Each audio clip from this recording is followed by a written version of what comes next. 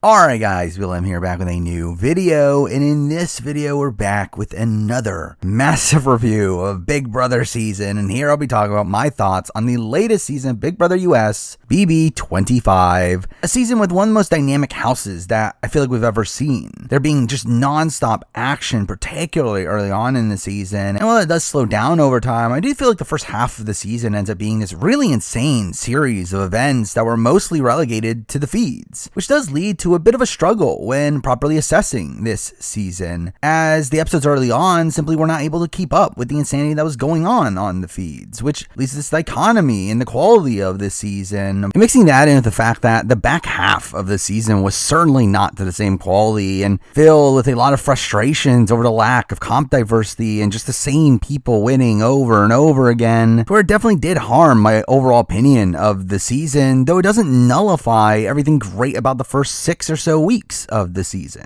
Where the season had one of the best starts to any season in the history of the show, with again the surrealness of seeing Sari Fields play Big Brother and just all the hectic gameplay that stemmed from that, with the votes and plans constantly shifting left and right. I think it is tough to assess the season. I do still look at it as one of the better recent seasons of the show, even though the end stretch of the season could definitely be looked at as pretty rough. But to run through my thoughts on it, obviously like my other reviews, I'll be running through the season from beginning to end, detailing my thoughts throughout the season. And with that, let's start off with the premiere, where we instantly get this montage of BB history, with this being the 25th season and them attempting to celebrate the 25th anniversary, even though it's the 23rd year anniversary, but whatever. It does lead to some cool references across the season. Either way, it ends up also being a 100-day season, starting late due to the writer's strike, obviously because they wanted to carry over into fall to fill up the schedule, and I think that definitely did harm this season at the end of the day. I mean, obviously just longer seasons for the most part just allow for more time for there to be boring sections of the game and allow for there to be twists that stop eliminations because they can't have as many eliminations, and again it leads to boring TV, which I do think led to a halt in some of the momentum that the season had at points. But either way, we eventually see the cast being gathered on stage, where again I think this is a mostly fun cast and a very abnormal one from the typical cast, skewing a lot older than normal Big Brother seasons, having numerous people above the age of 40, having over half the cast over the age of 30, there being some really notable inclusions on this cast. And we get the oldest woman to ever play in Felicia at 63 years old. We get a wide range of diversity, including our first ever deaf contestant in Matt. Though obviously through that we do get some incompetence from production, how they handle him in the house, but again we'll talk about that. But beyond that, we also get some already known figures from the reality TV community. The major source of intrigue in the preseason was the inclusion of Jared Fields, the son of Sari Fields, obviously one of the best Survivor players of all time, and obviously he was a preseason favorite. I mean, everyone was excited to see Jared on this season, and boy did that disappoint. But also more randomly, we also got the inclusion of Corey Wurtenberger, the brother of Zach Wurtenberger, the first boot of Survivor 42. Again, clearly he was not cast because he was Zach's brother. Actually, really, it was the opposite. They openly told him to not talk about it, and they really tried to avoid putting it on the show until it actually became necessary due to later events, which again, we'll talk about. But anyway, we get the reveal of this season's theme, that being multiverses, because obviously Big Brother has to be really late to popular trends. But to introduce this twist, we then get a bizarre video where we see 3 BB legends enter the house. Those legends being Danielle Reyes, which is again really cool to see, Brittany Haynes, again also cool to see, and Frankie Grande. So, and we obviously get this scripted sequence with terrible acting. Just a really cheesy scene of them using a time laser to try to rewrite history of their losses, which causes the creation of multiverses. Again, bizarre video. Really funny. This is the way they start the season. It's also funny that we get to see the reactions from the players themselves. We get the shot of Heisem just looking so unamused from all this. And really the multiverses here really didn't do much for me. I mean, they just felt like they were kind of added here to contextualize some of the comps and the twists. They didn't really affect the game too much. But anyway, the players then enter the house in groups of 4, and this plays out pretty similarly to previous seasons, where there are 4 competitions here. Now they actually get to choose which of those 4 competitions they get to participate in, which is a little different, but each of these competitions will end up coming from different universes, which I guess we'll talk through in a bit. But it gets revealed that these competitions are not for the HOH, but are instead for who gets nominated, where the loser of each competition will be nominated, where the later crowned HOH will have to nominate from these people that lose the comps here And I mean, this is terrible. I mean, this isn't as bad, obviously, as the night one eviction. At least it's not that. But again, it's not that much better. I mean, it's essentially just putting these people at the bottom and in direct danger to where they had to radically change their games because of that, simply due to the fact that they lose a competition. Obviously, radically changing their game plans, and through that, forcing them to play in a way that they probably didn't want to play. And it just obviously, again, puts more emphasis on challenges, which considering 3 of these 4 challenges had major physical components to them, it's just another aspect of the game that continues to favor physicality. Which again is this terrible trend with Big Brother to where it feels like Big Brother over time has continuously made competitions more and more physical, to where it makes it just more likely that these more physical men that come into the house will just have this massive advantage in the game, which is simply just boring to watch. But it doesn't necessarily start off that way here. What the competitions that we do see, the first one does come from the Scramble-verse, which felt like a really random universe for them to create. But it's essentially just a puzzle of them running back and forth. And you get a notable moment of Mimi running in her heels, though surprisingly Jared ends up losing this challenge, despite again doing the best in the physical aspect of carrying the puzzle pieces back and forth. He simply sucked at the puzzle, which instantly felt like this is Big Brother messing it all up, as again it felt like Jared would have been in potential danger here, which again felt like a bad thing at the time. Probably wouldn't have been in retrospect. But either way, we then get introduced to the Humiliverse, which is the dumbest of the universes. Again, it really feels like this season greatly played into really just embarrassing the players through these really dumb tasks that I don't know who finds this funny. Where like literally here, the competition is moving a lever back and forth to where it hits you in the butt 100 times, which is stupid. And this isn't the only time we'll be seeing this either. But anyway, unsurprisingly, Matt and Heisem win this challenge, 2 physical guys, only for Kirsten to come in last there. We get the comic verse, which at least this one makes a bit more sense for them to do, though the challenge ends up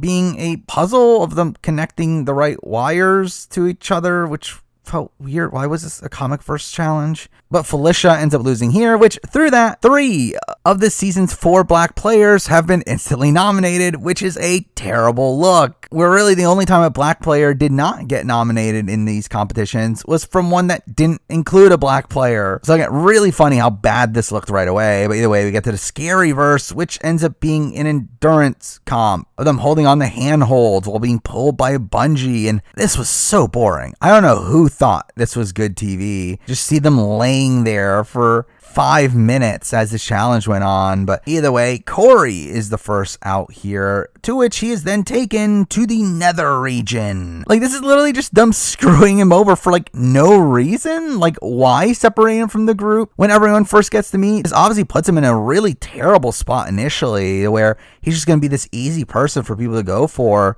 When they eventually do decide on noms, is obviously you're going to pick the person that you didn't even get to know right away. So again, this is stupid, and this did make me really worry about Corey being the first boot on this as well, like his brother, which again would have been a really sad trend to see repeated. But either way, with these competitions finished, we then get the final commercial break of the night, to which at this point where we get the reveal that Sari Fields is in the kitchen. Where we end the episode, the players going inside and find Sari pouring drinks, where it's revealed that she's the 17th house guest of the season, to which almost no one knows who she is. Which was funny. No reaction to her at all. But with the inclusion of Sari, we obviously have a lot of things to run down here. First up, again, surreal to see Sari on Big Brother. Again, she obviously mentioned this before, around the time Snake in the Grass and the Traders, that she would like to do Big Brother. Insane that she's actually on here. I do question how she got on here, as I think people are under the assumption that this was like a plan for a long time, ever since she announced that she wanted to be on. I don't feel like that's the case. The sense that I get is that Jared wanted to be on, Jared applied, got on, and then after Jared got on, they later add her as a twist much closer to the actual filming of the season. Like, to me, this does scream out as like a bit of a last second thing, especially with the fact that they needed an expanded season. Also considering the fact that concerning the later ejection from the game, the fact that they don't really change the schedule despite that, it does give me a sense that the initial plan was for 16 house guests and Sari was the last second addition. But again, Sari is a great last second edition. I do love that Sari is here. I think it's this really interesting transition from Survivor to Big Brother. We had never seen this before. We get to see the ramifications of playing the 2 games, which I do think led to further understanding of the difference between the 2 games, where we certainly see Sari struggle on this season, simply just not have that much fun through it. That does make it pretty clear that she personally thinks Big Brother is harder than Survivor. But with that, we should talk about the context of her playing this game, because I do think there are some interesting things to talk about. The fact that when this was announced, a lot of people were claiming, oh, this season's going to be rigged for Sari. She has this massive advantage advantage is going to be like Paul and BB19. And I really don't agree with that. I mean, I think Paul from BB19 is this radically different situation. Paul was someone that was literally from the previous season, someone that was a fan favorite, someone that was adored at the time, someone that their entire brand was based around friendship, to which they were then able to dole out friendship bracelets and given a pendant of protection. Like, this is such a radically different situation for Cirie. Again, Cirie comes from Survivor, a show that majority of this cast had not seen. I mean, most of this cast simply did not know who she was, which in itself you could say is unfair, and the fact that, oh, they're playing against a all-time great social strategy player. But again, Big Brother is a different game than Survivor, and I think we clearly see that through this season, where while it is obviously an advantage for Cirie to know how to play these games, having played them before, I certainly don't think it's as much of an advantage as someone that's literally played the exact same game before. But again, with most people not knowing who she is, that also takes away the Paul factor of it, of where, again, like, people loved Paul. People wanted to work with Paul because of what they saw in the last season. These people didn't know her. A lot of the bonds that she makes on this season were simply just due to her social ability, due to how great socially she is on this season. But the other big thing to talk about is obviously the fact that she is playing this with Jared. She's playing this with her son, to which they're allowed to keep a secret. This I'm a little bit more iffy on, to be honest. I do think early on in the season, this definitely was a benefit to her game. The fact that they were able to keep separate games and get different information and collaborate. If it was not for Jared, Cirie would not know the ins and outs of the opposition. Though, I do feel like as time went on, it more so harmed her game. Now, I think no matter what, it definitely benefited her long-term positioning in the game, where Jared was someone that was obviously no matter what going to take her to the end. But it definitely did start to harm her relationships in the game, where Jared just sucks at the game, and through that, constantly ruined Cirie's positioning. So again, I do think it is a bit of a double-edged sword. To her, while at the beginning, I think it definitely was this like all-time great advantage for her in the game. I mean, we've literally never seen this before, at least on the main show, of two loved ones being able to play the game secretly together to where no one else had another loved one. Again, this is a very weird situation. I mean, when we've seen an OTT, but again, I can get why people were upset about that, but I don't think it actually plays that much of a factor on the season. I actually feel like, if anything, it ends up harming her towards the back portion of the season, but obviously had the potential to be a massive benefit to her game. But with that, let's jump into the rest of week 1, which really ends up being an insane first week of the show, which is non-stop game talk, constantly flipping dynamics. And right away, we do see Izzy pulling away Jared immediately after they see Cirie, to where she obviously ends up revealing that she knows that he's Cirie's son, being the only person to actually recognize Jared on this season, which, to be fair, I don't know if I would have right away. I definitely wouldn't have, just from looking at him and hearing his first name. Now, if obviously I heard his last name, I would know right away. But I do think if I saw Cirie there and also saw Jared, where I knew Cirie had a son named Jared, I do think I would have pieced it together eventually. But again, really impressive on Izzy to just instantly know who Jared is, even without Cirie even being there, having recognized him from when they entered the house. So, again, pretty insane. And obviously it greatly factors into the season, where Izzy, Jared, and Cirie end up being this really strong trio throughout most of the season. And ends up leading to this really weird dynamic with Izzy, with her struggle on whether or not to play for herself in the game. But we do obviously see the Cirie, Jared, Izzy group come together, to where we get this funny moment of Jared calling Cirie Ma right in front of her, and Cirie being shocked by it. But again, funny that we have Izzy here saying that she has power over them, and she's the only one that knows, making it seem like she's going to use this to her benefit, only for her to just end up simping for Cirie. We do have, again, a really interesting dynamic here of seeing Cirie play with Jared, where we instantly see her giving Jared advice, telling him to clean it up. And again, that was just a fun aspect of all this, seeing Cirie kind of mentor Jared, and while it wasn't effective, seeing this like all-time great social strategy player pass down her wisdom on the live feeds was pretty insane to see. And it is funny that we do see Cirie get really emotional in the DR about being proud of seeing him play the game, which, again, if only he was a good player. But really, the first strategic talk that we end up seeing in this season ends up coming from a really random group of people of Riley, Kirsten, Jared, Luke, and Matt, who gather in a room, to which Kirsten ends up wanting to build an alliance here, obviously perpetuated by the fact that she's on the block and wants to find safety, to which we have Luke calling the alliance the Phalanx 5. Literally the only thing of gameplay Luke does right on this season, and creating an alliance right away. The problem, everyone thinks it's a fake alliance, and it doesn't hold at all. But we then cut to Kirsten also wanting to work with Felicia and Cirie, and bringing in Mimi for an all-black women alliance that also doesn't last, leading to Cirie and Jared comparing notes, to which they instantly don't trust Kirsten, which in a way is definitely Kirsten getting screwed over by the Jared Sari situation. I do think at the end of the day, though, this would have come out anyway, but obviously the Jared and Sari situation did expedite this, or this did make Kirsten a target here for playing too hard. Really, from that point on, Kirsten isn't really given much of a chance on this season. She's just a social pariah that people aren't really giving the time of day. I mean, there's so many game talks happening around her, but no one really including her in anything that I just think kind of sucks to see someone like Kirsten, who, again, like was going to play hard, was at least trying to play the game, and really here just not given the opportunity to really after day one. Anyway, we get to the HOH comp, which ends up being the balance beam competition that we see pretty often nowadays. But Riley ends up winning the HOH, which should have been the perfect HOH to win. You have the benefits of the HOH and being the central figure in a house, someone that everyone's going to talk to and be able to set up your power structure. But you also don't have the responsibility of having to nominate people, which in turn would get blood on your hands. Instead, you're actually saving 2 people, which, I mean, in essence is nominating 2 people. But again, typically people won't look at it that way. And this should have been this great spot for Riley to be in, and Riley seems to recognize this herself, even though she doesn't end up taking advantage of it. Anyway, the initial noms were going to be Kirsten and Corey, with Corey as the backup target. Again, because the fact that he was separated from the rest of the house early on. But again, here we do see Corey do pretty effective work. We see him going up to Riley and building a bond with Riley, which I will say, like, his conversation here is really funny, where he constantly changes his argument mid-conversation and pretends like his previous one was stupid. So again, that was kind of a funny aspect of all this. But again, this does show that Riley is pretty easily influenced. I mean, pretty much the last person that gets to Riley's ear is going to be the person that she believes.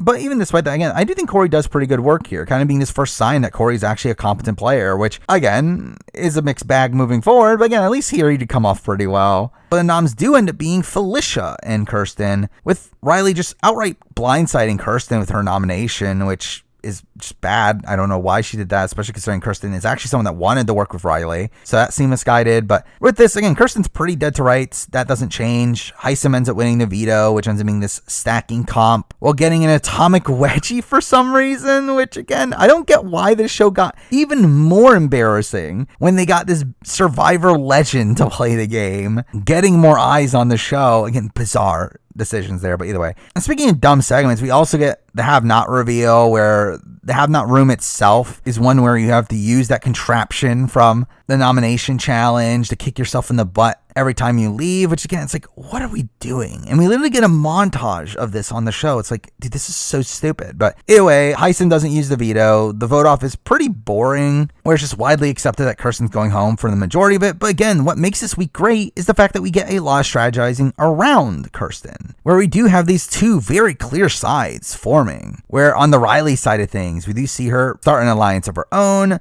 being one of the few times early on the season where Sari wasn't included on a majority alliance, where we do instantly see Riley and Jag bond, with Jag being so insistent on making an onion alliance, something he constantly tries to do over and over again, despite the fact that his initial one got leaked, which makes it so that everyone knows what his power structure is. But anyway, Jag and Riley make a final 3 with Blue, called Crowd Control, with them adding in Cameron and Matt to form the Handful, which the show ends up portraying as the real alliance. They don't even show the final 3. But already with the Handful, we already see the first flaw in this alliance structure, and that is Cameron, who is just such a terrible ally. While he isn't the real reason why this alliance failed as quickly as it does, I do think he would have been the reason why it failed eventually, and definitely adds to it, where he eventually rats out this alliance at the first instance of it seeming like everyone else knowing about it. Like, it would have been a much better idea to include someone like a Corey or an America in the core, as with Corey being left out of the core of the alliance, it leads to him playing both sides as well. But again, they include Cameron here because Riley had a good convo with Cameron, which, again, just shows you how impressionable she is. Which I should also mention the fact that Cameron is just a creep. Obviously, the bad aspects of Cameron's character do come out through his relationship with Riley, where, again, a lot of this didn't come off on the show. But his behavior with her and when talking about her was just so creepy. I mean, he was really controlling of her and constantly referring to her as his daughter, despite also talking about how attractive she is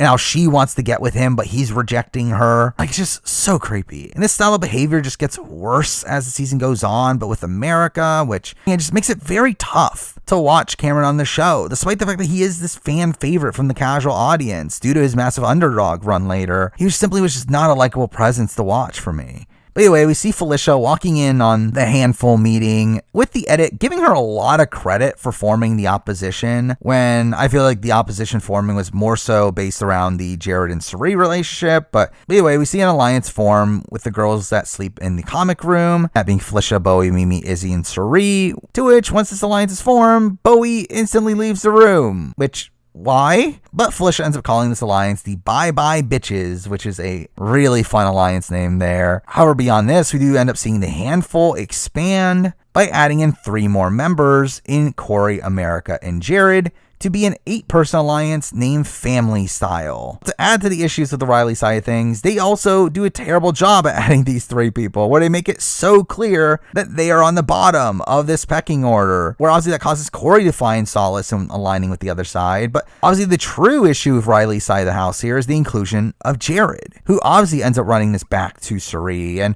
completely rats out this alliance, giving Suri the exact information that she needed to crumble the other side. Again, probably being the main point in the game where the Suri-Jared relationship ends up actually shifting the game. Now, to be fair, Suri was already on this path anyway of aligning with a lot of these outsiders, but this just made her path even easier, with her now knowing exactly who to go to and having this information that could tie them together, which does screw over the Family Style side of things, though again, their side already did have a bevy of holes in it. I don't think they would have lasted too long anyway, but obviously without Suri being in the house, Jared would have been less incentivized to rat out this alliance, and I do think there definitely would have been a chance that this is an alliance that would have run the early game of the season, similar to how Grateful did, though again, I don't think it would have lasted the long run. But either way, the show ends up really hyping up this old versus young dynamic, with Suri allowing Heisem to take the lead and gathering the older players to create an alliance called the Professors, which run the game for a week. Meanwhile, in the back portion of this week, Riley and co end up finding out about the outsiders knowing about their alliance, and later learn that Cameron ratted out their alliance once he found out that the others had known about their alliance, which in turn makes him the scapegoat for how this information leaked, when obviously the real leak was Jared, with this all kind of masking him in this instance. Though through this, we do get some short talk about potentially keeping Kirsten over Felicia, considering Felicia's now on the other side, though it really doesn't go anywhere. Also, through this week, I should mention there was a lot of cut content that would have been really fun to see. Stuff like this fun feud between Heisem and Corey, with them having a lot of awkward conversations. We also missed out on Izzy's hatred of Cameron, which led to one of my favorite scenes on the feeds of Cameron just pouring his heart out to her about how much he loves Riley and doesn't want to go against her, only for Izzy to cut him off midway through, saying, "I might be a cold-hearted bitch, but I don't give a shit." We also have this moment of her looking deranged while saying, "I want to fuck them up. That's what I want." And again, it is moments like this with Izzy that I just adored on the feeds. But also we get a fun little moment when the backyard opens up to where Felicia ends up falling in the hot tub. Again, very reminiscent to what happened with Jerry, though.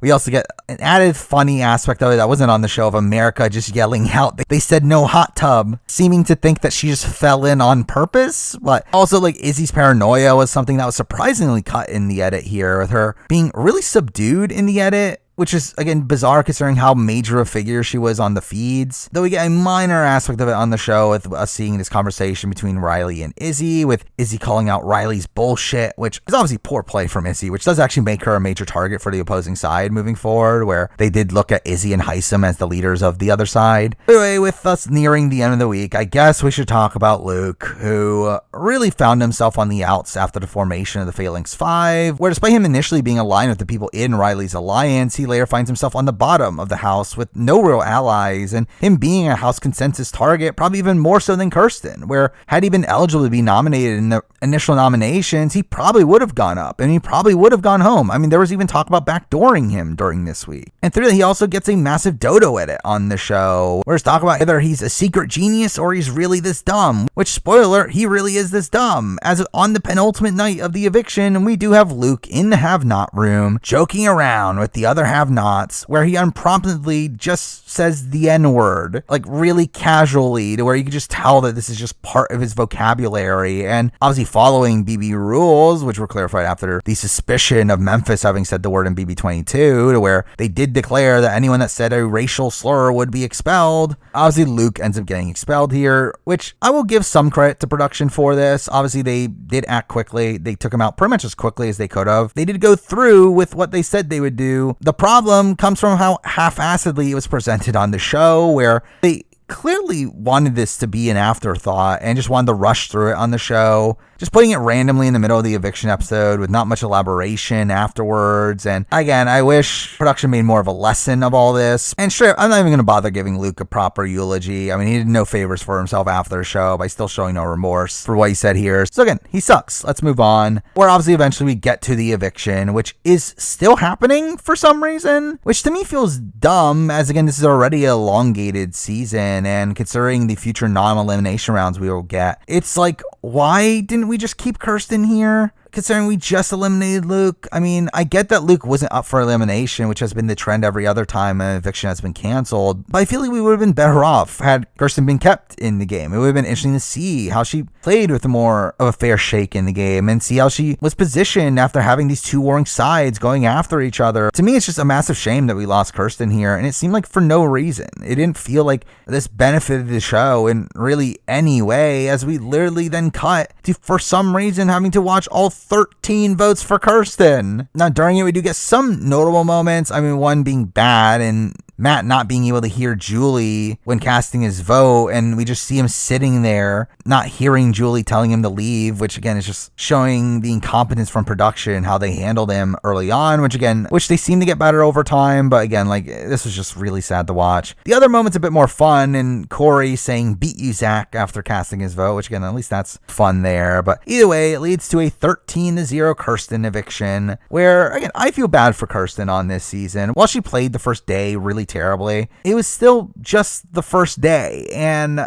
it was also, again, a position where she was perpetuated by having been told that she was nominated. So I wish we kind of saw her get a better shake in the game. I wish we saw her come into the game more unprompted and just see how she does from there. At the end of the day, I don't suspect that she would have been the greatest player in the world. I don't suspect that she would have been that good at the game, but she at least was going to try. And again, she would have been a messy player. She seemed to be a pretty fun player, one that was willing to play hard and probably eventually make big moves. Like, I liked Kirsten while she was there. Obviously, she wasn't there for long. Now let's move on to week 2, where I should mention at the end of the eviction episode from the previous week, we did get a post-credit scene of the house guests disappearing from the house, and we get this dumb special effect portal coming on screen, where in the following episode, we see that the players have been taken to a neighborhood set, aka a set abandoned due to the writer's strike, aka the nether region, I guess. This is what the nether region looks like. But this is obviously where the HOH comp will take place, which, again, there was a lot of criticism over this competition at the time that it aired. I will say, I personally really liked it. I mean, one, obviously they're using this set that is unique for Big Brother, that again gives it a different aesthetic here, but beyond that, it's also just an interesting comp, one that is mostly equal, that mostly anybody could win, one where it's like this mix of solving riddles with musical chairs, and while there definitely is this aspect of physicality to it, I feel like it's definitely one of the less egregious competitions of the season. Though what is weird is that the eliminated players get chased by the Nether Gorgon, aka a guy in a costume standing on some stilts. So again, that's weird, along with the fact that we have them running through a portal back into the backyard, and again, this is all so stupid. Though again, I did technically enjoy this as a television product, where again, just the acting of the players as they're pretending to be scared and they're told the rules is just super funny. And the results here were interesting as well, where it comes down to Heisem versus Jared, where Jared really wants to win this and ends up answering the final question first, only to get it wrong, meaning Heisem wins by default, which might be the opposite result of what will happen to Jared at points in the future. But also Heisem's terrible acting here as he gets teleported into the HOH room is really funny, and really just Heisem in general is such a star on this season, just being so awkward in a DR, and in a so bad that it's good way, where considering the fact that obviously he is a major character for this entire week, I do think he ended up being one of the best aspects of the edited episodes here. But anyway, we instantly see him wanting to target Riley, where we instantly get this really funny DR where he says, "It came to my attention that I might be a target, so I confronted her, and she confirmed it." Again, just such a weird way to talk about all this. Also, this HOH result, we do also get the reveal that Jared is now stuck in the nether region, which is, again, weird. They're punishing the person that comes in second in the HOH comp instead of the person that comes in last, but whatever. And through this, Jared is now separated from the other players, only being able to communicate with them through the memory wall, which when he does so, they end up having this like really dumb filter over him, along with his voice being muffled. revealed, to where, again, terrible accessibility for Matt here, where he couldn't even hear Jared in this instance. But really the general twist here of the Nether region ends up being a mostly inoffensive one, where what happens this week is essentially there's this revolving door of people getting stuck in the Nether region at different points in the week. It really doesn't have much of an impact on the game, so really I could take it or leave it, but it is something that it does feel weird that they only utilized it in this 1 week. Either way, once Jared returns, he has to pick someone else to send to the Nether region. This person will miss out on a nomination ceremony, and through that will be safe from noms, to which the initial instinct is that Jared's going to save Riley, obviously due to the fact that Riley saved him in the previous week, though obviously this goes against Hysam's plan, to which Jared has no real incentive on not going along with Hysam's plan, as obviously Jared doesn't have immunity for this round, so if he had gone and saved Riley, more than likely Hysam would just put him up instead. And through that, Jared just obviously just goes through with what Hysam wants here and not picking either of his potential nominees in Riley, Matt, or Cameron. Though this ends up being a pretty interesting segment on the show, where it kind of felt structured very similarly to a double eviction, where we're just seeing Jared having a lot of these quick conversations. And we do get some sloppy play here from Jared with him telling Riley that she's not going up, so that's why he's not saving her, when again, very clearly he did know. And instead he does end up picking Jag, with Jag seeming to pick up on the fact that Jared is trying to play both sides, really just kind of exposing Jared in this instance. Sadly, something that Jag just kind of forgets about following this. But anyway, nominations go through, with it being Riley and Cameron on the block. So again, we get great content from Hysam, with him talking about how he plays a straightforward, loyal game of integrity with purpose. Later talks about how he plays with honesty, and that means not backdooring people, which again is funny considering the outcome of his story. But again, Hysam's just an incredible character this week, where after noms, he ends up talking about how he's trying to splinter the other side and ends up doing this like maniacally evil laugh in the DR. And he really ends up getting dunked on in some following conversations, where we see him talking with Riley and Matt, both of which really hating his guts during those conversations, particularly his conversation with Matt, where he essentially threatens him to where he says that you'll be the target if you use the veto on Riley, which is kind of dumb to say, considering if he uses the veto on Riley, that means he's also safe, and really just ends up motivating Matt to win the veto even more. But eventually Jag ends up returning from the scary verse, where he has to choose a player to miss out on the veto pick, to which he asks for volunteers, to which Bowie volunteers, which again, at this point in the season, Bowie just really sucked, and this kind of emphasized that. But anyway, we do get the veto pick, where funnily Hysam is the one that ended up picking Matt, and really just in general, Riley gets a pretty perfect veto pick for her. Really, all of her allies getting picked here in America, Blue and Matt, while Hysam has no one really supporting his side of things. Though none of that really matters, as we do get to the veto comp, which ends up being another like riddle-based competition, kind of physical in the fact that you have to run around the room constantly, and you have to listen to the riddles by spinning a record because you're in a record store, which this did lead to some controversy where the feeds were off for quite a while, with supposedly Matt being involved in an incident where he really struggled due to him not being able to hear. And in typical CBS fashion, the feeds would constantly cut every single time this was mentioned. And bizarrely, in the middle of all this, CBS released an article talking about how great of a job they're doing at accommodating Matt, which was, I think, clearly some attempted PR here, which it makes them look even worse to me. But either way,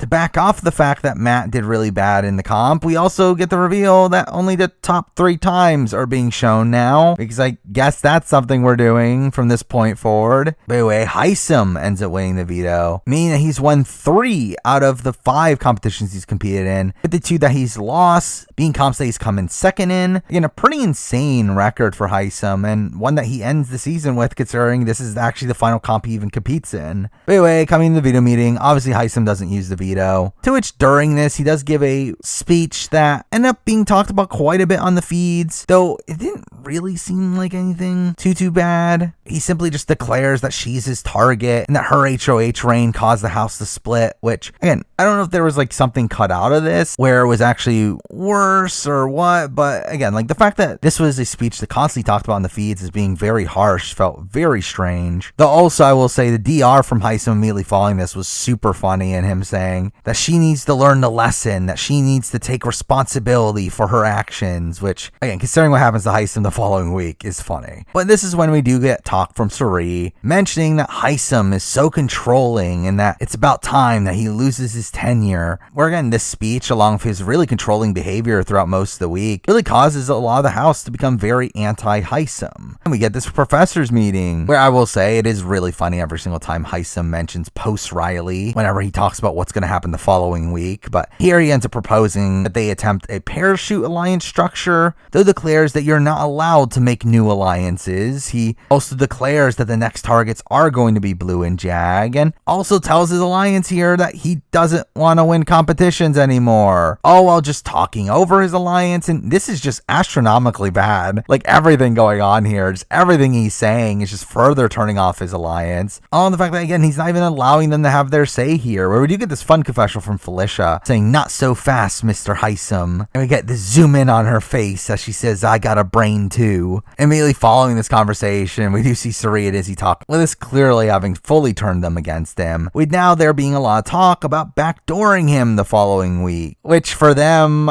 like, why? Again, a pretty nonsensical move in my mind, but one that we do see them approaching Felicia with and getting Felicia on board, to which in doing so, she's literally telling her that we're putting him on the block next week, which is like literally exactly what Hisam was doing. That caused them to be upset at Hisam and demanding them to make certain nominations. But either way, at the end of the day, as much as I do love Hisam, I mean, this is by far one of the worst HOHs probably of all time, where it is insanity that Hisam comes into this week being the leader of the majority alliance, and through his own actions across this week, he ends up having his own alliance turn against him, while also getting the people outside of his alliance against him, and him being the house consensus target for the following week, where by the end of the week, almost everyone is on board with backdooring Hisam, while also him not picking up on any of this, to where, again, this is just an astronomically bad HOH here. What really causes a lot of drama over the course of this specific week ends up being another conversation involving Hisam, but one of him talking with America about what happens post-Riley, to where he ends up mentioning the fact that he wanted to work with all the competitors, but the way the house split forced him to work with those that he's working with, very much implying the fact that obviously he didn't want to work with the likes of Suri, Izzy, and Felicia, these people that aren't as good at competitions, to which America ends up ratting this conversation out to Corey, where they had gotten pretty close game-wise this week, which wasn't really on the show, but Corey ends up relaying this back to Suri, where again, this is another thing where Corey's relationship with Suri wasn't really that focused, though at this point he had already had an alliance with Suri, Izzy, and Jared, which seemed to be a mostly genuine alliance for most of the people involved, though obviously it doesn't really last, along with the fact that at this point Corey also has a final two with Jared that literally doesn't get focused on in the edit until it's actually breaking apart. But really through that, and then also the fact that he obviously has the relationship with America on the side, it actually puts Corey in a pretty decent position at this point in the game, despite obviously the very rocky start he had in week one. But with this information in hand, now Suri, Izzy, and Felicia want to flip the vote, thinking that Hisam didn't want to work with them. And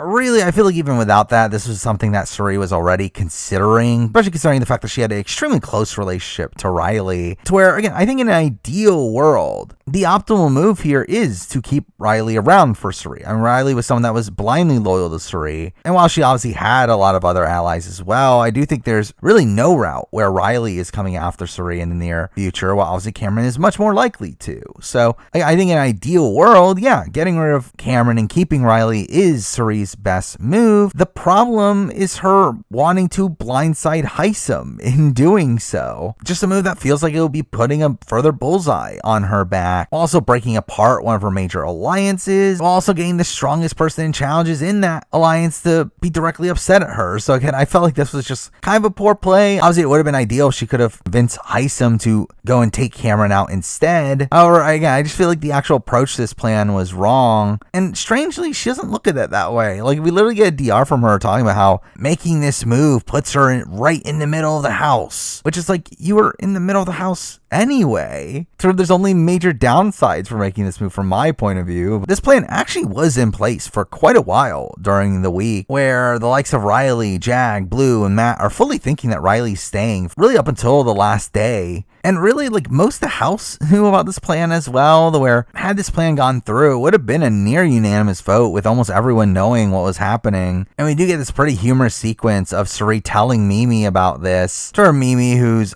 upset at the plan, decides to go into the storage room and rant about the situation, which, again, her storage room rants into being really the most notable aspect of her character for really most of the season, considering how irrelevant she was to a lot of the game, which a lot of that comes from the fact that Mimi just simply wasn't playing hard, which I think was always a shame, considering it seemed like she had a lot of potential to her, but being a bit too loyal to her group. But really, this obviously ends up being a massive display of Cirie's questionable strategic game on this season, and the first display of her flip-flopping, constantly wanting to flip the vote alongside Izzy, which literally happens every week moving forward while they're in the house together. Almost all those situations also being one where they don't actually go through the flip by the end of the week either, which again just leaves so much information out there that could just easily backfire on them. So I felt like all this was poor play. Though it does seem to fully stop the flip from happening here, ends up being Cameron, who, again, like, obviously I'll talk about some questionable aspects of his game moving forward in the season, but this is actually a moment where he does actually do something kind of decent in the fact that he does go up to Cirie and confirms to her that he does want to go for Hisam the following round, which obviously gets Cirie to back down, as what's the point of blindsiding Hisam if both people that would be staying would be going for Hisam anyway? Like, it doesn't really make that much of a difference which one ends up staying at that point. So again, the vote doesn't go through, which I think is the right idea at first, but again, considering the fact that everyone already has this information on this plan having already been put together, it does feel like a misguided move to then backtrack from all that, but it doesn't really come to directly bite her in the butt anyway. Now, there's a couple other events through this week that I think we should talk about. Again, we do have Riley and Matt getting closer through this week, to where we have this kind of humorous moment, though kind of sad in a way, of Matt telling Riley that he likes her, only for her to just say aw. But anyway, Riley ends up having a pretty massive impact on Matt's game moving forward. To her, before she leaves, she ends up telling Matt to trust Cirie, which leads to them creating a pretty strong bond moving forward that ends up being a pretty integral number for Cirie in the game. Also, during this week, we get the funny moment of Cameron telling Jared about his theory that Felicia is Denzel Washington's sister, which ends up being this big dodo moment for him. Also, something that wasn't even on the show, but I personally found really entertaining, was whenever Felicia would give out her grocery list to Big Brother, talking directly to the camera, to which they actually end up getting those ingredients for her in her HOH basket the following week. So again, that's kind of a funny thing as well. But anyway, this all leads up to the eviction, where Riley beforehand had told her allies to just vote her out once knowing the plan wasn't going through, leading to a unanimous vote here. And we do get a pretty funny exit interview where obviously Julie throughout this season ends up telling the pre-jurors that Cirie and Jared are related, to where here she literally ends up saying Cirie is his mom from Survivor, because we obviously needed that clarification. And beyond that, we get a pretty fun goodbye message from Hisam, with him saying, if you are seeing this, that means you've been evicted. And at the end ends up saying, you are worthy and you are pure gold, which felt so forced. But again, another fun little Hisam moment there. But either way, we do lose Riley, who was always a big character on this season. I mean, coming into her boot episode, I mean, she had the most confessionals of the season. She clearly was one of the main characters of the season up to this point. I do think as a character on the show, she was mostly fine. I mean,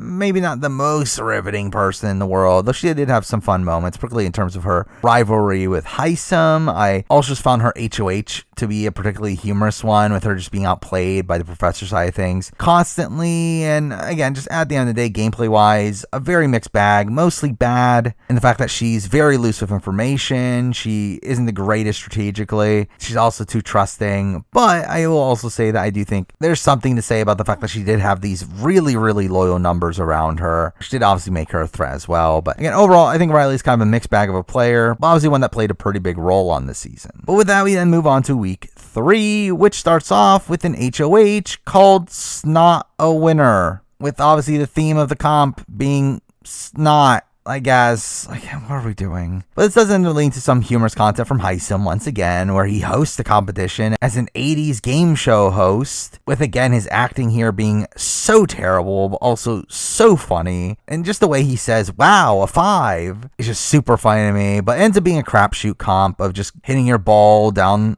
a ramp, and you get points for which cradle it lands in. Again, pretty standard fare there. Though in typical crapshoot fashion, the winner of this comp comes completely out of nowhere, where Felicia ends up winning HOH. Really cool to see the oldest woman in Big Brother history win a HOH comp, particularly this early on, which seems pretty rare. Though sadly, this is also the last time a woman wins a competition on this season for quite a while, which is just kind of disturbing. But through winning this competition, Felicia obviously wins a humiliating reward of having to stand under her nose where she gets snotted on, and we obviously have to get this numerous times over the Sunday night episode. We obviously have to see it repeated in slow-mo, and again, what are we doing? How is this Big Brother? How is this the same show that has this extremely complex strategic game within it? But either way, Hisam obviously ends up talking about how excited he is for Felicia HOH, talking about it's going to be an easy week, and props up his own HOH week as a success, talking about how he didn't leave with anyone targeting him,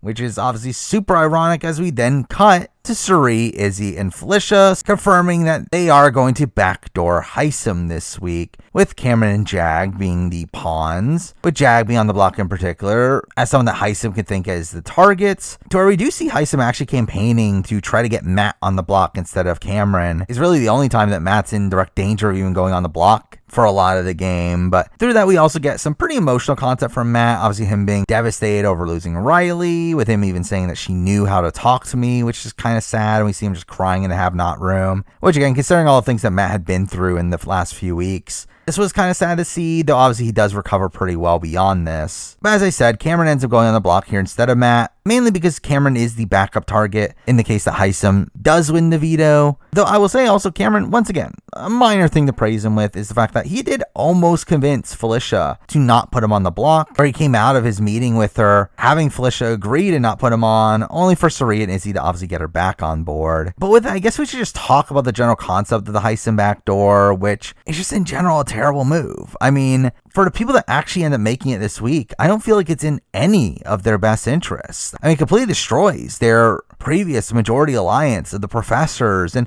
really just opens up the game once again, which, I mean, Cirie obviously recovers from this pretty well, but also why risk breaking up your power structure in that way? For Izzy, this is an even worse move, and the fact that Izzy is someone that Hisam actually had a final 2 with and was actually planning on being loyal to going to the final 2 with, which is one of many frustrating moves with Izzy across this week, is her not playing self-interestedly. It's also a bad move from Felicia, where while this is a move that she could definitely declare as a big move if she were to make it to the end of the game, it's still a move that is not in her best interest. It's one that's getting rid of someone that does want to take her very far in the game, but also utilizing her HOH week to take out a target that everyone else would have gone for. Really, again, I feel like for all 3 of them, despite them being the main people in charge of getting Hisam on the block, it really felt like it was such a poor move for all of them. But again, at the nomination ceremony, we do see the Jag and Cameron noms go through, though obviously we have to get in one final time for Felicia to be snotted right before the nomination ceremony starts, meaning she has snot all over her while naming the noms, which is kind of funny. But anyway, coming into the veto pick, Hisam seems pretty dead to rights at this point, where he openly declares that he doesn't even want to be picked for the veto, as he doesn't need to win. It's about the only thing that can screw up his game is him being picked. To where even if he were picked, he would have just thrown the veto. And again, like, Hisam was just so out of the loop on what was going on this week. But really, it also just shows you how trusting he was of the people in his alliance, which just makes it even more questionable why they turn on him. But anyway, we get to the veto comp, to which when going to the backyard, we see some old school BB comics. These being the BB comics that were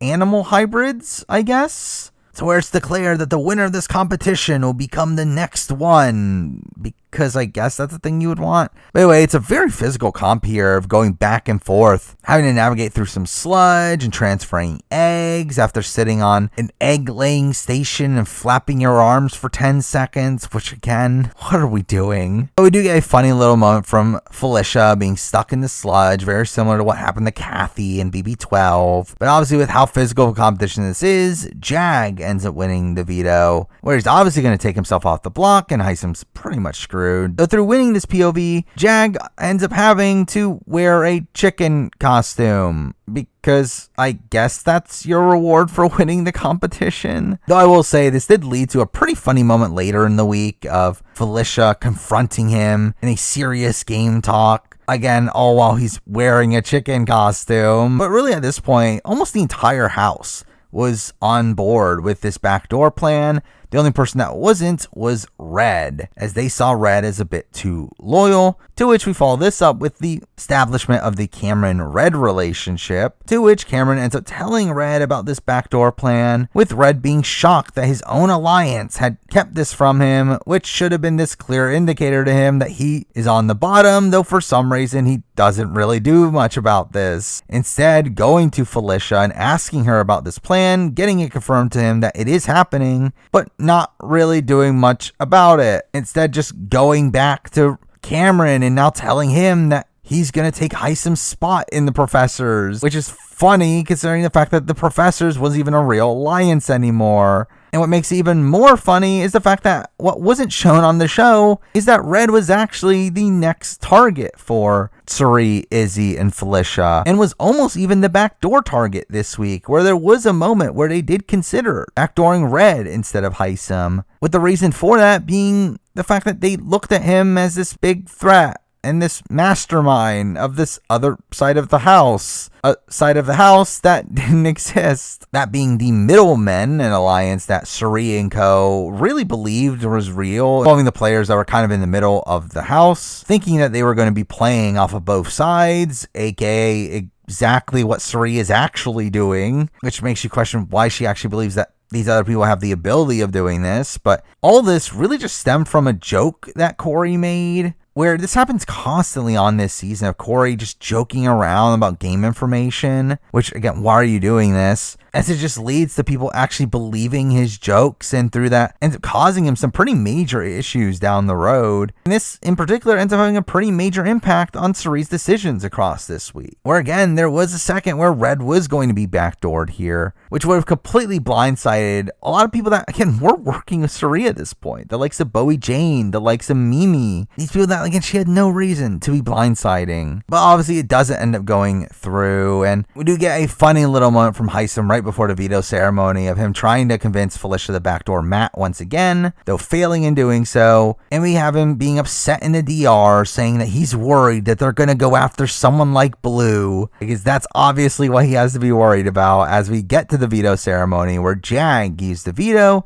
and Felicia ends up backdooring Hisam, with her using really his own words against him, saying, "Why take out a knight when you can take out a king?" And really, throughout a lot of this week, it was kind of just assumed that, okay, when Hisam gets backdoored, this is going to be fun. It's going to be this big betrayal that would have caused a lot of drama on the feeds, and really, it didn't. It actually ends up being more sad than fun, where just watching how tense the energy was immediately following the veto ceremony, and how Hisam was just sitting there deep in thought and clearly hurt by all this, which is again just kind of sad to see. We do almost instantly see him kind of pick up on what he did wrong, recognizing the fact that he did make people feel small and left over, and that he made a mistake, to where he does go and try to make amends with everybody. Initially seeming like this being from a more personal standpoint, as even he declared that getting out of this situation would make history, to which he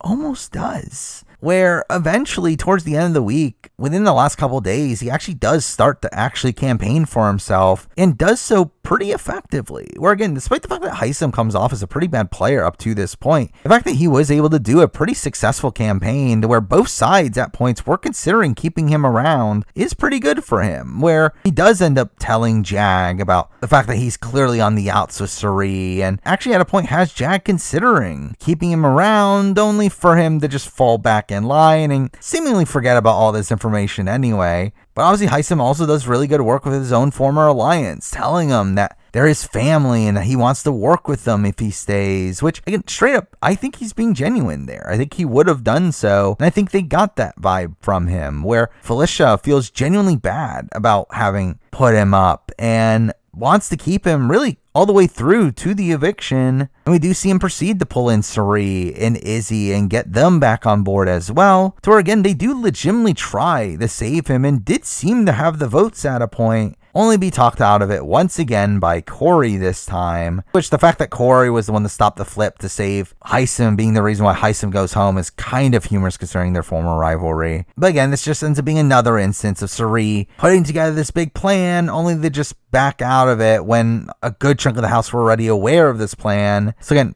poor play on paper, especially when, at the end of the day, getting rid of Heisem over Cameron is a pretty terrible move, especially considering what we see Cameron do moving forward. But even beyond that, I mean, Heisem was a much more loyal number and such a massive shield ahead of them, while Cameron is, again, someone that could directly target them. So again, very bad move. But in typical Suri fashion, despite all the messy gameplay she does this week, especially in terms of targeting Heisem, she still ends up coming out of this week pretty perfectly positioned, being really the center of everything, where her, Izzy, and Felicia have alliances with pretty much the entire house, to where they end up forming the Legend 25 alliance with Cam and Red. They form the 7 Deadly Sins with Jag, Matt, and Blue, while pitching for these two sides to go after each other, to which they were planning on doing so coming out of this week. And it does directly play into what ends up happening the following week. But this is all while also creating a new alliance at the end of the week called the For Real Alliance, which involved Corey and America, where America was the last person that she didn't have an alliance with. To which this alliance obviously ends up being so real by the end of it, though to be fair, at this point, it did feel like the one that Suri was a little bit more loyal to. But again, it puts her in this like pretty masterful position where no one is coming for her, and she's really just the center of everything, which is insane considering how poorly a lot of her gameplay should have been. Which again, kind of shows you the strengths of Suri's game. The fact that she is just so good socially and so good at this ability to just draw people in, that kind of negates her strategic fallacies, where despite the fact that she sometimes has bad reads and enacts moves on bad information and makes moves that shouldn't work, she's able to mold the people that she is making these moves against socially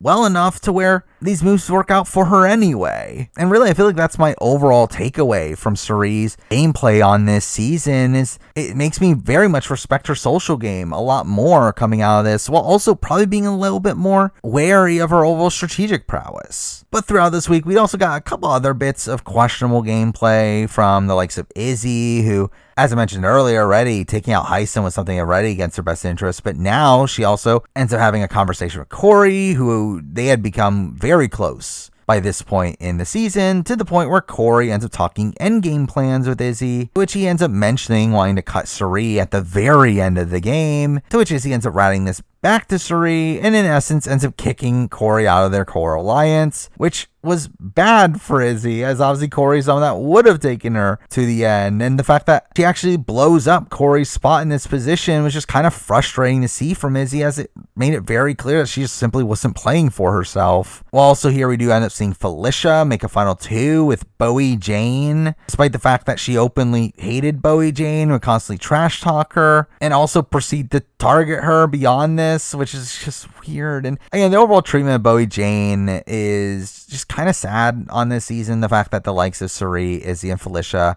just kind of talk bad about her behind her back constantly, despite the fact that Bowie was, again, fully loyal to them. And it feels like they just throw away her number simply because they just kind of don't like her and don't gel with her, which is, again, kind of a shame. Now, also this week, we do get the introduction to the Jared and Blue relationship, which is portrayed in the show a bit strangely, where it comes off as this like lovey-dovey relationship. Though from watching the feeds, we saw a very different side, one where Jared again made very questionable statements in their conversations, clearly coming off as very misogynistic through them. And these comments even caused a fracture between him and Izzy that, while it doesn't last and doesn't have any game ramifications outside of a short instance of Jared talking about potentially targeting Izzy, it really starts to make Jared come off as this really unlikable figure on this season, to where And to be honest, it just gets worse beyond this, whereas misogynistic comments get escalated, particularly in relation to America, and he gets even more cocky throughout the game. That makes him just pretty insufferable to watch. But anyway, this all leads up to the eviction, where again, eventually Heisem is voted out unanimously. And we do get a really fun, lively interview from him after he leaves, which again felt strange considering how awkward he was in the DR. And with that, we obviously lose Heisem, who I adore as a character on this season. I think Heisem's coming out of this being one of my favorite pre-jury characters of all time, where again, just his very stilted DRs and the amount of gravitas he puts into his talks about the way he plays the game is, again, just really funny TV.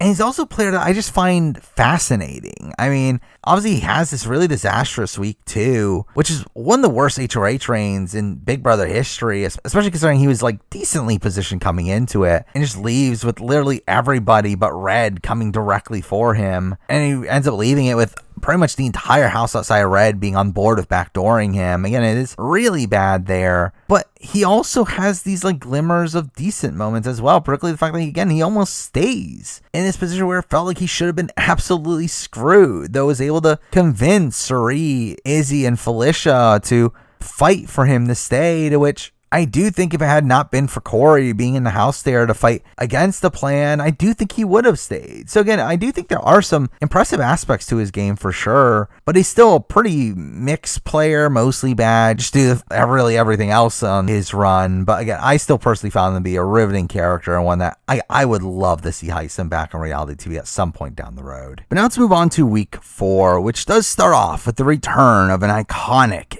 HOH competition, that being the pressure cooker, which surprisingly delivered. Obviously, it's not as good as the original, though, I mean, I wouldn't have expected it to be, but it definitely far exceeded my expectations, lasting almost as long as the original. Like, I literally stayed up all night watching the feeds of them just literally standing there holding a button, which was just a fun experience. It really just felt like this grand event to see this competition that people have been begging for years to finally come back here, and it actually, again, turn out pretty fun. Again, I give Big Brother a lot of props for actually listening to the fans here and bringing this competition back. And I'm surprised they kept it mostly genuine. I mean, it literally was just them standing there holding a button. Like, I expected them to add in these extra components, like maybe like a balance beam or making a harder button to push or something like that. But no, it was actually a competition that could actually last a while. And also cool aspect of all this is the fact that we did get Kaser coming back to host this competition, which is a nice callback there.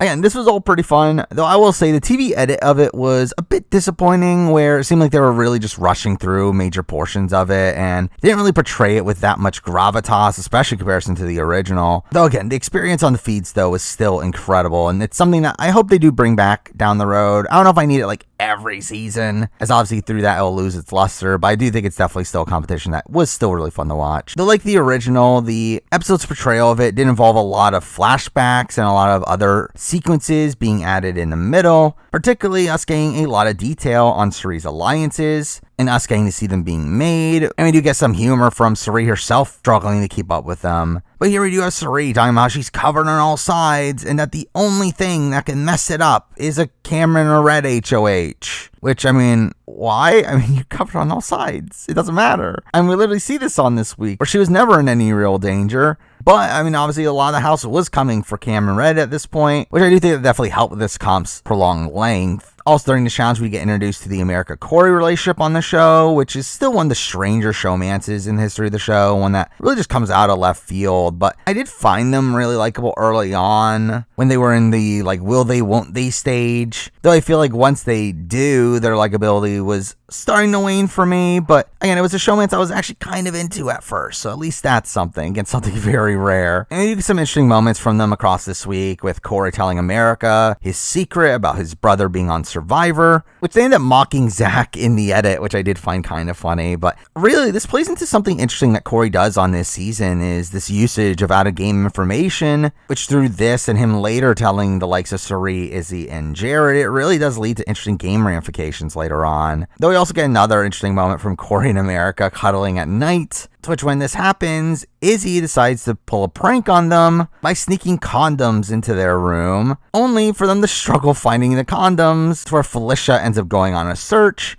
all while Blue and Jared are acting oblivious, and Jared claiming that someone must have taken them for safekeeping. Again, all this is just really funny content. But going back to the pressure cooker, Jared ends up being the first out at only a little bit over an hour, to which Cherie is not far behind, to which again adds with the previous pressure cooker. When they get eliminated, they have to pull a card, which each card has a prize or punishment. The first card having the reveal that there's snakes in the middle of the room for some reason. I don't know why they thought this would be scary. It's literally just snakes in a box. Then we also have Cherie getting a 6-pack of beer, to which Jared ends up drinking most of them. Well, also we get a lot of fun from Izzy, who's making noises to mess with people in the dark. She also goes and dances when no one's seeing her, all of which being fun content, only for her to be out at the 4-hour mark due to her dancing, which is a funny way for her to go, and also means that the entirety of the core alliance that's running the house is out from the very beginning. I should also mention that while this competition is playing on, Felicia is back in the house watching it from a TV screen, which does lead to some funny commentary from her, with her clearly being bored and her constantly just talking about how bad this competition is. So that every 3 people eliminated, they get to obviously re-enter the house, where Cherie, Jared, and Izzy end up joining her, which is this really fun dynamic as well, where they get to talk about their true opinions, where obviously they're in the house alone, with them being like the true core that's running the game, and through that it leads to some fun bashing on the other players, and obviously some theatrics from Izzy and her hatred of Cameron. That was fun. Now, also not on the show was this big fight between Cherie and Jared during all this, where Jared's clearly drunk, but he ends up telling Cherie and Felicia that Heisem had been throwing them under the bus the entire week, to which Cherie is upset that he wasn't telling her everything, which might be a bigger issue later down the road.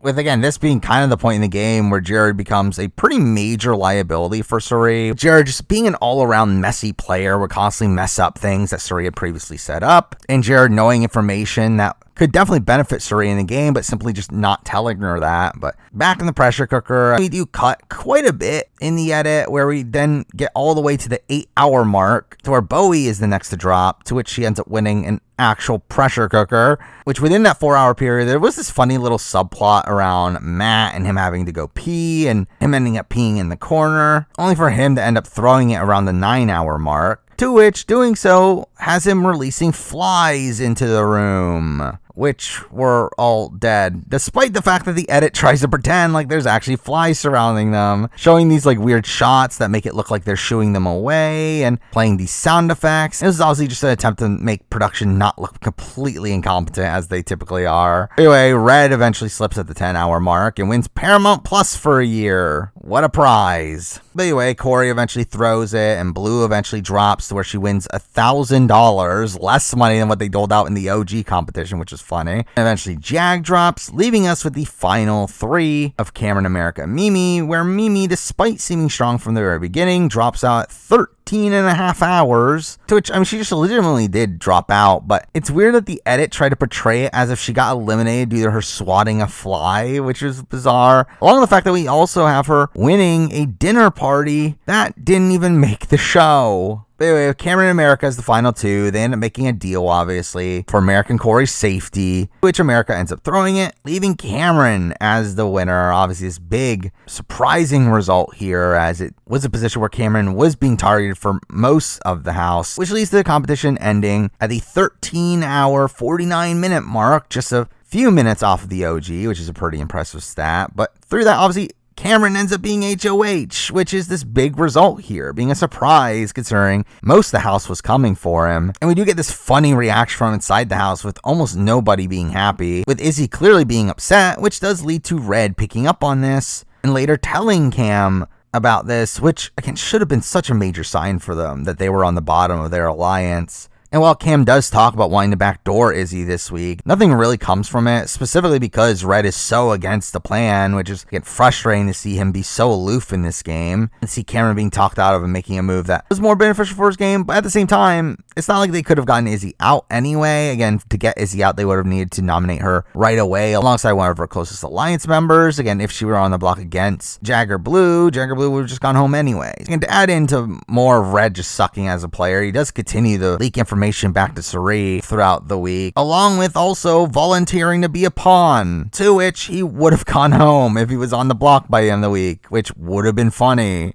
Anyway, Cameron ends up targeting Jag and Blue, to them being Legend 25's targets. Obviously terrible, as it just keeps him on the bottom, and he does remain the number one target coming into the following week. And we do get this conversation between Cameron and Jag that was just really frustrating, as Cameron does tell Jag that he's the target, and Jag simply just doesn't fight for some reason. Again, just frustrating to see him not use this information I clearly had to use against Cirie and Izzy that could have made them compare notes and caused this flip to happen, which, I mean, we kind of see later happen, but again, it doesn't happen here. And instead, Jag just seems pretty okay with being targeted, where we obviously get him and Blue being nominated, to where Jag says that all he can do is win the veto. It's like, no, there was so much you could do. But anyway, we get the veto pick where Jared gets picked here, and we get a lot of content about him wanting to save Blue. Though there's obviously this conflict, as him doing so would cause Cirie or Izzy to potentially go up. But none of that matters anyway, as he just sucks at the veto comp. Jared just humorously just sucks at the word puzzle at the end. That felt very reminiscent of what we saw in Survivor Worlds Apart. But anyway, Red ends up winning the competition instead, and really just stopped any plans of the veto being used here, as again, that's Red for you. But again, Jag was still the initial target while he was on the block here, and he ends up talking about how he has to put trust into his team, seemingly just happy that he found an alliance, even though that alliance was clearly not working in his best interest. Which, in a way, I do kind of feel bad for Jag, considering, again, his early game was just so rough, where he constantly just tried to make alliance after alliance, and none of them stuck. But, again, he should have known that he was on the bottom at this point. And funnily, this actually does end up working to his favor, at least initially, where Cirie and Izzy do actually decide that they do want to keep Jag around, considering they look at him as a bigger shield in the game, and also someone that could be more competitive, someone like Cam, and also they just outright wanted to blindside Cam because they didn't like Cam. The problem comes with the fact that they were relying on Jared's vote, even though they didn't need to, because for some reason they were also trying to blindside Corey and America through this vote, despite the fact that America in particular really wanted Jag to stay, which I guess means that we have to talk about the Corey and America side of things here, and the fact that Corey had really lost favorite with Cirie through this week, again due to the information that Izzy leaked about him the previous week, alongside his growing relationship with America, who's not trusted due to her relationship with Cameron. But once again, this just all felt really unnecessary from Cirie and Izzy to be blindsiding Corey here for really just no reason, especially considering like all the dirt that he has on them, where like the first instance that he doesn't think he's in the majority, he's obviously going to leak all this information he's been hoarding up, which we obviously see him later do. But again, Jared is the swing vote here, meaning that he would have to vote out Blue if he goes along with Cirie and Izzy's plan, which is bad for his game, obviously, but also bad for Cirie's game, where it really doesn't even make much sense for Cirie to actually be taking out Blue in favor of Jag, especially if you consider Jared's relationship with Blue, to where, despite some ups and downs, she does remain mostly loyal to him throughout this game, and even later turns on her own allies for him down the road. And to be fair to Cirie, she doesn't know how far this relationship has gone, but Blue is for sure a better number for her than Jag, who is much closer to people that are outside of her core. But speaking of Jared and Blue, I guess we should also talk about the fact that Jared had something to tell Blue, where he talks about wanting to know what he can trust her with, and through that ends up telling her his biggest secret, which again, if you're going to test her, why test her with your biggest secret? But either way, he ends up revealing to her that his mother is in the house, which again should be this big shocking reveal, only for Blue to not really care. She's really just unfazed by this, being confused at why he would think this would impact his game, which is like, what? What's also funny is just a little subplot that happened early on, the fact that she clearly thought it was Felicia at first, which did lead to some humorous conversations between her and Felicia, with it being assumed that she was talking to Jared's mother there, though obviously she does eventually figure out that it was Cirie. And surprisingly, this actually doesn't backfire on Jared, even though it definitely should have, where Blue does actually end up trusting Jared more after this, where even at points where she starts to lose trust in Jared, she constantly calls back to this moment of a reason why she should trust Jared. So again, like, it actually works for him, even though it was a terrible move to leak this information, and especially not tell Cirie about it, as it does put Cirie in later danger. But either way, Jared's obviously upset at this plan to take out Blue, and despite initially reluctantly going along with it, it does lead to a lot of back and forth throughout this week, where he eventually does stand his ground and stop this flip from happening, to which Cirie says that there's no way that we could save Jag, which just literally leads to Cirie saying that there's no way to save Jag without Jared's vote, which it's like literally everybody in the house wants Jag to stay outside of Corey and Jared, even Cameron and Red. By the end of this week, we're talking about keeping Jag. Again, so like the fact that Suri is talking about how like, oh, there's no way we could do it without Jared is ridiculous. But either way, another major aspect of this week is the fact that we do get the revealing of a new superpower added to the game, where America had voted for their top 4 house guests, to which those top 4 will compete in a challenge to win the power of invincibility, aka the halting hex, which is just a lame twist. I was just here to add another non-elimination week, as this is obviously the longest season ever, though it also makes you question, like,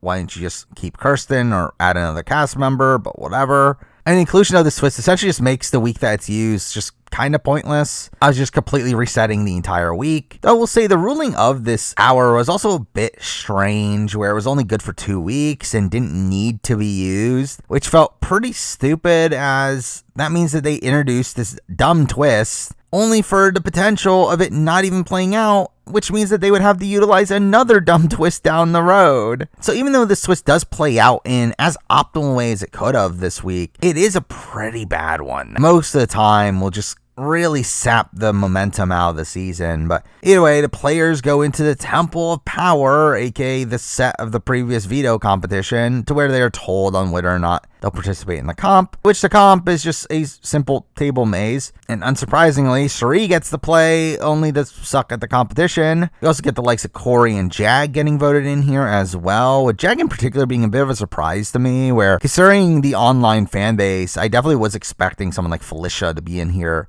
over the likes of Jag, but again, neither of them win. But the person that does win ends up being Matt, who pretty easily wins, despite the fact that he actually dropped the ball once. But Matt ends up being a bit unsure on what to do with the power, though, I mean, clearly he should be saving Jag here. Instead of instantly coming to that conclusion, he decides to go and talk to Suri about it, telling her about his power, the only person that he directly told about his power until the decision was made. To which I should say that this is kind of the week where Suri and Matt do become extremely close, with him really acting as a rat for her in the game at this point, getting information from Cam and reporting it back to her, revealing to her Cam's ideal alliance, which left her out of it. He clearly ends up really picking up the game at this point, to where following Suri's later downfall, he's really the one to benefit the most from all that, being completely safe in the game through him making a lot of great connections to most of the power players and really just running the game at that point. Though at this point, he did seem to be a bit blindly loyal to Suri, with him constantly telling her information that he probably shouldn't have. Though, to be fair, at this point, Suri does talk about Matt as part of her endgame plans, and even talks about considering taking him to Final 3 over the likes of Izzy, which is pretty insane.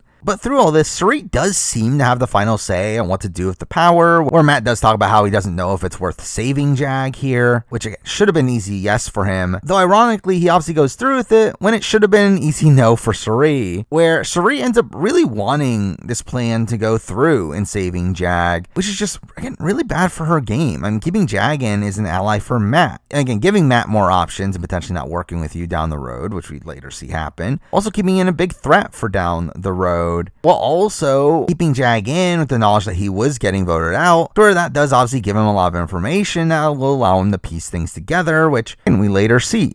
Though something fun about all this is the fact that we did come into the Eviction episode not knowing what was going to happen, where it was just kind of assumed that Suri talked Matt down and that he wasn't going to play it, which did lead to a bit of a surprise at the vote. Now, I should mention there were a couple funny moments from the vote itself, from the likes of Julie just cutting off Bowie Jane and clearly not liking her, to Matt calling her Julia, to which he later apologizes to her in the following week. But either way, we do get Jag voted out in a 10-0 vote, and we do see him proceed to leave, only for the comic first light to turn on, with a message coming in a tube that reveals that the power has been used, which I should mention, why wasn't it Julie saying this to the players? Why'd they have to read out a note? But either way, I was pretty excited for this moment. I thought this was great, seeing Jag being saved here, someone that clearly wanted it and clearly was just so excited to be back in the game. And while he was frustrated with his gameplay at points, I was happy to see him personally get another chance here, to which he does make use of it eventually. And again, I think this is like the best case scenario for something like this, to where, while again, it sucks to have essentially a null week here, if we were going to have one, I feel like this played out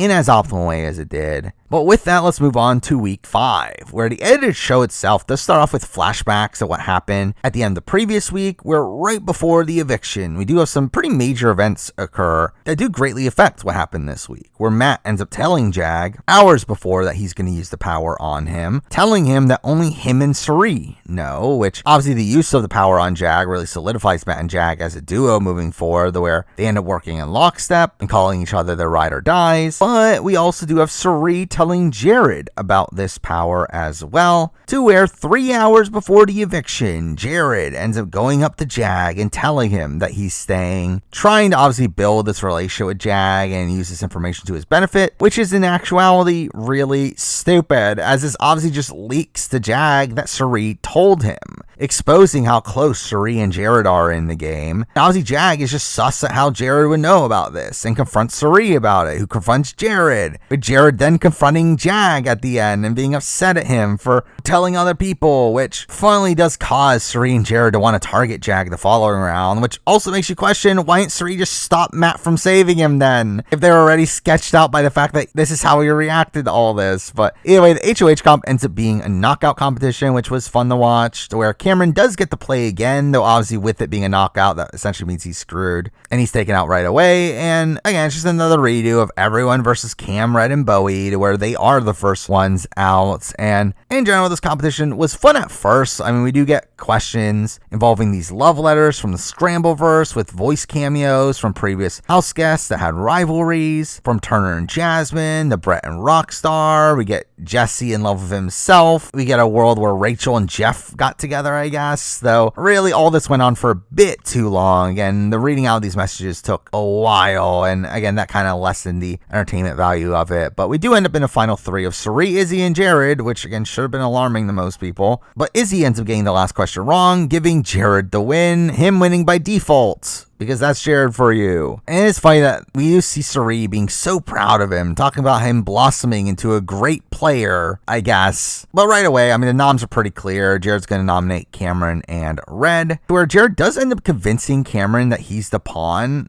somehow. And despite him nominating him here, Jared actually does end up being able to keep this pretty strong relationship with Cameron, to where he's really the only person that Cameron trusts the following week. Again, don't know how, though through his conversation with Cameron actually fighting back against wanting to be used as a pawn, instead trying to get America on the block instead. Jared comes out of this conversation thinking that Cameron threw Red under the bus somehow, and proceeds to tell Red about all this, which does cause this rift between the two that does last until Red's eventual eviction, at least on the show. Now, again, that's the show's version of it. The feed's version of it's a bit more ambiguous on how this feud really started, with it being implied that actually had more to do with some misogynistic comments the two had been making about America, and Red thinking that Cameron had leaked these conversations and was trying to paint Red as a misogynist, which, I mean, he is, but obviously he looks at this as a personal attack and has led to Red wanting to quit at a point and not even bothering to have a conversation with Cameron, ironically due to his own chauvinistic belief that men don't talk about their emotions, which kind of perpetuated this feud even further. But Cam does try to confront Red about all this, and it really leads to this awkward conversation of them in the hot tub, which really just felt like Red breaking up with him and Cam just being confused over why. And again, this was just extremely melodramatic, which, speaking of hot tubs, I guess I should also mention the fact that it is during this week where we finally get the Felicia Mike segment on the show. So that literally happened in week 1, which was funny, of her just constantly dropping her mic into water and breaking it, and her having to put her mic in a plastic bag to avoid that, which is all just, again, a very humorous subplot. But again, really funny they waited until week 5 to show it. But anyway, we get the nominations where Cameron and Red get nominated. Red talks about feeling betrayed, though despite that, he also would have used the veto on Cameron, because again, he gave his word to Cameron that he would do so, and that's what men do, is stick to their word, which again doesn't go through, but again would have been really funny. But this is also the point in the season where we finally get Corey and Jared's final 2 being shown on the show, mostly because they need to set up why it breaks up, where this week really has Jared just being really hung up on wanting to go for America for some reason, and Corey trying to stop it, with Jared constantly contemplating backdooring her, some of which did seem to stem from some incompetence in the DR, where we do get a segment on the show talking about America wanting to target Cirie and Izzy. And Jared seemed to pick up on some of this through his questions in the DR and became pretty gung-ho about targeting her, leading to the first of many fights from Corey and Jared on this season, with Jared just simply not listening to him and Corey getting increasingly upset. Which I should also mention the fact that Jared did make some questionable comments about America this week, most notably calling her the R word, which got hidden on the show and did lead to this big call of people wanting to get him expelled because of this. Something that, again, would have been in line with the rules that they had set of hate speech will not be tolerated. However, I never actually thought this was going to happen, both from the fact that, again, this is Jared Cirie's son, but also, sadly, I don't think production looks at this as that important of a topic, especially in comparison to the use of the N-word. Though, again, Jared is upset of America, talking about she's always throwing comps, and coming from the guy that just got handed an HOH. And to try to pacify Jared, Corey ends up doing a typical thing for Corey in giving out game information that he assumes is going to calm someone down when it does the opposite, and telling him that, don't worry, she's not going to go for Cirie until Final 8, which is like, why are you saying that? But anyway, we get the veto pick where America obviously gets picked, as we need to add to the drama of this week, to which Jared ends up threatening Corey with, if America throws this competition, she's going home. And really, this all just causes irreparable damage to their relationship. But the veto does end up being tiny veto. And again, it's another competition where everyone's against Cameron. We do get a lot of humor from the other players being able to watch the competition through the TV screen in the living room, to where everyone's excited when Cameron ends up dropping his stack, only for him to proceed to win. And we get silence and disappointment afterwards, which led to some fun editing there. But Cameron's veto win here really just creates a whole bunch of chaos within the house, with it just being this massive revolving door of targets. Initially, the plan was, where initially obviously Red is the target, though there also was this plan to try to convince Cameron to use the veto on Red, which is obviously the staple Cirie move, that obviously doesn't go far. But the initial idea for the replacement was to put up Bowie. However, Jared was scared of putting up Bowie, being worried that she'll be upset at him for some reason. I don't know why he's scared of Bowie, but whatever.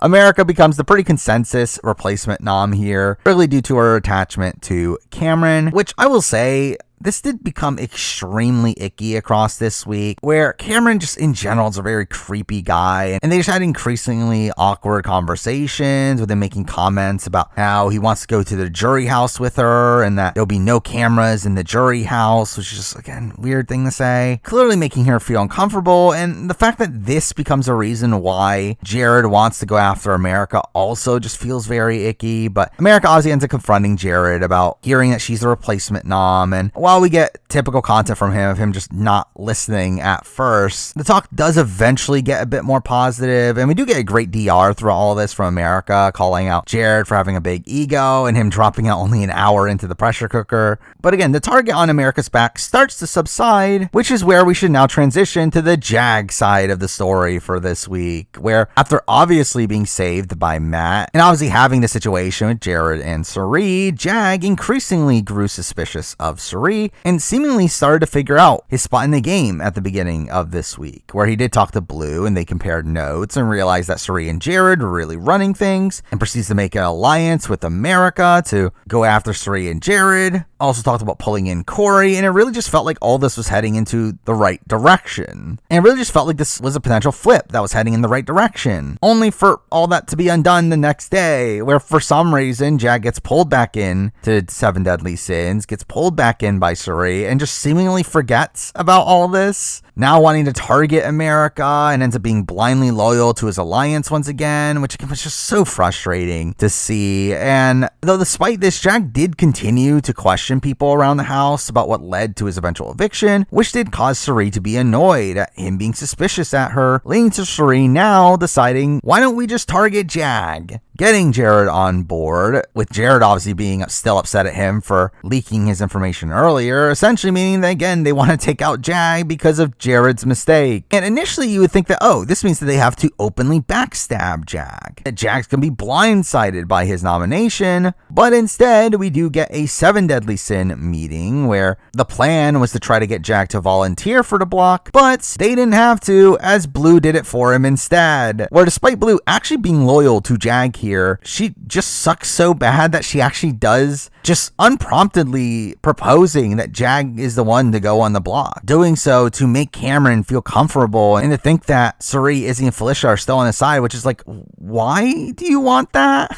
But also, again, you're putting your closest ally in direct danger here in a position where, again, he's not actually the pawn if he goes up. He actually was the target in this instance. And also, it makes you question, why didn't Jag fight back against this more? Obviously, he did voice his annoyment at it, but he doesn't actually do anything to actually combat this idea. And again, it's just so frustrating how they played this week. I think it's just so frustrating to see Jag almost go home once again here, seemingly due to the exact same thing. But Cameron ends up using the veto. Jag ends up going on the block, where again, he was going home for most of this week, as people didn't look at Red as that big of a threat anymore, due to the fact that he wasn't that close to Cam, and he seemingly was a loyal number for Cirie, with him constantly giving her information. Though this does lead up to Red's birthday, where during this day everyone's wearing party hats and are talking about how they have to celebrate Red, only for this to literally be the day where they decide to blindside him, where Red and Jared have a conversation, with Red talking about wanting to sit down with Cam and figure it out. Again, days after he stopped talking to Cam, which this did cause a lot of panic, when they'll talk about Red being willing to work with Cam once again, which also through doing so would just expose Jared's lies in this situation as well, which did lead to Jared calling up his allies, and they instantly flipped the vote, which along with that comes the plan to blindside Cam and Bowie with the vote. Bowie for like no real reason outside of them just not trusting her anymore, simply because they didn't like her, which is ironic that they had always suspected her with working at Cam, but that was never actually the case until after they had already pushed her away, which forced her to work with Cam. And even the notion of blindsiding Cameron, which is also misguided, it just makes him more angry at the likes of Cirie, Izzy, and Felicia, as again, there's no real reason to blindside him. But either way, what makes this all worse is the fact that they weren't the only ones supposed to be blindsided here, as initially the talk was to make this a 6-4 vote, with them also wanting to blindside Corey in America as well, for seemingly no reason, simply because they just didn't trust Corey in America anymore. But that doesn't go through. But something that almost goes through is another 6-4 plan, where right before the eviction, a new plan came together to blindside a new duo, that being Felicia and Mimi, where throughout this week, Felicia had already been starting to lose favor with her core alliance by leaking information, most of the time accidentally, but she does also end up making a final two with Jared, obviously going against her final two with Cirie, which Jared ends up leaking this back to Cirie and gets Cirie against Felicia. But again, this just seemed extremely misguided, as no matter what, Felicia was still planning on going to the end game with Jared and Cirie. It's like, yes, she didn't want to go to final two anymore, Cirie, but she still wanted to go to like final four, final five with them. So for them to instantly think, oh, we got to drop Felicia right away and proceed to actually put the target on her back is just kind of stupid. Where through this week,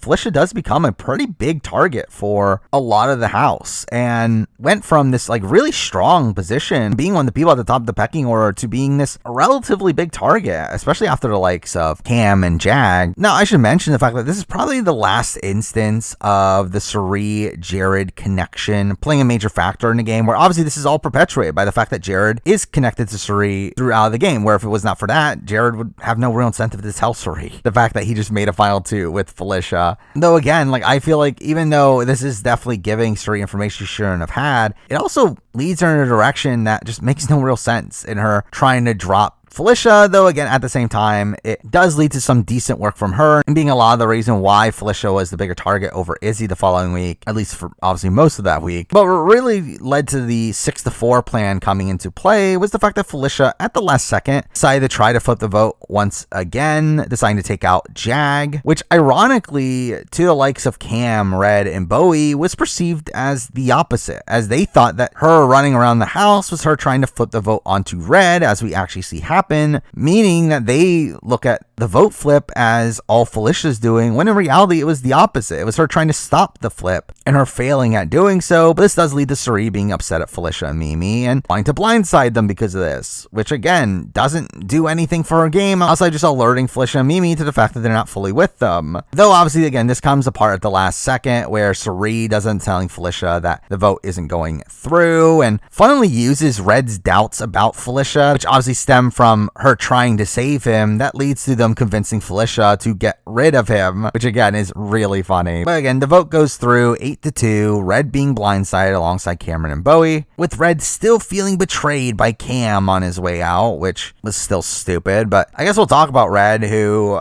straight up I did not like on this season. I thought Red was a massive dud on this season, probably one of the biggest duds on this cast, probably outside Luke, where again, he really just brought nothing to the show. He didn't know the game really at all. He played really passively, and when he wasn't playing passively, he was trying to get other people to play passively. Plus the fact that he had so many misreads in the game, he constantly just tried to help the Suri side of things, despite him clearly being on the bottom of that group. Again, he volunteered for the block when he would have potentially gone home if they actually went through with it. He was perceived as a mastermind earlier on in the game, despite the fact that he's anything but. It's like, I think Red did pretty much everything wrong this season. The only thing that I can really praise Red for across this season is the fact that he did get lumped into the professor side of things, but even that was something that he didn't really do actively. And I think Red's a pretty bad player and really just brought nothing to the show, to where, again, to me, he was just a complete dud here. And mixing that into some icky stuff with how he acted on the season, I just think as a whole, he's just not a likable person in the slightest. And now for week 6, which really ends up becoming one of the best weeks probably in Big Brother history, where there's just so many things happening over the course of this week. However, something not great about this week is that this week is Humilla Week, where we start all off with an HOH named Name That Toot, which again,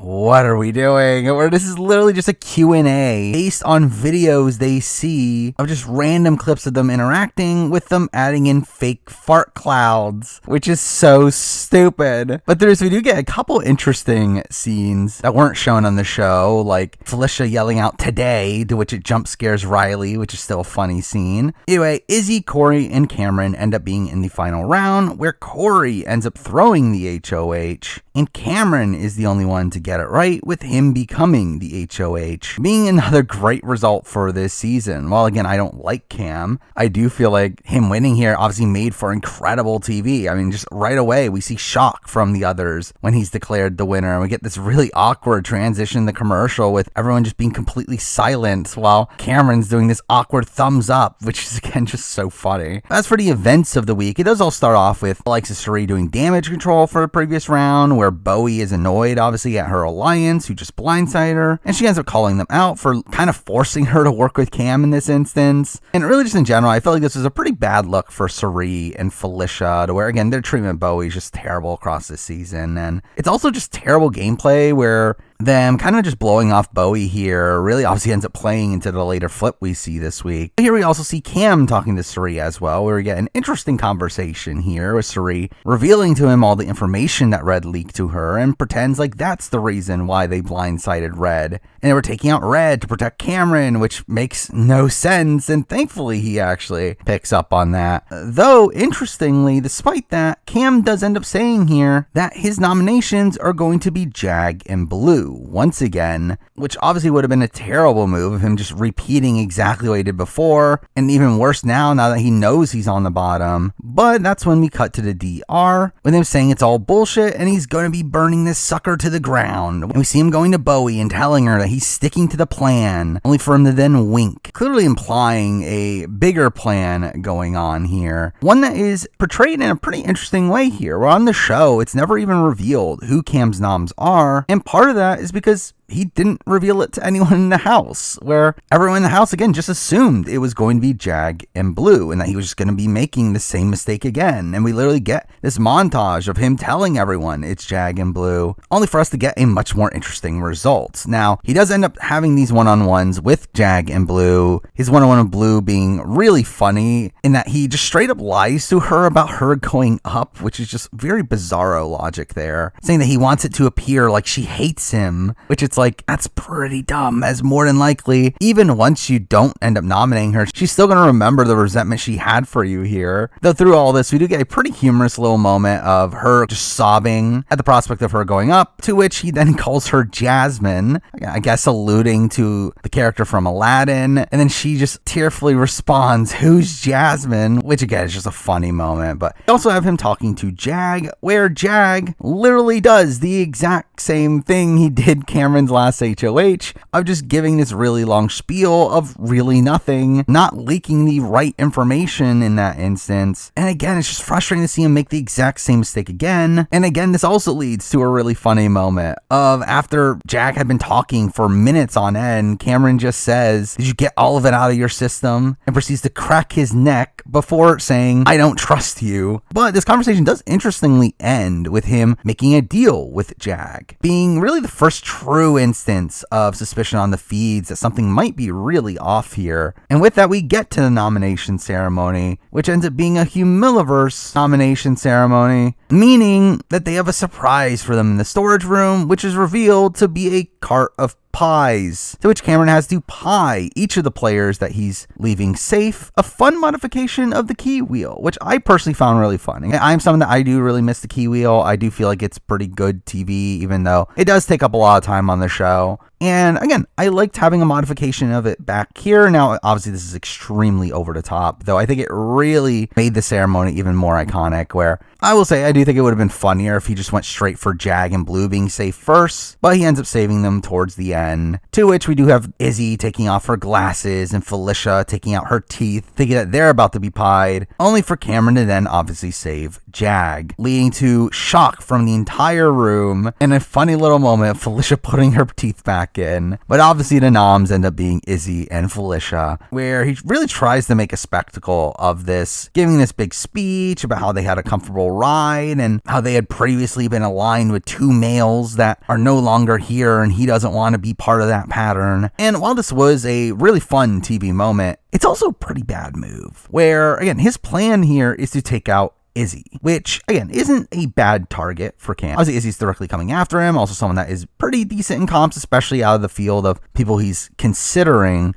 But putting up Felicia as a pawn next to her is just a colossal mistake, where if this week had played out due to normal circumstances, Felicia would have gone home. And really a lot of this just seems to stem from Cam's own ego, of him, again, not wanting to go to other people for information, and through that, he doesn't gather any information this week. Information that would have made him aware of the fact that a lot of people were coming for Felicia. And essentially, he ends up doing the dirty work of the other players through putting her up. And through that, obviously risking that his plan fails. So I will say again, the reason why Felicia would have gone home in this instance is due to some pretty good work from Suri. So while I do question her actually going for Felicia at this instance, again, she did do a lot of effective work in painting this target on Felicia that made Felicia the go-to target once she was on the block. But beyond this, we do see Cameron talking to Suri and Izzy in individual one-on-ones, both of which very much giving the vibe to them that Suri is the actual intended backdoor here. So obviously, if Izzy and Suri are on the block together, then one of the two have to go home, and Izzy would obviously be in a lot of danger at that point. So through that, we have them having a pretty emotional conversation, one that was nice to see. Again, a genuine bond between Suri and Izzy, where Suri even ends up dubbing her Izzy Fields, which you could just tell how much that meant to Izzy. But by the end of this conversation, we do have Izzy saying that she's going to not use the veto if she wins it, which, I mean, is obviously outright a terrible move. To not use the veto on yourself when you're on the block is pretty asinine. I mean, I do feel like there's very little benefit to not doing so. I think there are very, very niche situations where not using the veto on yourself can be beneficial, but I think they are very rare, and I do not feel like this is one of those, where I can understand Izzy not wanting Suri to go on the block. I do understand the worry that Suri would be in danger if she were on the block. However, Izzy has that same danger. I mean, Izzy is actually more prone to being taken out than Suri, at least at this point. I mean, that does change. And I guess I can kind of see in that light in the fact that, okay, Izzy has more of a connection to Corey, and through that means that the vote was less likely to flip on Izzy than it is on Suri, but still, I mean, this is pretty ridiculous that this was her plan. And I mean, to be honest, we don't fully know if she would have gone through with this. I mean, she does say in the DRs during the veto comp that she would have, though Corey did talk her down from doing this at one point. So again, who knows if she actually would have, but still kind of a ridiculous move to even consider. But again, I think it really just shows you how much she cared about her connection to Suri, which ends up obviously harming her game at multiple instances across this week. Especially considering the later flip that does end up happening where she does go home. Again, imagine if this was a world where she won the veto and not used it and proceeded to go home. It would have been even more ridiculous, but obviously we never actually see that play out. But at this point, we do end up seeing Jared and Cam have a conversation where Cam finally starts to imply his true plan to Jared, being the only one that he ends up actually revealing his plan to across this week, very much implying the fact that he trusts Jared more than anyone else in the house, which is pretty insane considering the fact that Jared obviously put him on the block last week. And really a lot of this is due to some, again, impressive play from Cirie in the previous week, and the fact that she ended up telling Jared to pretend to not be involved in the red blindside, which led to Cameron believing somehow that Jared was blindsided alongside him, and through that Cam eventually gives up his true plan of backdooring Cirie, which Jared obviously ends up relaying back to Cirie. Though the funny thing about this backdoor plan is that Cameron doesn't even want Cirie out. He wants to backdoor her just to essentially cause more chaos and also to just secure that Izzy goes out, which makes you question, why didn't you just put her up to begin with? Again, like, this is clearly just Cameron once again having this big ego of him wanting to control every little thing of this week, and it comes so close to backfiring on him. Where again, just the nomination of Felicia is pretty damning here, especially when it's done for not even that solid of game reasons. Anyway, this leads up to the veto pick, where we do get this funny little moment of Felicia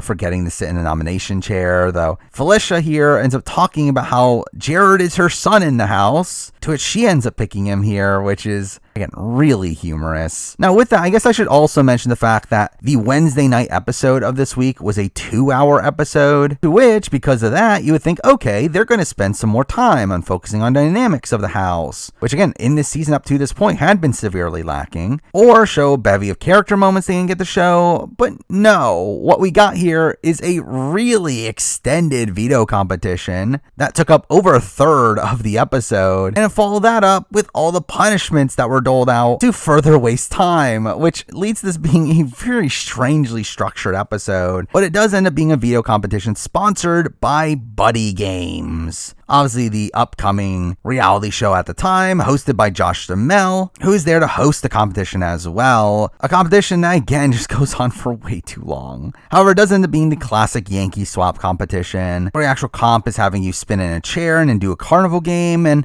again, it feels like a comp purely designed to waste time on the show. But as for the punishments, Izzy ends up getting... Izzy is the first out, to which she gets the Piggy Pals punishment, where she has to transfer dirt for 12 hours, while in a pig costume, to which she ends up picking Cameron to do it with her, to which they both get these pretty funny pig hoodies, and this ends up being a pretty fun duo to do this task, as obviously they clearly hate each other. Though interestingly, if they fail, Izzy won't be able to participate in the following veto competition, which makes you wonder, why does Cam even try here? He should have just thrown it, really, but obviously he was so confident in the fact that Izzy wasn't going to be there anyway that he tries for some reason. And we do get a funny little moment of him throwing dirt on her while she's not looking, which, again, this rivalry for this competition ended up being pretty fun. Now, interestingly, we also get Felicia holding the veto after being the third out, only for it to be taken by Jared, which ironically indirectly leads to the end of his game, which through this he obviously ends up showing his cards and taking the veto from Felicia, who had thought that he was her number one. And obviously by taking the veto here, he ends up putting her in direct danger and causes suspicion in that light. But the more important aspect of all this is that by doing so, he ends up handing her the kayak companion punishment, which she ends up sharing with Cirie, making these two tied together for the next 2 days, and essentially stopping Cirie from playing the game for the next 2 days, which ends up being extremely detrimental to her game here, where in this period of time, Jared really ends up blowing up his game and her game alongside him. And again, this was time where typically Cirie would be able to advise the likes of Jared and Izzy and tell them exactly what to do, how they should approach the week, but she simply did not have the ability to do that with Felicia there, and Felicia being their target for the week. So again, this decision here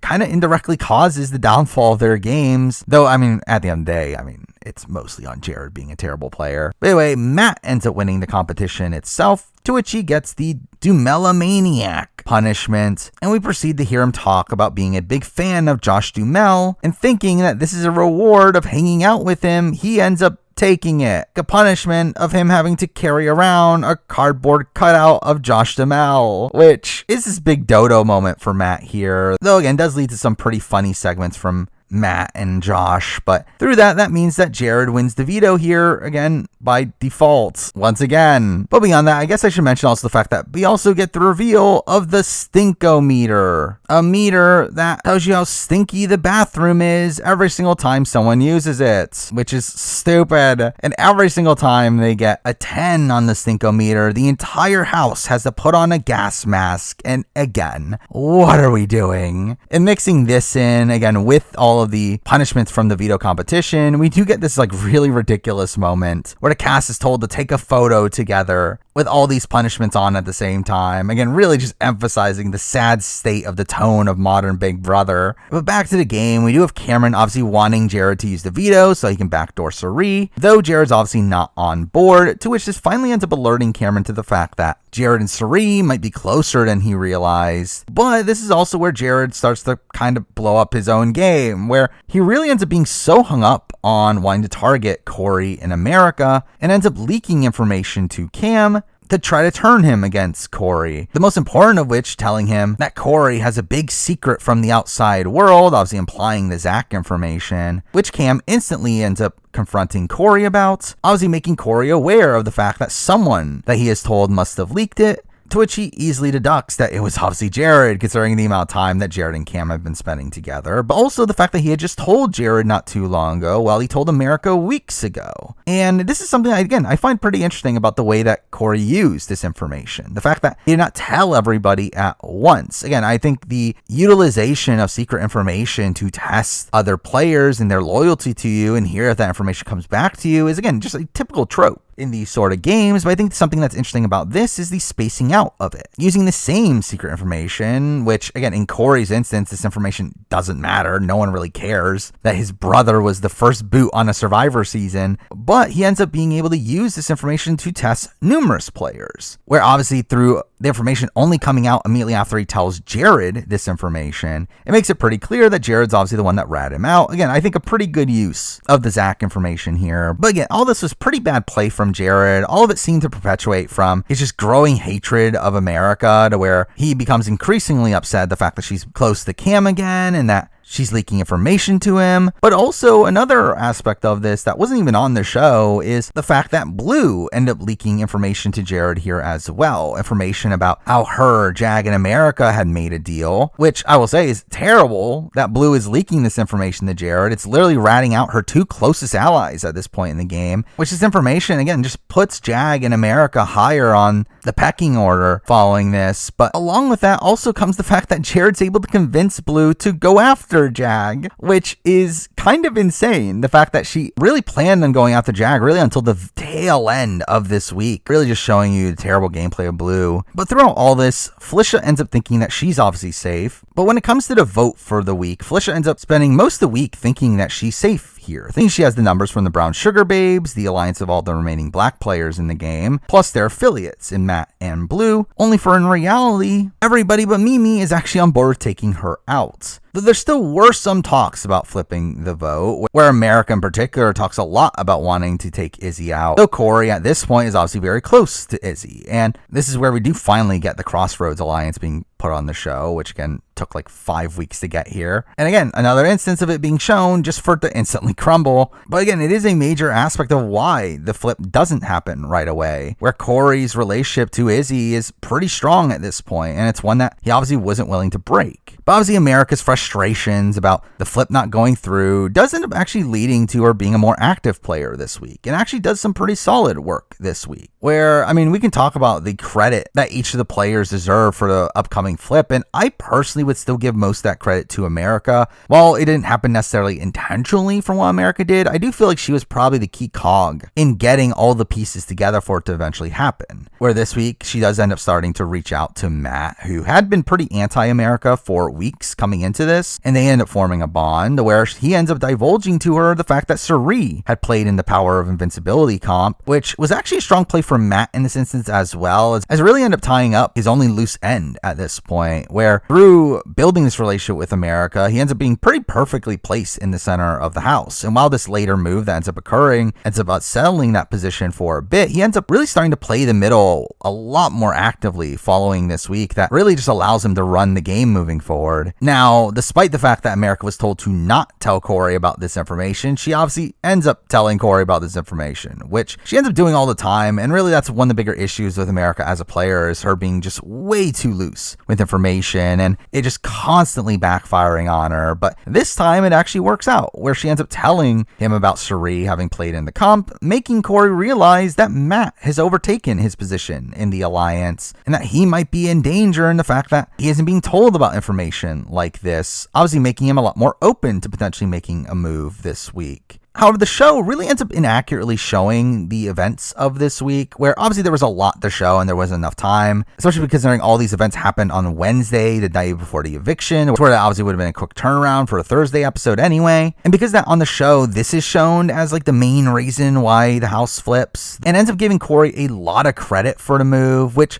I mean, he definitely does deserve credit for sure. I mean, it is his information and his active play that does cause the flip to eventually happen, though I do think personally that a lot of the credit deserves to be shared amongst more of the players. Again, I would personally give most of the credit to America. I think Corey obviously deserves some credit. I think Cam, as we'll talk about, deserves credit. I think Jag definitely deserves credit. I think those are probably the main players of this vote. But again, the show portrays it in a very one-note way that really takes away all the complexity of what really happened here. And let's just talk through it here, where really one of the major events that caused everything to set into action is America going to Cameron, which we did get this sequence on the show of her being the only one that's actually honest to him about what's been going on in the game, telling him that he was the number one target the previous week, and that Jared has been against him the entire time, and that he also doesn't have the votes to save Felicia. To which Cameron's initial response to this is wrong, because that's Cameron for you, of him not being able to believe information that he thinks he got himself. But eventually things do start to click for him, and he does start to realize how screwed he is. This is where the true events that caused everything to change end up occurring. Again, most is not making the show, which is strange considering how much they love Cam in the edit. You'd think they would have given him credit for this, but again, at this point, Cam decided to do something about this, and that something being to tell Felicia that she's going home, telling her that she doesn't have the votes that she thinks she does, which really ends up creating chaos across the entire house. And this led to one of the greatest day of feeds I have personally watched. Now, I will admit at this point, I do rarely watch long periods of feeds live. I do largely just stick to clips online and listen to Terran's RGP live feed updates. However, this was a day that I was just glued to the feeds. From the moment that Felicia was told about this in the morning until literally the time of the airing of the Wednesday night episode, it was just non-stop scrambling that was just so riveting to watch, where we obviously do start off with Felicia asking around about what's going on with the vote, starting to lose trust in Suri, picking up on the fact that Suri's not fully being truthful to her. However, does also end up talking to America, being one of the first people she confronts here,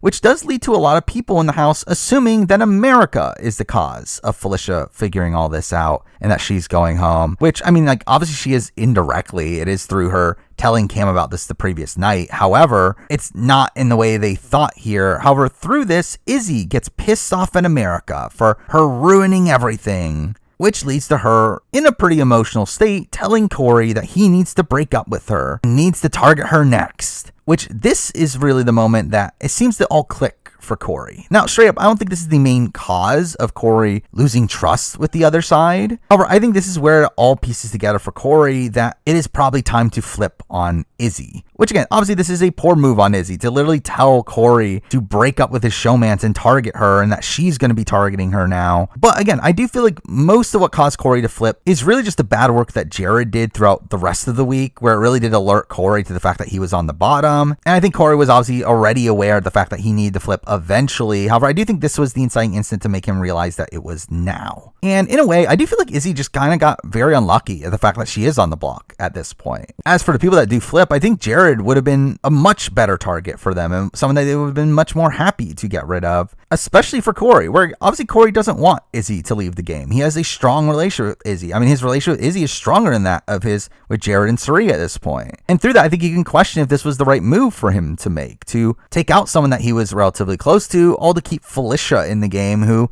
he doesn't have much of a relationship with. However, again, I think the reason that he needs to make this move is again due to Izzy's unbreakable bond with Suri, where I think this is a major aspect of why he does flip here, is because Izzy is just so blindly loyal to Suri. And he knows that he's not going to be able to pull her away from Suri, so at that point you might as well just get rid of her to weaken Suri in the game. And it really feels like this is the instance where her connection to Suri and how blatant it is ends up directly backfiring on her. And I do feel like at the time that this move is made, I do think this is the optimal move for Corey to be making. It is a move that really puts him in a power position, flipping the entire game and being able to organize a army of allies around him. The problem is that he doesn't make the most of this moving forward, where he kind of just wastes the entire point of making this move, where it just feels like Corey has this problem of playing from the front. He's very strong when playing from behind and doing this work and trying to put together allies. However, when he's out in front and people are more aware of the type of game he's playing and he gets a bit too relaxed in the game, it really just made this move probably not as strong of one to make. It probably makes this move, in retrospect, one that he probably shouldn't have made at the time that he made it. Whereas as long as he was able to maintain the loyalties of Jag, Matt, Bowie, and Cameron, they probably could have just taken out Felicia this week and tried to make the actual flip later down the road in a position that wouldn't have put Corey as much out in front. Though I think in the position that they were in at this point, with the information that they had at this point, I do feel like this was the correct call to make. Though at the same time that all this is happening, of Corey's change of mind, we do have Cam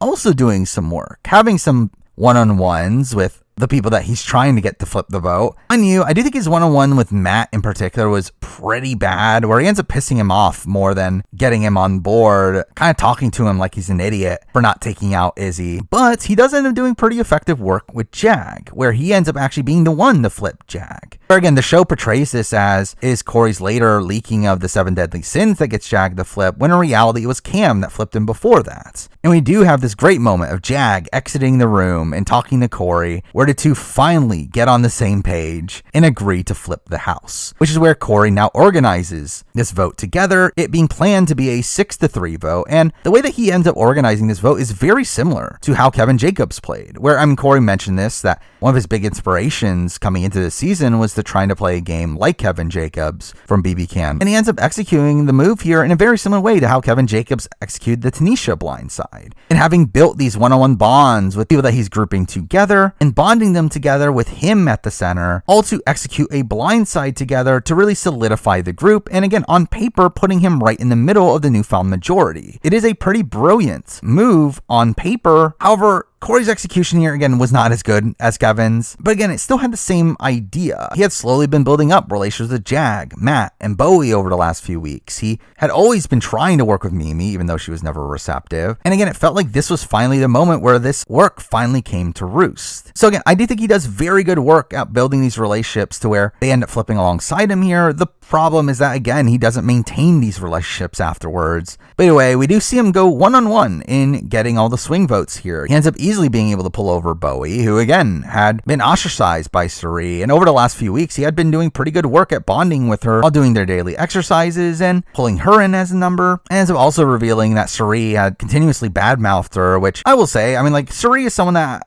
I actually blame the least of the core 3 for the flip that eventually occurs here. However, I do think this is probably the one part of the flip that is entirely her fault, and her just pushing away Bowie, who had been wanting to work with her since the very beginning. And through that, obviously, Bowie gets on board pretty quickly here. We then see Corey talking to Mimi, who seemed very frosty to this idea when he approached her, where you can clearly tell by her body language she was just not buying into this. And really, this Corey-Mimi relationship across the season is a very bizarre one, of Corey constantly wanting to work with Mimi, but Mimi just never giving him the chance, ever. And it's funny, too, considering when Mimi eventually gets taken out, she ends up blaming it on Corey, but she ends up going along with this plan despite that, mostly because it's saving Felicia, not really intending on actually working with this side after this vote, though this was a point where, again, I did really feel like Mimi was about to step up her game, where, again, I had Mimi number 1 on my mid-season power ranking after this round, where it just seemed like she was going to start playing the middle. However, she just doesn't, and instead she just falls back into her previous position, goes back to the background,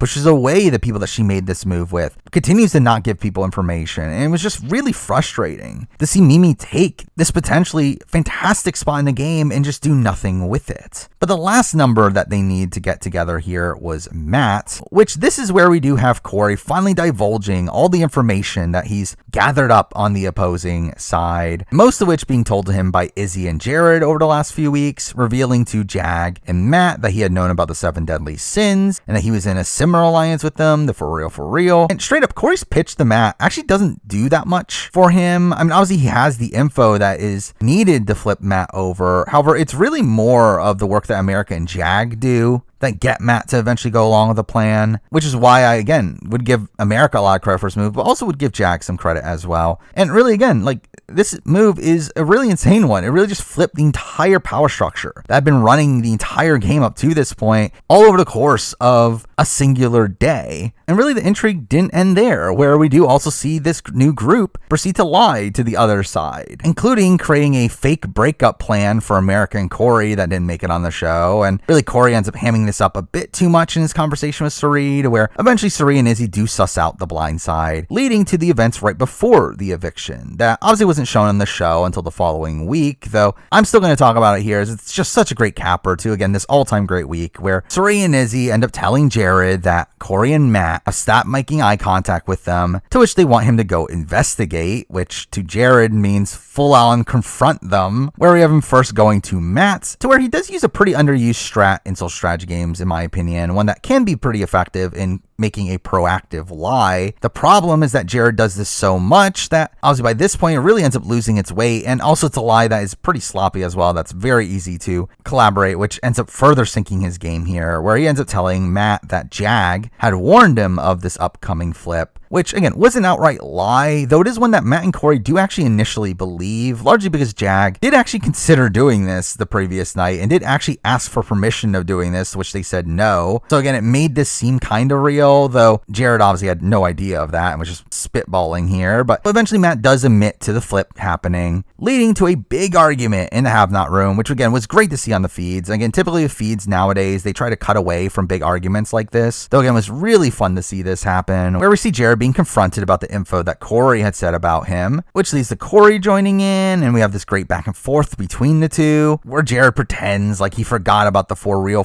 alliance and says that it wasn't real, which is stupid considering the alliance name is called For Real. It being real is why it's called that. But also we have this moment of Jared telling Corey to stop yelling at him, despite the fact that Jared had been yelling to him throughout the rest of the fight, which was funny. And then also Jag being called in, and obviously this is where they realize that Jared had been lying throughout all this, to which I will say I do think we get a bit of an icky moment of Jared claiming that Matt misunderstood him, which really felt like him using his disability against him, seeming like he felt like he can get away with this because people would think that Matt's disability would make this more plausible, which again, pretty icky. And this ends up really burning his relationship with Matt, to where Matt never really trusts him moving forward and is really gung-ho about wanting him out through the following week. But this fight here, it gets even bigger, where Cirie eventually walks in and is clearly confused at what happened here, where we get this funny DR from her of her saying she didn't want Jared to start a war. But really coming out of this fight here, I do feel like Corey clearly wins this fight. I mean, clearly Jared just further sinks his game throughout all this fighting, to where Jared's a massive dead man walking after this. However, I do feel like Corey also loses a lot through this fight. I mean, while again, he does win the fight against Jared, I do think it definitely caused him a lot of harm in terms of his positioning in the game. It really put him out in front even more, to where he gets a massive amount of the blame for this flip, putting a bigger bullseye on his back from the likes of Cirie and Jared. But eventually we obviously get to the vote, which does end up actually becoming an 8-1 vote instead of a 6-3, where obviously through all this fighting, the plan had already been leaked before the vote ends up happening. And while Cirie goes through voting for Felicia, she does end up telling Jared in the hallway to vote for Izzy, while Blue happily votes to evict Izzy, which again is funny that she's saying that when she literally found out about this plan at the last second. But we also get a funny moment from Mimi saying that she knows that they're all snakes and liars and cowards just as she leaves, which I wish she had that energy the rest of the season. But we also get a fun exit from Izzy, where she doesn't even hug Cameron and just pats him on the chest saying, "I'll be seeing you soon, pig." And then also says, "You too, pipsqueak," to Corey, which Cam ends up saying class act, which I believe has been confirmed to be a callback to Boogie from All Stars, which, I mean, would you want to compare yourself to Boogie? But anyway, we obviously lose Izzy, who I just think was a massive star on this season. It was such a shame to lose her so early.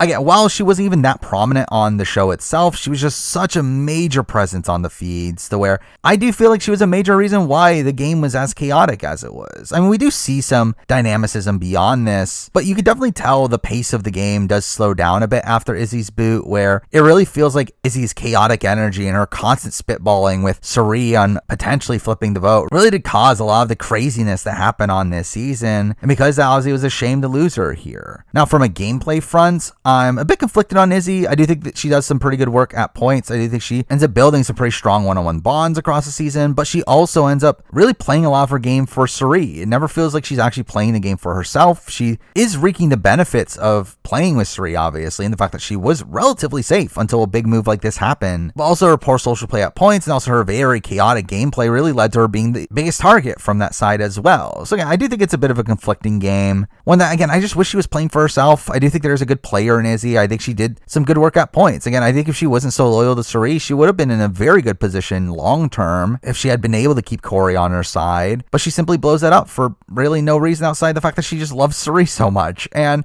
I think it's a shame the way her game plays out, though. I would love to see her back. I think it would be really fun TV, and even if we don't, I think she had an incredible role on this season. But now we get to week 7, which ends up mostly being a slower week here. I mean, this has obviously been a season of nonstop action up to week 6. However, week 7 is a week where immediately after the Izzy vote and Izzy being gone, which I don't think is a coincidence at why this was a slower week. Again, the gameplay does slow down a bit, with this kind of feeling like a dry spot for the season. It all starts off with the wall comp as the HOH, which ends up being the shortest wall comp ever. Though this one does end up being themed after the Meatball comic, Josh Martinez's comic from BB19, which is random, but at the start of this challenge, we do end up announcing that despite the fact that this is typically where the jury would start for most given seasons, this is actually not where the jury will start on this season, where instead of a jury of 9, we'll be having a jury of 7, which for the most part I do like. I do like having smaller juries from a gameplay perspective, as I do think it typically leads to the jury being more well informed on who they're voting for. I don't mind a jury of 7, however, I do think it makes this pre-jury just way too long. Obviously, I did end up doing my mid-season power ranking at this point in the season, which in retrospect was obviously way too early, especially considering the later zombie week, which made the pre-jury go on even longer, where again, literally the jury doesn't start until 3 weeks after this, which is pretty ridiculous. So I don't love that structuring of the season, though I do think from a pure gameplay perspective and the likelihood of rewarding the player that played the quote-unquote better game, I do feel like a smaller jury is something that helps with that. But again, most of the Sunday night episode actually did focus a lot on the fight between Corey and Jared, with it obviously being important here as showing why Jared is the target for almost the entire house. As for the wall comp itself, we obviously see Suri and Felicia drop first, followed by America, which was a pretty big shock considering the fact that she had talked throughout the entire season about how she was going to win the wall comp, and with Mimi dropping immediately after that, it really does show this paradigm shift in the wall comp, where America and Mimi would be the type of people that would do very well in its original version, but Matt and Jag end up falling next, meaning that we're left off with Bowie versus Blue and Jared. Again, a massive shakeup here in the fact that Jared seemed completely dead to rights, and now he has pretty good odds in this situation.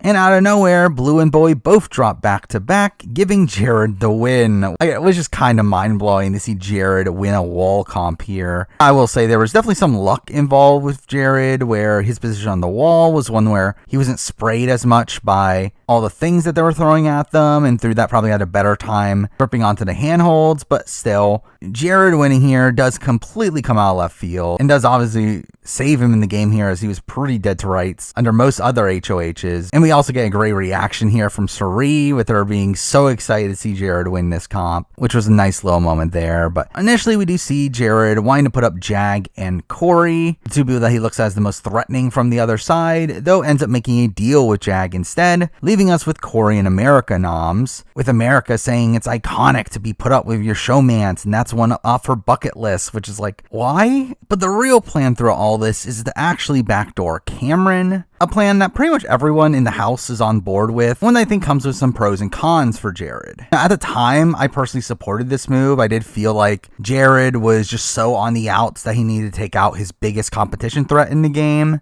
which I did feel like was Cameron. However, considering Cameron's later change of heart through the week and wanting to work with Jared, obviously it does end up being a mistake here. Where obviously they should have teamed up together and gone for Jag and Matt, though to be fair, Jared didn't really have the information to fully know that Jag and Matt were against him in that way, but that's also pretty poor play on him. Meanwhile, all this is going on, we do see Jag and Blue have a conversation where Jag reveals to her how Jared has been playing the game, which ends up turning Blue against Jared for a bit, to where Blue does eventually confront Jared, and this leads to a kind of icky argument between the two, where Jared does his typical thing of just telling you to stop raising your voice to him, and he's just doing the same thing back. This ends up being an instance where, while Blue doesn't fully believe him, she does still end up wanting to work with him, and part of that does come down to the fact that he did tell her his secret about Suri earlier in the season, so again, it's funny that it works out for him in that way. But this is a week where Blue does start to try to play the middle of the house, where she realigns with Jag and Matt, which, by the way, I should mention the fact that Jag and Matt had solidified a final two, now known as the Minutemen, with this being an alliance that Jag really wanted to put together because he wanted to be the next Derek and Cody. But despite Blue's realignment with them, we do also Blue making some questionable choices here,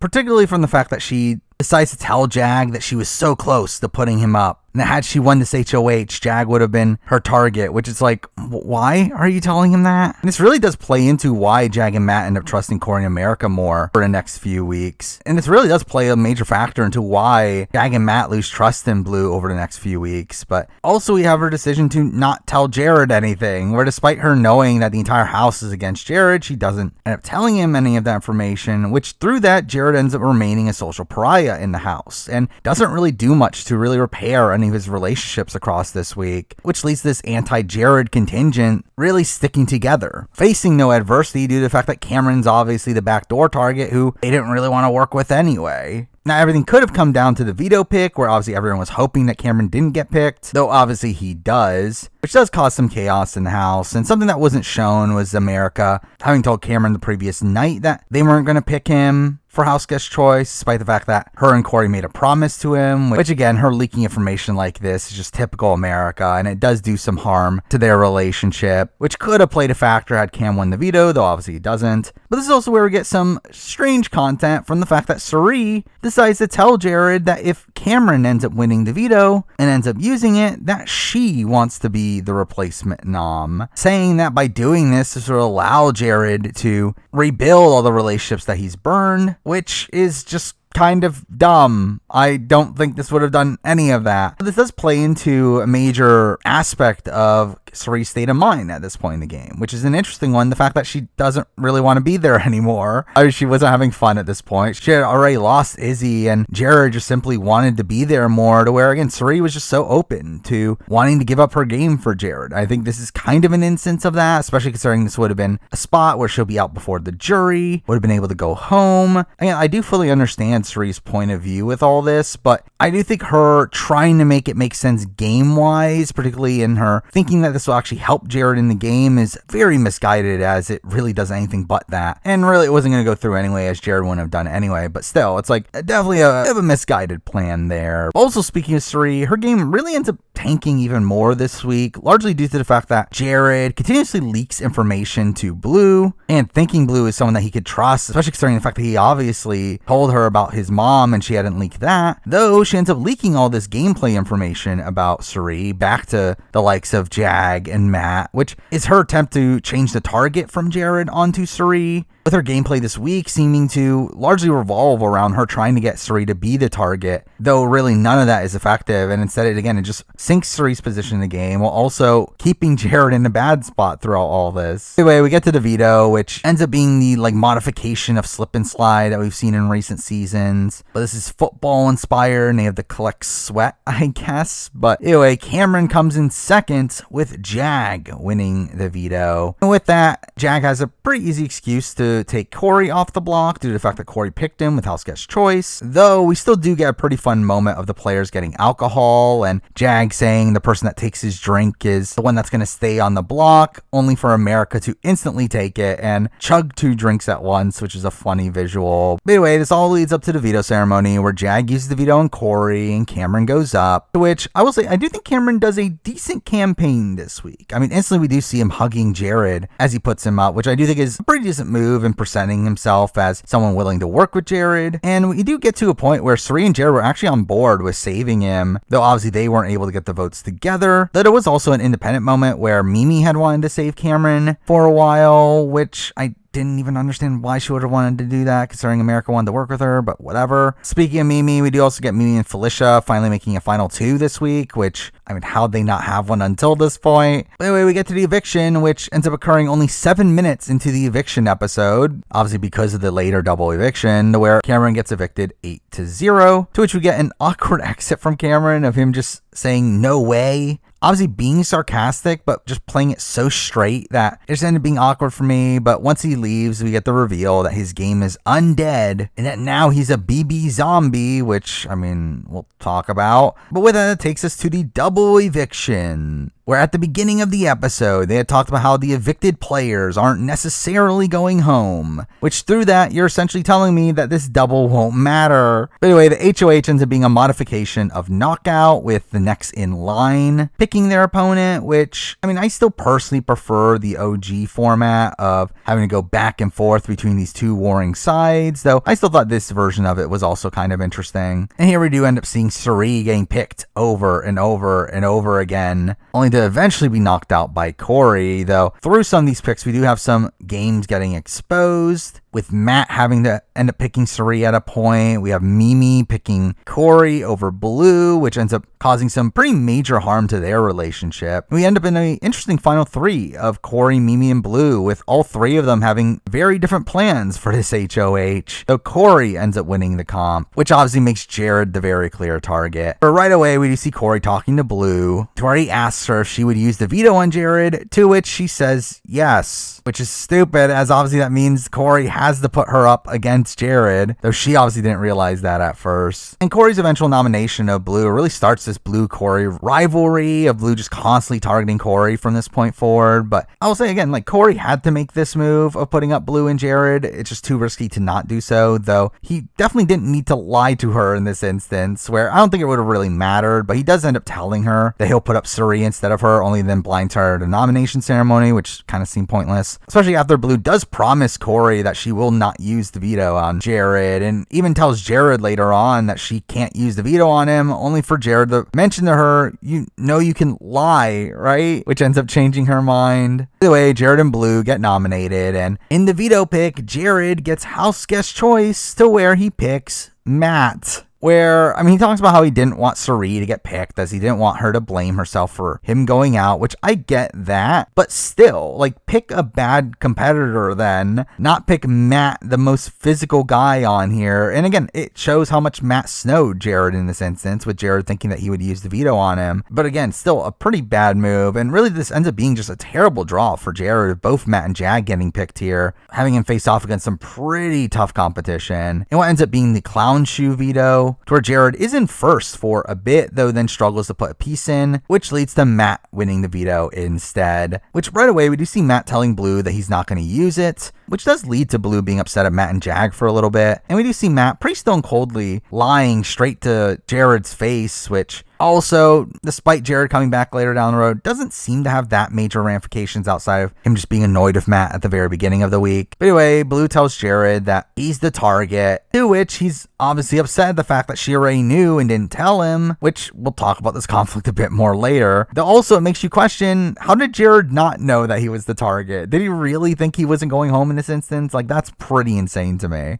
But anyway, we get to the veto meeting where we do see Cirie being shocked by the fact that Matt doesn't use the veto, seemingly because she didn't end up having the time to talk to Matt before the ceremony happened. But through that, we do get some campaigning for the vote here, where Jared thinks that Cirie, Mimi, and Felicia are all on his side and that he only needs to get Bowie's vote. However, Bowie obviously doesn't waver here, and Bowie even ends up telling Cirie that she's being told that the numbers aren't there, with Cirie calling this out, saying that they're BSing her, which is funny as this is literally what Cirie would do to everyone else in previous weeks. But it all stems from obviously the fact that Felicia and Mimi are not willing to save Jared here either, to where despite the fact that Mimi didn't want Jared to go in this instance, this was kind of a situation that forced her hand, where they really didn't have the votes anyway. And that does lead up to a 6-1 Jared vote, where Cirie still obviously votes out Blue. But on the way out, we have Julie telling Jared that she's not going to ask him any questions, to where Cameron then comes out and we get the reveal of the BB zombie twist, which sucks, where essentially for the next week they'll live in the house once again, where one of them will be resurrected by the end of the week. On paper, very similar to that of Camp Comeback. However, this comprises of the entire week. There's no HOH, there's no noms, no veto, meaning that we essentially have a completely null week in the game. Now, clearly, this was done due to the fact that there was no Wednesday episode this week, due to this being the week that Survivor and The Amazing Race premiered. So I get the idea of we need a twist that allows us to not play out a full week of Big Brother, considering we have less time, but I feel like there are so much better ways to handle this than like us literally having a null week with nothing really happening, where the players that are not involved in this competition have nothing to really do outside of just strategize for around a gameplay that's not going to happen until a week later. So while there is still stuff happening over the course of this next week, it does lead to it feeling like a very slow week, as all of it could just end up not mattering, considering the next HOH is even crowned for another full week at this point. And again, I just don't understand why they didn't just go and save Kirsten, and that way they could have still had elimination this round. They could have instead just had a live veto on the Thursday night episode or something like that. Again, I feel like there were definitely better ways to handle this than us literally having a week where nothing happens, or again spending an entire week just to send someone back into the game, essentially spending 2 weeks to send one person home in a situation where, had that person that came back gotten evicted the following week, it essentially means that we spent 3 weeks in this exact same spot in the game. So again, this twist definitely did cause some pretty big harm to the season. But with that, I mean, let's get to week 8, where we do start off with Cirie feeling alone without Jared and Izzy, only for the scary verse message to come in, to where Cirie is the one to read it, to where we do get this fun little moment of her getting excited having read it before anyone else can see what it is, and she ends up taking her time to really taunt the others. But obviously it's the reveal of the zombie twist, where Jared and Cameron end up coming back into the game in these really terrible looking zombie outfits that I don't understand how this was the best that they could offer. But again, they'll be spending the week competing to get back into the game. And while again, the overall gameplay of this week was relatively slow, there's still some pretty good drama that happened, particularly early on, where we do see Jared getting into a fight with Felicia, with him being upset at her for not fighting for him, which leads to this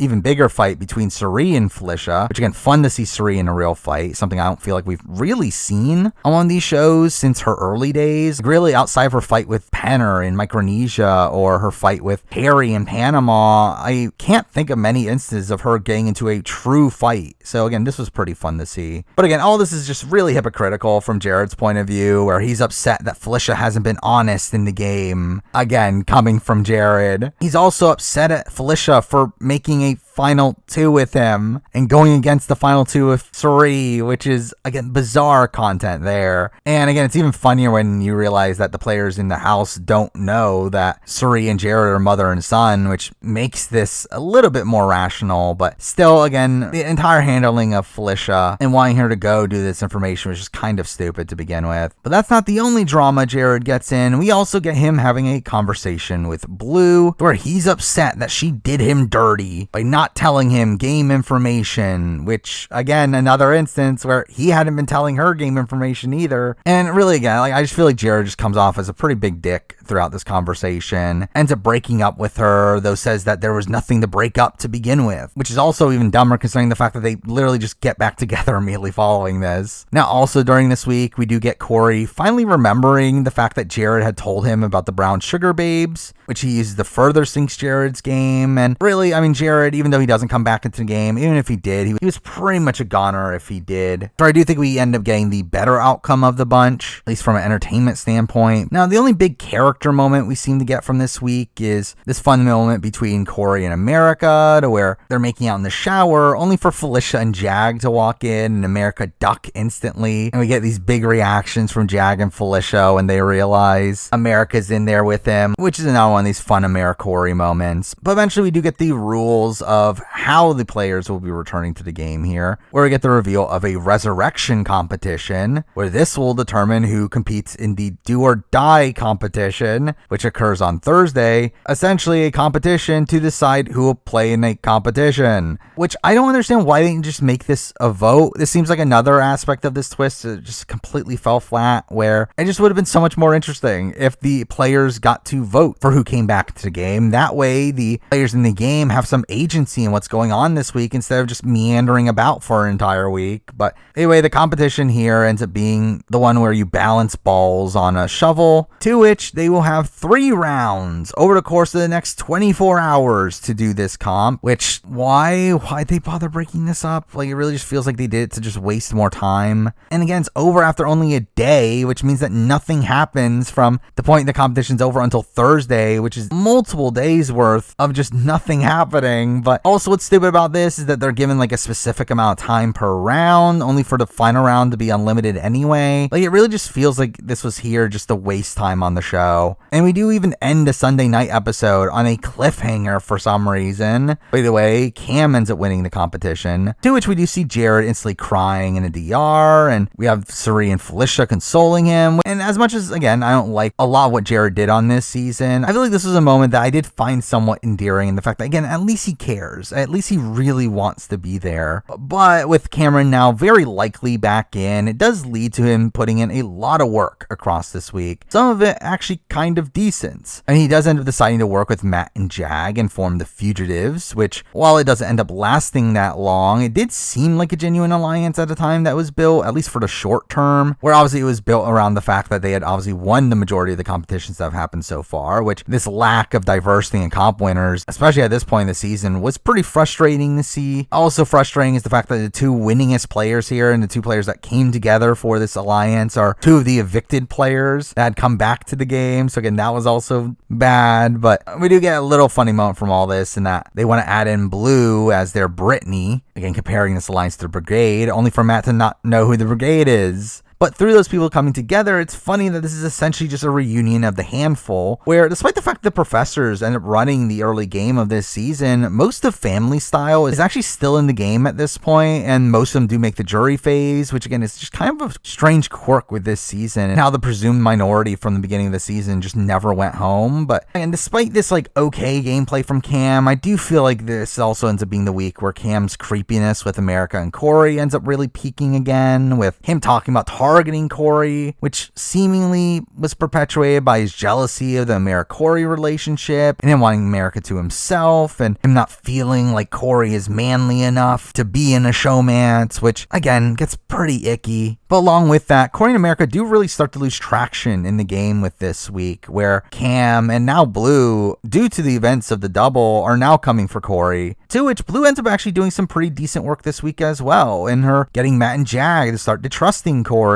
despite the fact that Corey's actually being too honest with Matt and Jag. At this point, Corey was actually kind of too loyal to Matt and Jag and wanting to take them pretty deep into the game, despite their presumed strength in endgame competitions, where Corey had incorrectly assumed that endgame competitions were going to be mostly mental, which really hasn't been the case on Big Brother US for years. And even more idiotically, he would constantly tell Matt and Jag this fact, to where it just made them realize that he's going to be a comp threat at the end of the game, even though he isn't going to be as big of a comp threat as them, which heightens the target on his back, which again, all really bad. But also again, we do have Blue constantly throwing him under the bus as well, with her really gathering every bit of information that she can to use against him. A lot of it coming from America, who had made a final 2 with Blue around this time, to which Blue just instantly rats out anything America says to her, including the fact that Corey and America are making a final 4 deal with Felicia and Mimi, which she ends up proceeding to tell to Mimi, which ends up fracturing that alliance, which I would say this is all good gameplay from Blue if I actually thought it was actually purely game and not her just being spiteful at the fact that Corey had put her up. But again, this alliance with Mimi and Felicia is another reason why Corey and America end up being bigger threats following this week. Now, again, at the end of the day, yes, they should be making this deal with Mimi and Felicia. That is for sure the best endgame situation for Corey and America. It takes them to the end with people that they can actually beat in competitions and people that are also incentivized to work with them as well. The problem is that they literally rat this alliance out themselves to Matt and Jag, which makes Matt and Jag question our loyalty there, along with moments of Matt catching them having conversations together. And there's also this moment of Corey covering his mouth when talking to Felicia, which made him suspicious, even though I believe Corey had been doing that the entire conversation, even before Matt had seen them. But anyway, this obviously severs the trust between the two pairings there, despite the fact that Corey, again, makes some questionable play here in telling Matt and Jag to also make a Final Four deal with Felicia and Mimi to secure themselves in the game, which it's like, why? Why are you doing this? Again, it just became so frustrating to watch Corey play this game at this point, with him just making a bunch of questionable moves. But while Matt and Jag do stop trusting Corey during this point in the game, they don't want to directly target him. Instead, they do want to use the likes of Cam and Blue to target him instead and use Corey as a shield for them. And really, this week ends up really just giving Matt and Jag more options, really allowing Matt to just really run the game and be this massive front runner. But along with this, Mimi and Felicia also start to lose traction in the game, with Cam doing a lot of campaigning for Felicia to go home the following week, which, I mean, we'll talk about. Oh, well, Cerie's position in the game ends up actually getting a bit better short term. I mean, while she does end up losing Jared by the end of the week, she does still end up picking up Blue as an ally through their bond over Jared. She also ends up having Cam want to protect her due to a promise he had made with Jared, and also due to the fact that she just doesn't look like a threat, but also still has Matt wanting to work with her as well, where a major motivation of Matt's to get rid of Jared and him also wanting to even later get out Blue is due to the fact that he wanted to be Cerie's closest ally in the game. So again, Cerie does kind of end up recovering in the game at this point, though a lot of her game does seem to be attached to Matt, where she talks about her having a soft spot for Matt and that if he's a serpent, then she'll need to put up her game shoes, which I will say is a pretty big pro for Matt there. And the fact that even Cerie didn't really see how much of a gamer Matt was in the game here. Matt was really playing almost the entire house at this point. Anyway, obviously this week all leads up to the do or die competition where Cameron decides to play, to which his task is to finish a vertical maze in 3 minutes, which was ridiculously easy, where despite Cameron going slow and even dropping once, he still finishes with a whole bunch of time left. And really, just in general, this felt like such a gimme. I mean, even Caitlin's puzzle, I feel like, was more difficult than this. But with that, Jared is finally evicted from the game, to which we do get a pretty emotional exit interview from him, where again, I do love seeing the passion from him, at least there's that. And we do also get a harsh goodbye message from America as well. But with that, again, we lose Jared, who was obviously a major factor onto this season. I mean, he was a massive player in the game, but not that good of one, which was obviously disappointing in the fact that coming into this season, there was a lot of hype around Jared. Obviously, him being the son of Cerie Fields, seeing the son of one of the biggest legends of social strategy games to play the game himself. And again, it just ended up being underwhelming. I mean, one, he came off as extremely unlikable through his really condescending attitude and his not so great comments at points. And beyond that, again, his gameplay was just so messy. Now, again, he was a very active player, and I think there are points where he was playing decently well. I mean, week one, I think, wasn't all bad despite some messiness. And I do like how active of a liar he is, though I just feel like he obviously utilizes it a bit too much, and the lies he makes are just extremely sloppy to where they don't end up being that effective. And again, like, he came into this game with such a massive advantage. He came into this game with his own mom. They're trying to help him play the game. Like, Cerie, again, would have laid down her sword for Jared in this game. And the fact that he had that massive advantage and still doesn't even make the jury phase is pretty insane when you really think about it, though. Again, despite all that, again, he obviously does play a major role on this season. He is still one of the most important players up to this point in the season, so you can't take that away from him. But again, at the end of the day, there was just a lot to be desired, both from a likability front and also a gameplay front. With that, we then move on to week 9, which felt like a bit of a resurgence for this season, where again, we had a 2-week stretch there, which was not particularly great, but this week definitely heightened things once again. Now we do start all off with a pretty lame HOH comp of them just solving this vertical puzzle in the backyard that we end up wasting so much time on the show on, where despite this probably only taking a few minutes in real time, we end up wasting multiple segments on the show on this. And unsurprisingly, the top 3 in this competition end up being Matt, Jag, and Cam, because that's who's been winning most of the comps. But Cameron ends up winning the HOH here, to which, despite again doing some decent work coming into this week to where he wouldn't have been the number 1 target for a decent chunk of the house, he then still wins HOH, which felt very misguided, to where again Matt and Jag were right there. If they had won HOH, they would have done the same thing as him, and while he would maybe have to worry about a backdoor, I mean, he was definitely not thinking about that here. I just feel like this was extremely misguided to win this HOH, just put a bigger target on his back. And really, I just feel like he plays this entire week pretty much wrong. Now, this is the final round before jury, and through that, Cam does talk a lot about needing to get rid of someone that won't vote for him at the end, aka Felicia, where again, he had campaigned a lot against Felicia in the previous round, talking about how Felicia wouldn't be someone willing to vote for him at the end, and that's why he needed her out, which didn't really seem to be based around anything factual there, and just based around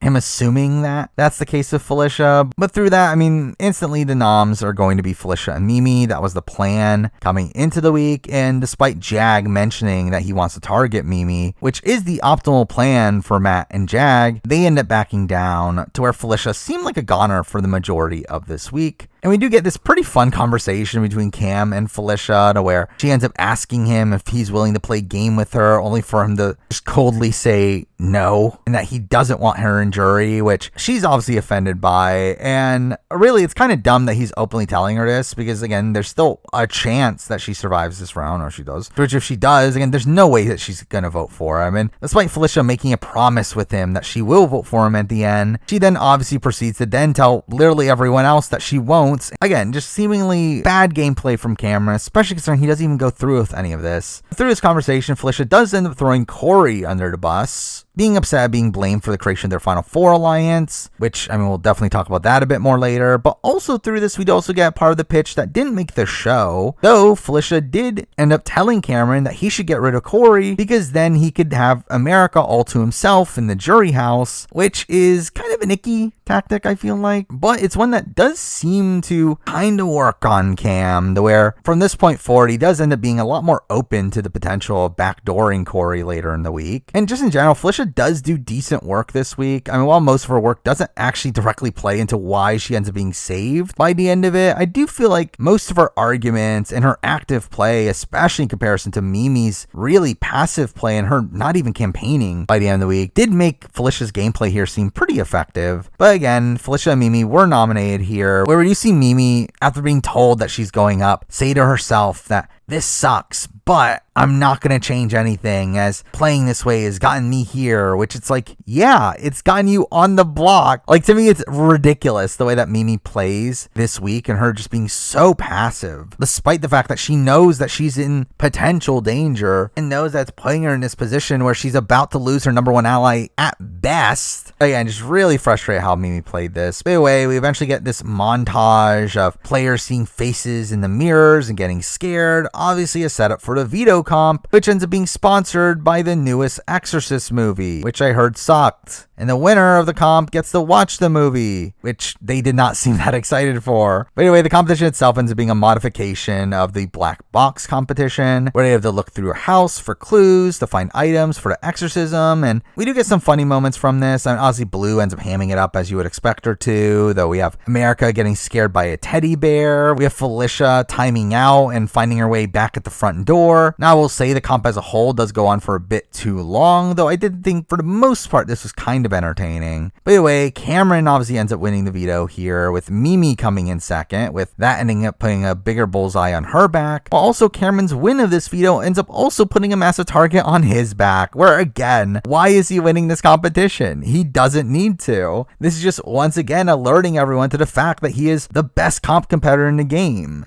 But with Cameron having the veto, again, we do get Cameron very much wanting to backdoor Corey for most of the time before the veto ceremony, where we do get this pretty awkward conversation between Cam and Corey, where Cam's upset at Corey for feeling so comfortable, which, I mean, while true, I mean, Corey definitely did come off pretty cocky at this point in the game, but this had literally just come right after Cam had just told him, congrats for making jury, essentially telling him, hey, you're safe for the week. So it's like, what did Cam expect him to be? But the thing that really seems to get Cam on board with actually going through this plan is the fact that Corey, in his infinite wisdom, is talking to Blue, being worried that Blue's going to win HOH and target him, as she is. He ends up lying to her about him wanting to target Cameron. Again, Cameron, the person who is currently HOH. Which, again, this is just completely idiotic play. And this just obviously leads to Blue telling Cameron about this, making Cameron completely gung-ho on the Corey backdoor. Sure, he then ends up approaching Jag and Matt, telling them he wants to go with this plan, only for Jag to push back against it. But Cam seems to want to go through with it anyway, despite the fact that this is actually a pretty terrible move for him, where, again, Corey at this point in the game is actually a shield for Cameron. By getting rid of Corey in the game, he's literally in a position where everybody in the house except for Bowie, which, I mean, we'll talk about that, is someone that would directly come for him the following week. Well, otherwise, with Corey still in the game, he obviously still has Blue, still needing to focus on Corey, and the same thing vice versa. So getting rid of Corey just inherently is a pretty bad move for Cam. And also what's bad for Cam is, again, even broaching this topic,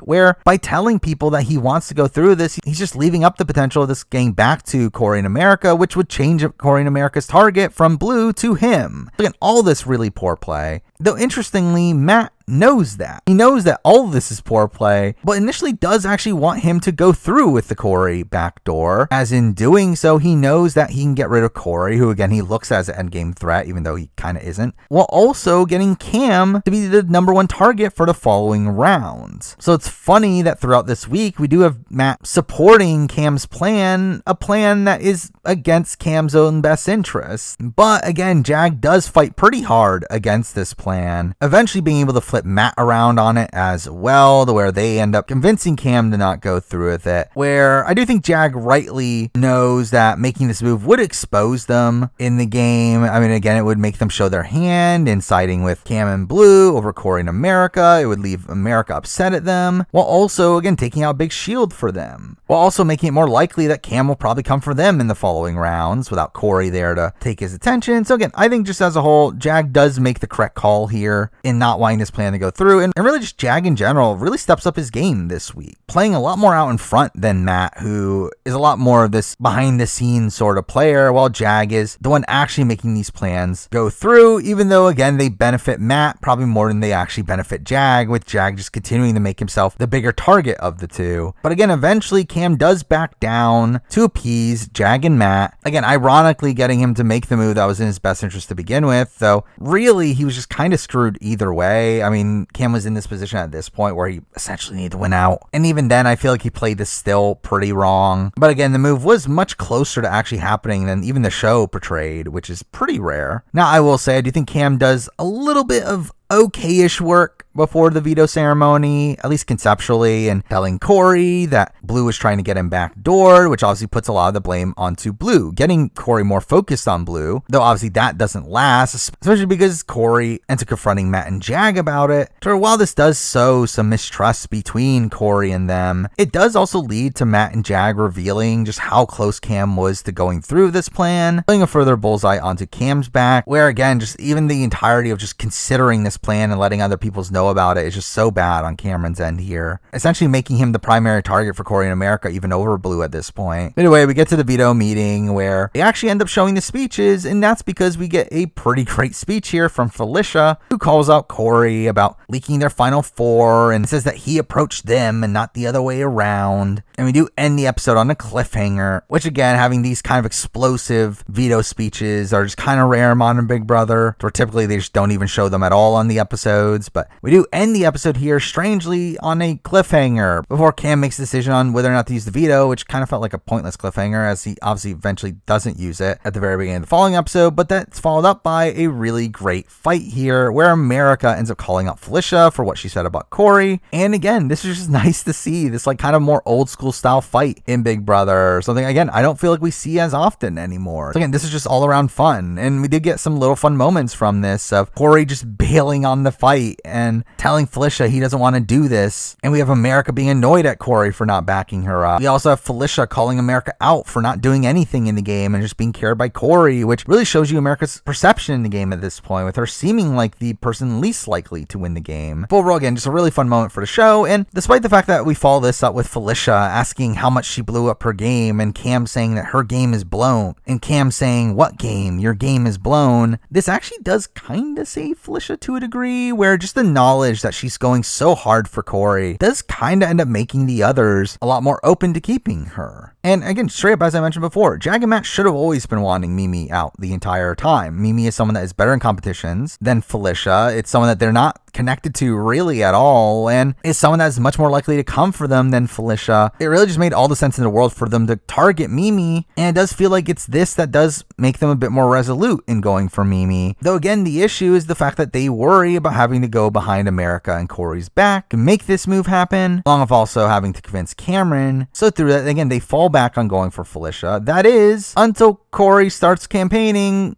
to take out Mimi, which just felt so backwards here, where it really should have been the opposite. But Corey ends up recognizing here that Mimi's probably a bigger threat in the game than Felicia, and also recognize the fact that she never gives him information. And they end up having one particularly pretty bad conversation across this week that, again, has Corey wanting to go for Mimi here, which is bad for him. I mean, again, it's taking out someone that, while Mimi is very hesitant on working with him, it's still someone that is going to go for Matt and Jag over him, and someone that can be competitive in competitions down the road, or like Felicia, who again is also going for Corey. Though at the same time, the fact that we have so many people going for Corey is actually something that kind of helps Corey's game at this point, strangely, where the fact that Felicia and Blue are so openly going for Corey ends up kind of lessening his threat level from the likes of Matt and Jag, and actually make them want to keep him around for even further at this point, which again is completely accidental from Corey's point of view. Funnily, Corey does end up campaigning for this vote in a way that has Blue and Sari being blindsided by it, something that is so blatantly a move to weaken Matt and Jag's position in the game and weaken their relationships with them, which obviously Matt and Jag realize this right away, which funnily, through doing this, they decide to not go through with this plan, as they don't want to be doing Corey's bidding. So again, the flip stops once again, only for them to then eventually realize that, well, it's falling into our lap, so we might as well go through with this, considering Mimi is still the better target for them, to where we do see Jag convince Cameron to go along with the vote, being lured through the concept of Corey making a move against his best interest, and also the fact that Felicia is directly coming for Corey, which really, again, like, Corey ends up being the massive scapegoat for this flip, which, while it might gain him credibility at the end as this mastermind, it also increases his threat level pretty exponentially at this point. But through this, it's funny that this also essentially means that Jag has now convinced Cameron to literally do nothing that he originally wanted with this week, not getting either Felicia or Corey out of the game, instead getting rid of the person that he thought of as his pawn right away. But through this, we do get a pretty funny scene of Cam, Matt, and Jag going through this ruse of trying to pretend like they were actually convinced by Corey's pitch, when again, obviously they wanted to do this the entire time, again, just making Corey feel even more in control when really he isn't. But from that point forward, really the vote doesn't switch again. Mimi is the clear person going home. So through her being on the block, she actually starts to finally get more content on the show again, which is funny, as she's been pretty invisible for a lot of the season. But we get this like random segment about her cleaning the house, and we get a segment about her not knowing who Emily Dickinson is, which is just, again, so random. It really just feels like them unloading these segments that they were hoarding up at the instance of them being worried about her going home, to where it would become irrelevant afterwards. Along with that, we also get some other weird segments this week, like Corey constantly asking Sari about Survivor, to which she gets annoyed by. We also get some weird AmeriCorey segments, which were kind of humorous but also disturbing at the same time. I mean, one of them is America telling the story about how she learned she kissed like a washing machine, and also we have this even stranger one of her getting turned on by Corey talking about the amendments to the Constitution, which is like, What? But anyway, Mimi is voted out unanimously here, where Blue and Suri are eventually told about the plan. To which we do get a pretty frosty exit from Mimi, where she doesn't end up hugging Corey. She also calls out Corey, America, and Bowie for having an alliance. It says they're using Felicia as a weapon to target Matt, Blue, and Jag, which is funny as this is just completely wrong, as at this point Bowie had 100% been under Matt and Jag's wing. But it's also funny that she finally does something in the game, where again it's so bizarre the way that Mimi plays this game, and the fact that she literally doesn't campaign throughout this entire week, pretty much does nothing for most of the game, only for the moment where after she gets voted out she finally starts to cause some drama. But I should also mention the fact that her exit interview also was extremely frustrating. The fact that the first thing she says is that she knew Corey and America were pretending like they wanted to work with her, which, I mean, it's like, what do you mean they actually did? Like, Corey had been trying to work with her since week 1. He actually wanted to work with her more than he wanted to work with America. He wanted Mimi to be his true number 1 at the very beginning. And America did the same thing by week 2, trying to build a secret relationship with Mimi. And the fact that Mimi is just so aloof to all that was just so frustrating.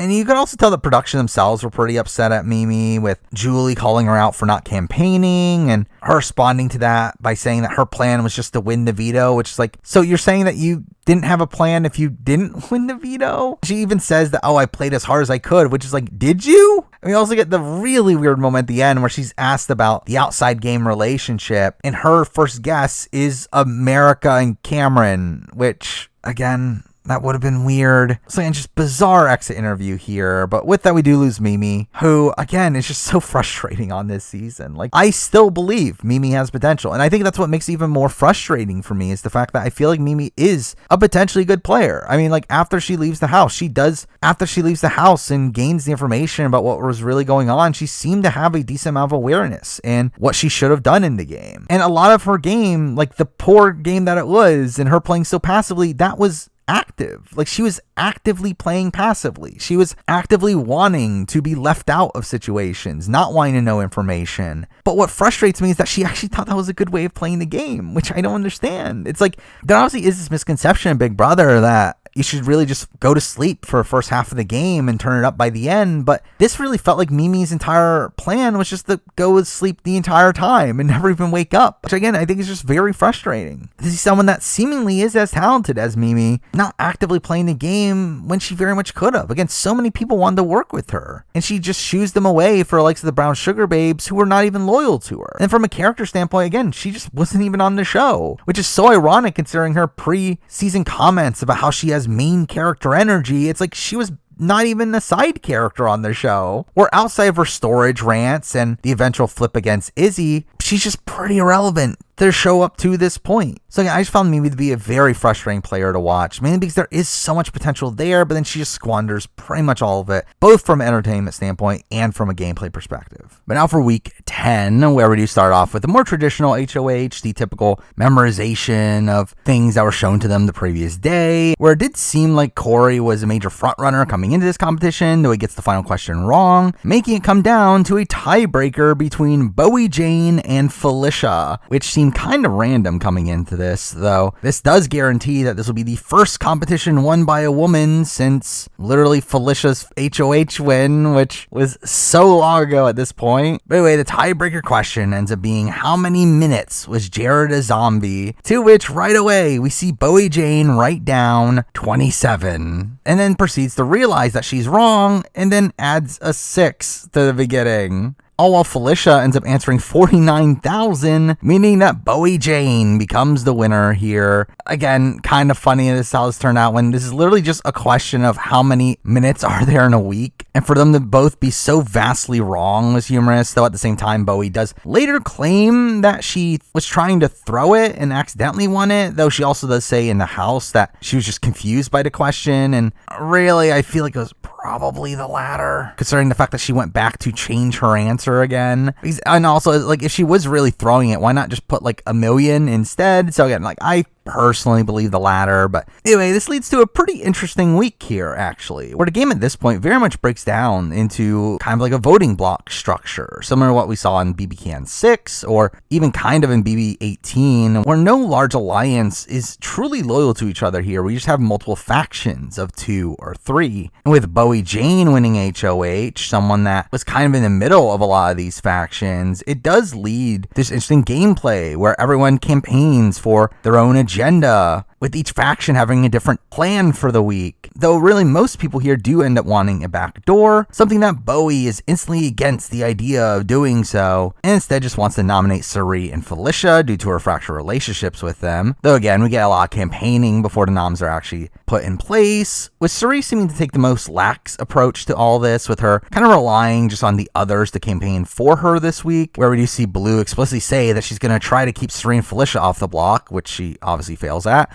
While Suri talks about how she wants Matt and Jag to campaign for her, only for them to be the biggest proponents of actually putting her on the block. Now, really, at the end of the day, she was safe no matter what. No one was going to vote her out. Though she actually was Bowie's target, but obviously just no one was on board with that, which I do like how they reveal this on the show, where the show ends up saving that for the very end of the nomination episode, which I think is this nice bomb to drop at the end there. But anyway, we get this pretty big montage of Bowie's relationships in the house because she had been pretty invisible on the show. But we see her relationship with Cameron, her relationship with Matt and Jag, and her relationship with Corey and America, each of these factions wanting to take her to the end, though at this point she is mostly loyal to Matt and Jag, where despite having previously been loyal to Corey and America, they had really dropped the ball with her, and Matt and Jag were really the only ones still actively talking to her and making her feel like she was involved in their plans. But instantly we do see Cameron talking about how he's surprised that Bowie won, but now that she has, that he thinks he's safe, as he's kept Bowie safe for weeks, because she obviously would have been in a lot of danger during those weeks. But anyway, he obviously plans on backdooring Corey, a plan that Blue ends up sharing as well, to where Blue and Cam do start to get lumped together this week,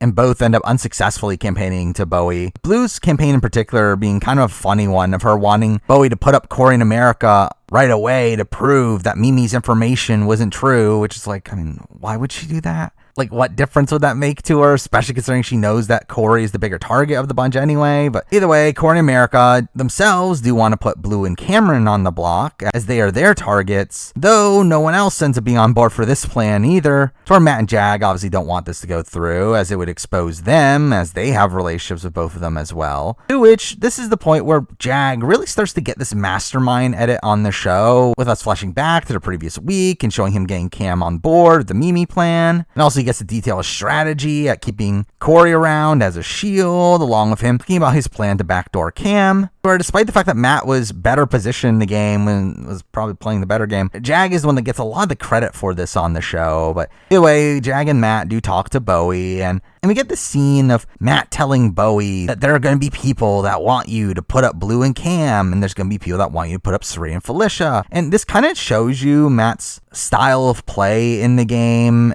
to where Matt is a person that very rarely actively campaigns for what he wants to happen. He instead kind of implies that other people want that thing to kind of tee up Jag for when Jag later actually pitches that plan, to which he obviously backs off of, which is this kind of interesting manipulation style there. But either way, Bowie does talk about trusting them the most and wanting to work with them, though needs to make sure that she's not being manipulated, which does lead to her nominating Suri and Felicia. Again, she does stick to her initial plan, which good for her in that, during which we do get a very awkward speech where she says, "When in doubt, blame Corey," only then proceed to laugh, saying she's just joking. And we follow that up with her also walking the wrong way with the nomination box, and her having to re-record the ending to the episodes. Again, all just very awkward stuff there. But again, throughout this entire time, Bowie had been continuously saying that she doesn't want to put up Cam, as it's not fair, and that she thinks that Cam will protect her, saying that she doesn't want to do it unless they can prove to her that he has betrayed her first, to which we then cut to Cam, who ends up campaigning to her about wanting to backdoor Corey, which I would say is kind of funny that he's advocating for a backdoor here, as really the more he campaigns for someone to get backdoored is actually putting more of a target on his back, as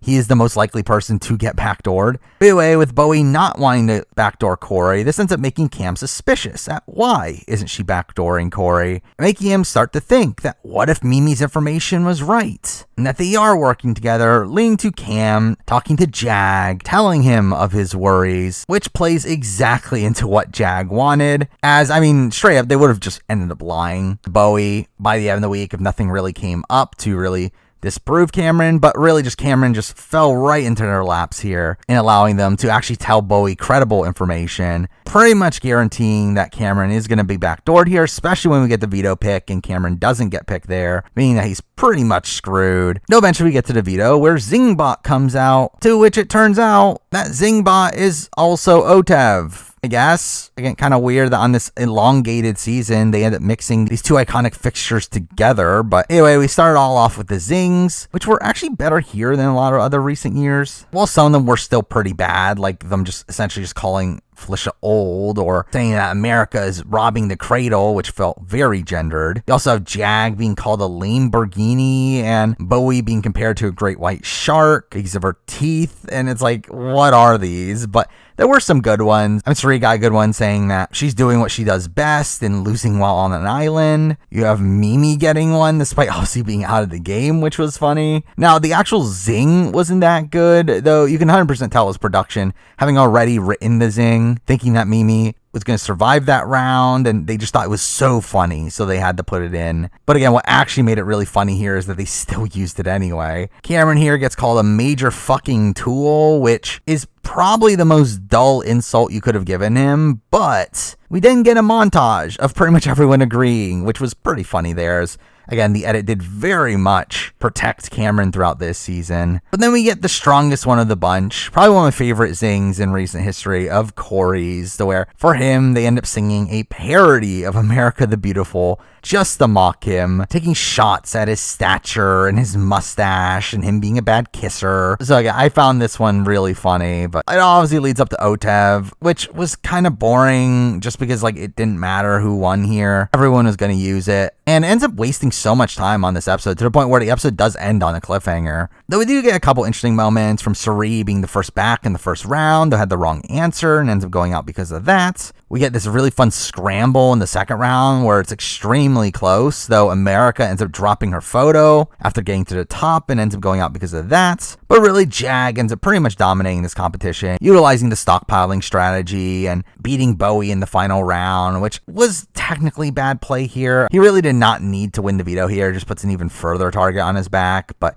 initially he was going to use it on Suri. However, Suri then volunteered to stay on the block, which was a questionable move. And I believe the way she talked about it is that this was a move to gain favor with Felicia, which it could have been, but also it did feel very much like Suri was just kind of done with the game and was kind of okay with potentially going out here. And that's more so why she was okay with being on the block. Anyway, coming into the veto ceremony, we do get some awkward conversations between America and Cameron, with him picking up on the fact that America's annoyed at him due to her learning that he was coming for Corey. Though through all this, he does end up finding out he's the back door and does end up campaigning pretty ineffectively to Bowie, Matt, and Jag. So he does get backdoored here, with Bowie literally just saying, "I nominate Cameron," with no other explanation or speech. But again, really funny that Cameron here gets backdoored by his presumed closest ally, again, the person that Cameron wanted to take the final two and had been working on for weeks to try to gain her loyalty. So again, really shows his failure as a player. But really, Cam has no shot at staying at this point, and the show surprisingly doesn't pretend like he has a chance, and instead actually shows some pretty important events leading up to the next round, which again was a nice change of pace for Big Brother. A lot of this does come from Cameron leaking information about Matt and Jag playing the middle, first to America, where during that entire conversation he's extremely condescending to her, but she ends up buying the information, ends up telling it to Corey, who still doesn't want to keep Cam around as he's a complete wild card, as he's obviously proven himself to be that way throughout this entire season. And really, this doesn't end up changing their plans, as they still have Blue as someone that's more directly coming for them that they need to target. Though I do think Corey does some decent play here and actually ratting this out back to Matt and Jag in a way that it actually repairs their relationship, as there was a point in this week where Matt and Jag were planning on targeting them the following week. Though through this conversation, this ends up changing their mind and putting them back onto Blue. Speaking of which, we do have Cameron also leaking this to Blue, to which she doesn't believe it, and also ends up leaking it back to Matt and Jag. Though it makes it very clear during those conversations that she is kind of suspicious of them. That really ends up highlighting her target, and again further makes Matt and Jag want to come for her. So have Cameron telling Suri this information, who does believe it and ends up making Suri want to target Jag. putting a bigger target onto his back. Though at the same time, we do also get talks about her still wanting to take out Corey in an attempt to pull in America, with her wanting to form this all-women's alliance towards the end game. And really just in general, it felt like this really kick-started Cirí's desire to start playing the game again, where Cirí ends up leaving this week in a really safe spot, where pretty much no one is targeting her in the game. Almost everyone has her in their endgame plans, where Matt and Jag go out of their way to make a deal with her this week. And we also see Corey trying to pick her up as a number to go after Matt and Jag. So I do think Cirí as a whole plays this week pretty well, outside of the fact that she volunteered to stay on the block. Now, outside of gameplay, we did get some nice personal segments across this week. We got this really vulnerable moment from Felicia of her talking about her experience with domestic violence when she was young and how that led to her joining the military. We get some nice segments from Jag, who talks about his turban. Matt ends up talking about his struggles of being deaf. And all this is followed up by a segment of Cam talking about his love of Kevin Costner, which was a strange dichotomy, and I guess there for the Yellowstone tie-in, but again, still weird. Either way, it all leads up to the eviction, where we do have Cameron giving this very facetious speech and saying that if you keep me, I'll be loyal to all of you and throw all the competitions. Though again, he was obviously a goner here. But we do get this fun little quirk in this eviction where everyone end up agreeing to call Julie exquisite, to which by the end of it, Julie ends up catching on, which leads to even more humor from her telling America that she looks exquisite, and really almost everyone just kind of stumbling over their words when saying this to her. And Corey ends up being saved for last, where he ends up telling her good instead, to which he then later lies to the other players about what he said to her, which is all really funny. And I saw people being annoyed at him for doing this, which I thought was kind of stupid. Like, obviously it's just him trying to make himself not stand out in the group. I don't get why people were so upset at him for this, but either way, Cameron is evicted here finally, and thank God, as again, I just personally found Cameron so unlikable on this season. Now, I do think he brought good TV to the show. I do think he made a lot of moves that were really flashy and were entertaining. Again, is he a good player? No. He's essentially the modern day Frank. He's someone that literally never survives a single round of the game without either being nominated or having some level of immunity. He only votes 2 times across this entire season, one of which being a week where he won the veto, the other one being the first week, which by the way is also the only time in the entire game where he votes correctly. And that was even a week where he couldn't be nominated, considering the veto wasn't used and the initial noms were only from a pool of people that lost the initial competition. So again, I think Cameron's game is pretty bad here. While I think he had some decent instincts at points, I think his overall approach to the game is terrible. And again, I think he's a bad player. Also, again, like he's probably the biggest source of like ickiness on this season with his really condescending behavior and just creepiness with the likes of Riley and America. So again, I do think he brought good TV to the show, but I think when we look at it from a live feed perspective, he certainly did not come off as the most entertaining there. Now for week 11, which ends up being BB Comic Week, which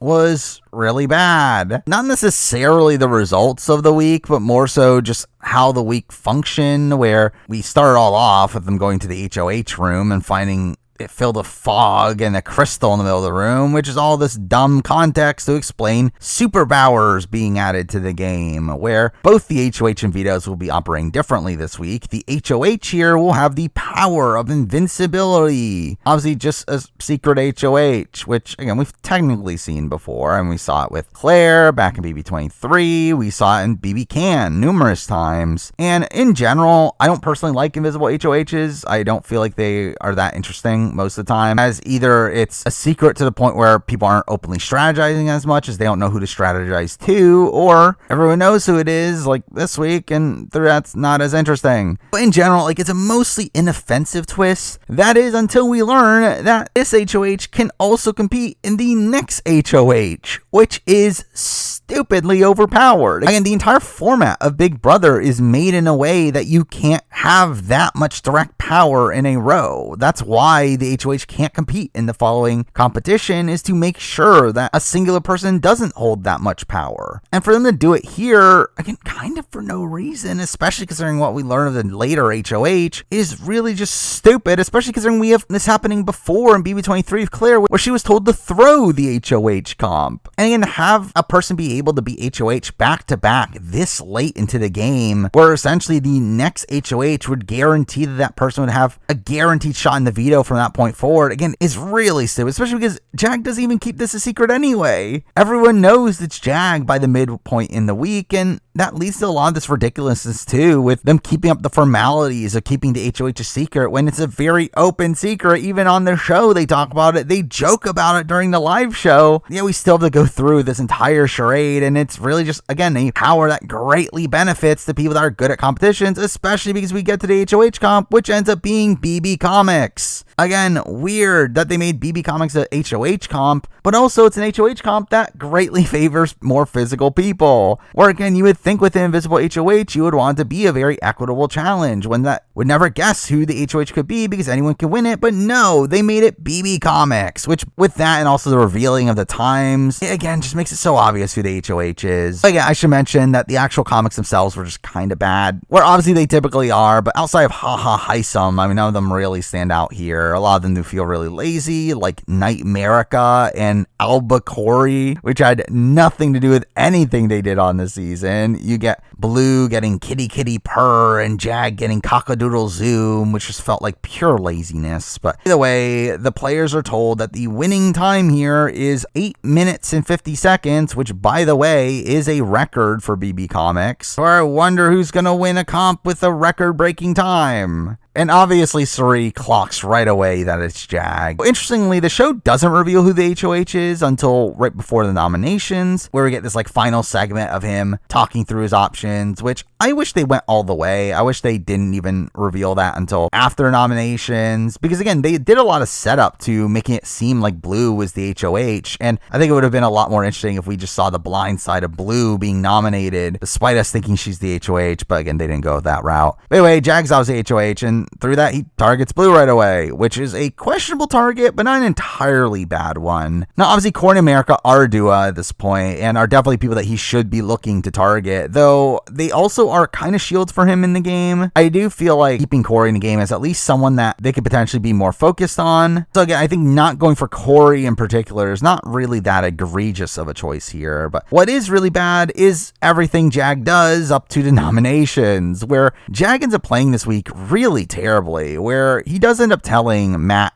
Bowie, Corey, and America that he's HOH, while also initially lying to Corey and America about it, which just sketches them out as, again, why didn't he just tell them right away when they ask? But also just the way he decides to target Blue here is just all wrong, where again, they are told that there is going to be a power involved with a veto, but despite that, Jag just decides to put Blue on the block right away, just exposing to her once she finds out that he's the HOH that he was targeting her, to where in the case that she ends up staying, this obviously should sow a lot of distrust between the two, though again, it didn't backfire on him as much as it should have. Like, really, Nom should have been Suri and Felicia to give him more options coming into the veto, as at that point, like, really no one wasn't going to use it, which despite this being talked about as like a weak move from some of the other players, I do feel like that would have been the optimal move. He doesn't go through with it because he doesn't want to put Suri on the block, which again, massive pro to Suri's game that she was able to avoid the block in this instance. But again, Jag had just made a final 3 deal with her and didn't want to go back on that right away, leading to, again, probably the most egregious of Jag's mistakes across the week, and the fact that he actually ends up considering putting Bowie on the block, which again wasn't on the show, but this was just terrible gameplay from him, of him telling this person who was probably one of his most integral numbers in the game that he wants to put her on the block because he doesn't want to put Suri on the block, which this gets to the point where like Bowie's in tears telling him not to, and he still almost goes through with it. And again, this is just all really terrible. Like, I really don't understand how Jag could play this wrong, where he again had told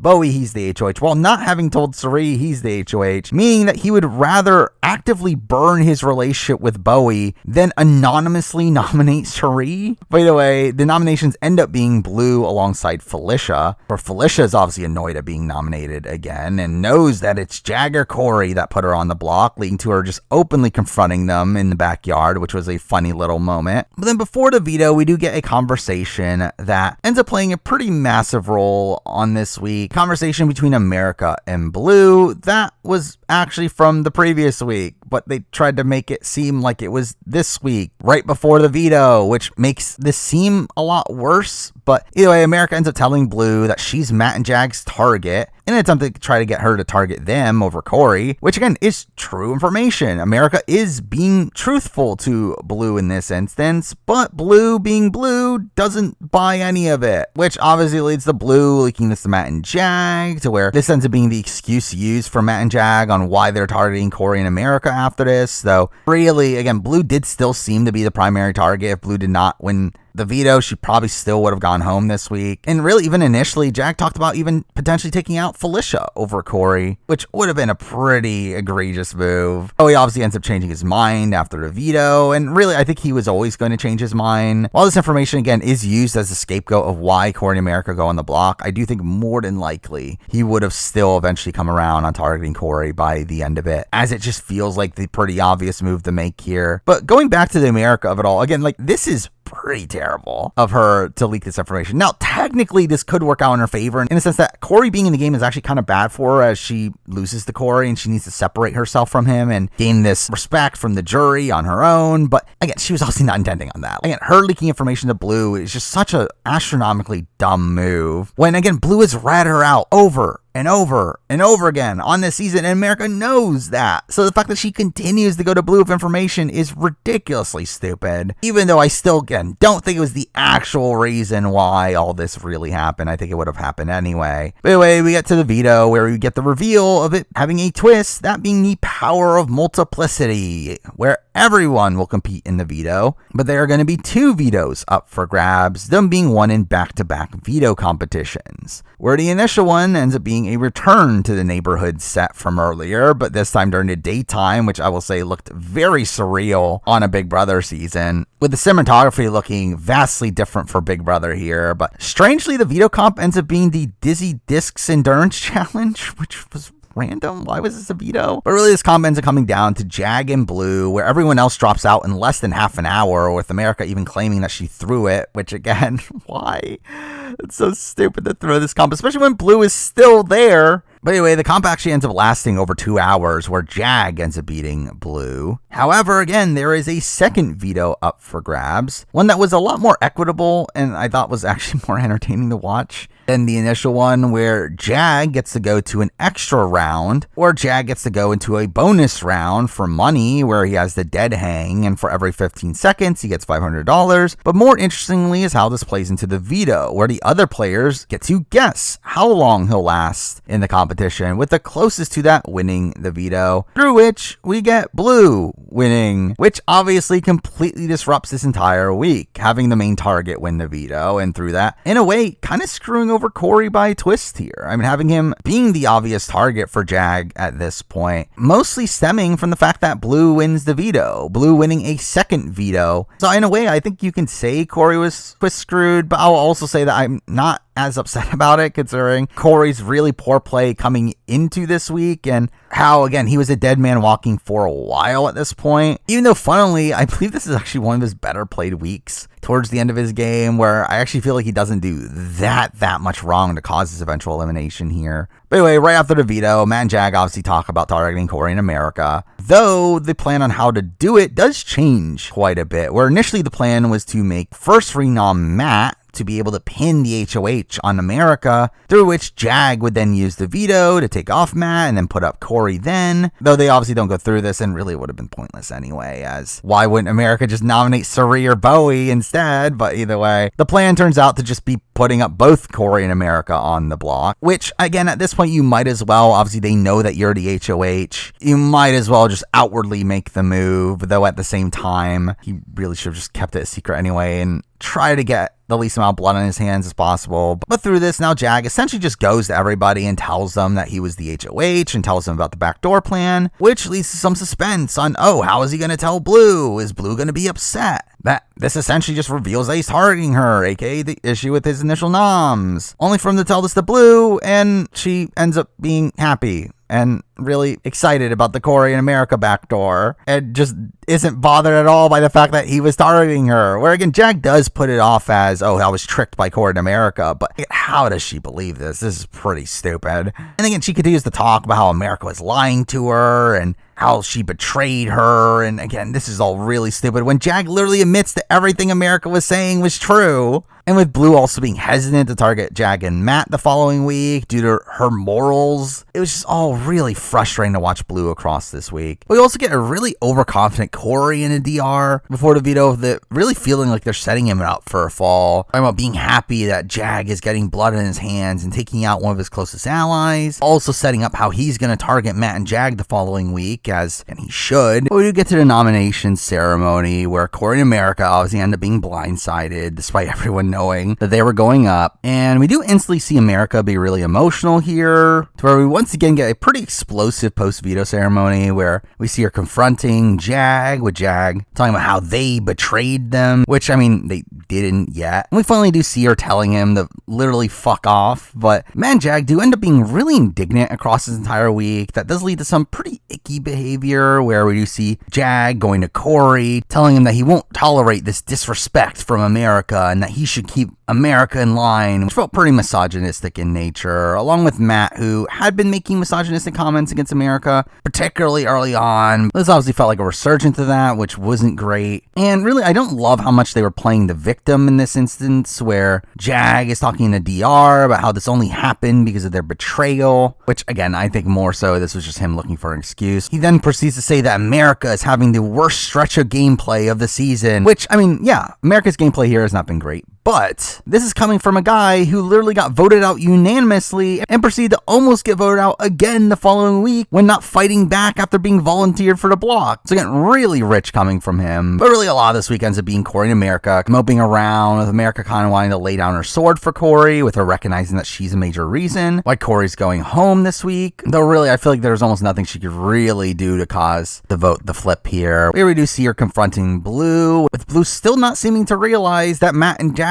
are wanting to cut her. And we once again get Blue being irrational in the DR over this, but strangely this is kind of used on the show more so as a vehicle to make it seem like Corey can actually stay, which again never happened. Again, Corey was pretty much a dead man walking the entire time, though they really make a meal of this, along with Suri and Felicia briefly considering it to make it seem like Corey could stay, when in reality he obviously couldn't. And again, it's funny as like Suri and Felicia literally just quickly turn around on this once realizing there really isn't much of a difference between Corey and America's obviously more willing to work with them. I will say though, straight up for Matt and Jag, the target should have been America, where for them, I mean, Suri and Felicia again had been wanting to pick up America for weeks, really just waiting for Corey to be taken out first so that they can start working with her, while Corey was still a big shield for Matt and Jag, to where Suri and Felicia still would have had to deal with Corey down the road, while America is someone that they could easily just take to the end and beat. But despite that, Matt and Jag really never considered the concept of keeping Corey, and again, really the ideal move would have been just to put America on the block, not alongside Corey, and through that guarantee America would have went home. But obviously that was something that they never really considered. And with the approach they took here, with America and Corey both on the block, they wouldn't even have the ability to reconsider it anyway, as Blue, Suri, and Felicia end up controlling the vote anyway. And really, just Corey's campaign here ends up being mostly ineffective, with again, it never really changing any minds, though we do see part of his campaign get to Bowie Jane, which did lead to some intrigue, with him kind of fibbing to her and telling her that Matt and Jag are planning on cutting her, which again, he doesn't know. This all ends up being like kind of this attempt to separate her from Matt and Jag, a plan that he tries to get Felicia on board, to which she instantly rats him out, which again, why, as Felicia should be trying to get Bowie Jane on board. But this definitely did end up bothering Bowie Jane, which I assume is because she knows that there's like sprinkles of truth in there, especially after having seen Jag consider nominating her over Suri. We do end up seeing Bowie get really emotional and telling Corey to stop campaigning, as it's too much for her, which I mean, I will say is just kind of a bad look for her, especially jury perception wise. Before we get to the eviction, I should mention the fact that the veto did dole out a couple punishments for the people that were the two furthest away in part 2, which ended up being Suri and Felicia, where Felicia ends up getting solitary confinement, which was just kind of boring, while Suri ends up getting a costume punishment of her having to do tasks whenever prompted. And her clear annoyance throughout all this was really funny, with her clearly just being annoyed in general with her experience on Big Brother at this point, and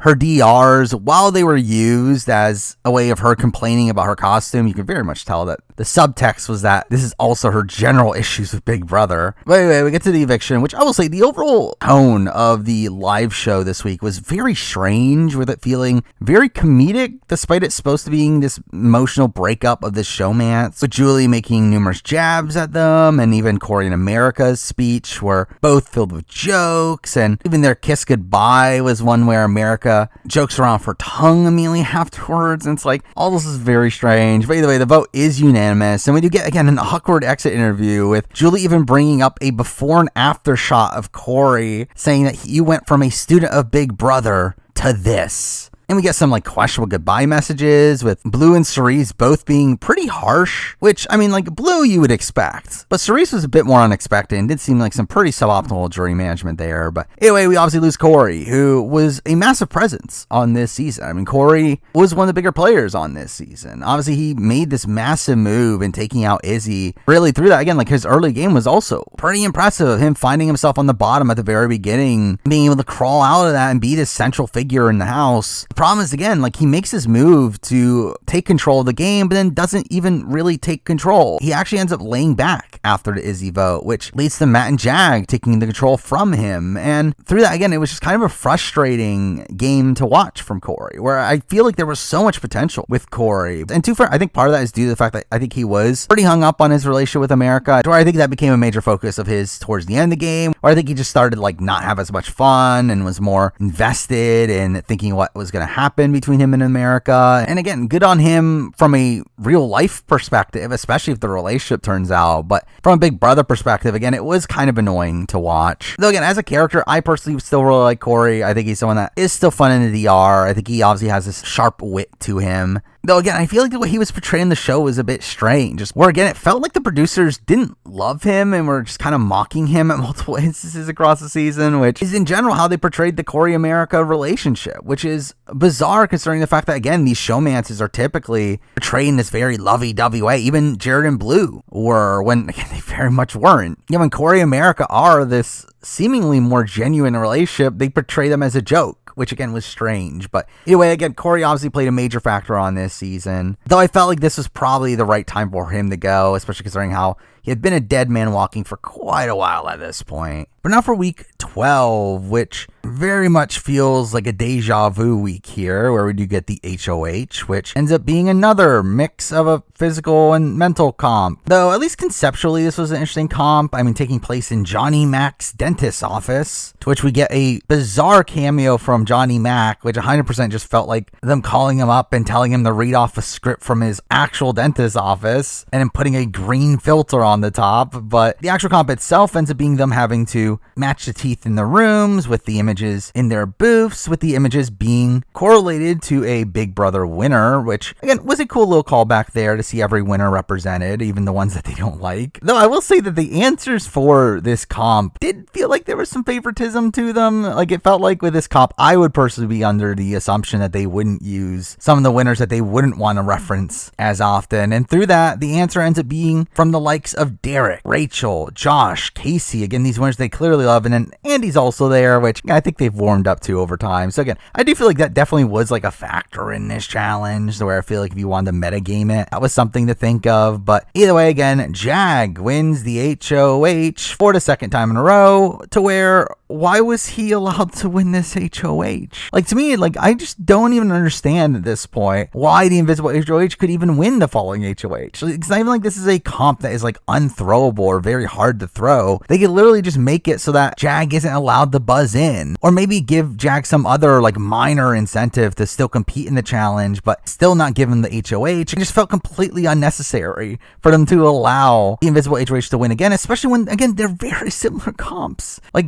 comparing this to BB Comics, it's almost the exact same thing of a challenge with a physical component followed up by memorization. Like, it is literally the same type of comp. So again, I felt like that was a bit overkill. But either way, with Jag being HOH again, who would have guessed it? He's gonna target Blue again, literally a repeat of last week, which he ends up saying that she's smart enough to fire back at him, which is like, where did you get that impression from? Though this week ends up being weirdly portrayed to where the show does imply that America is the target initially, though that was really never the case. Blue was always the target. Instead, they end up trying to pretend like America saved herself through her campaign, when again, this was the plan all along. Even showing things out of sequence to make it look like the target changed after the nominations. But despite that, I do think America does do some decent work this week in getting Jag to believe that she wouldn't come for them, all while saying behind their backs that obviously she's going for Matt and Jag, though really all of it doesn't matter anyway, as coming into the following week, she was still the number one target for Jag, despite him believing that she wouldn't come for him, simply due to the fact that she's perceived to be the better comp competitor against two other 50-plus women. Though I will say, just in general, the move to take out America over Blue is a very questionable one. Now, I understand Jag's perspective, him thinking that he needs to win out at this point, and him wanting to take out Blue, who's a better comp competitor, though it does seem like a very misguided play here to get rid of Blue, someone that is more willing to keep him safe in the short term, over America, who's directly coming for him. And again, while Blue is probably a better comp competitor, it's not by that wide of a margin, but again, at the end of the day, it doesn't really end up mattering that much. But anyway, we do have Jag telling Blue that she's going up, to which she said, "I had a feeling," with her buying into his excuse of them needing a better competitor to go against America in the veto, which makes no sense. And again, Blue is like really on a high horse over all this time, how it's poetic justice for America to go home when next to her, and that she brags about Corey being gone, saying that she was happy that it was her veto that took him out after she was the target, which is like, what does that even mean? Like, why are you bragging about the fact that you were Jag's target and you winning the veto took Corey out? That really has no relevance to anything. And also, the fact that she's still so confident this week, despite her knowing for sure that she was the target from Jag the previous week, is just asinine. But then we get to the veto pick, the final veto pick of the season, where Suri is somehow not picked once again, meaning that she was never picked throughout this entire season, which is a pretty insane stat. But anyway, we get to the veto, which is another mix of mental and physical, of being a comp we've seen in the past, of them having to put these images in sequence while having to run back and forth to put them into place. And what do you know? Jag wins again. Who would have guessed? His 5th win in a row, which is just, again, not even that impressive to me, considering it's literally the same comp he's winning over and over again. But with that, I mean, it does pretty much secure that Blue is the target. And with that, the rest of the strategy for the vote of this week is pretty boring. Blue's obviously going home, though we do have a massive side story across this week, which is where a lot of the intrigue of the week comes from, particularly revolving around Suri and Felicia, where, again, they had just formed a Final Four deal with Matt and Jag, to where they end up being safe from going on the block here, with obviously Jag not wanting to risk them going out, but also wanting to keep his options open, while obviously him also wanting to keep them around due to him knowing that he can beat them in challenges. But when it came to the initial target, for some reason Jag decides to not tell Felicia about it, seemingly not trusting her and ratting out the target, which, like, at the end of the day, again, like, it doesn't really even matter that much, but he does end up going and telling Suri, to which Suri ends up relaying this back to Blue and Felicia, as at this point she was clearly working against Jag and trying to paint the target onto him. However, neither of them believe her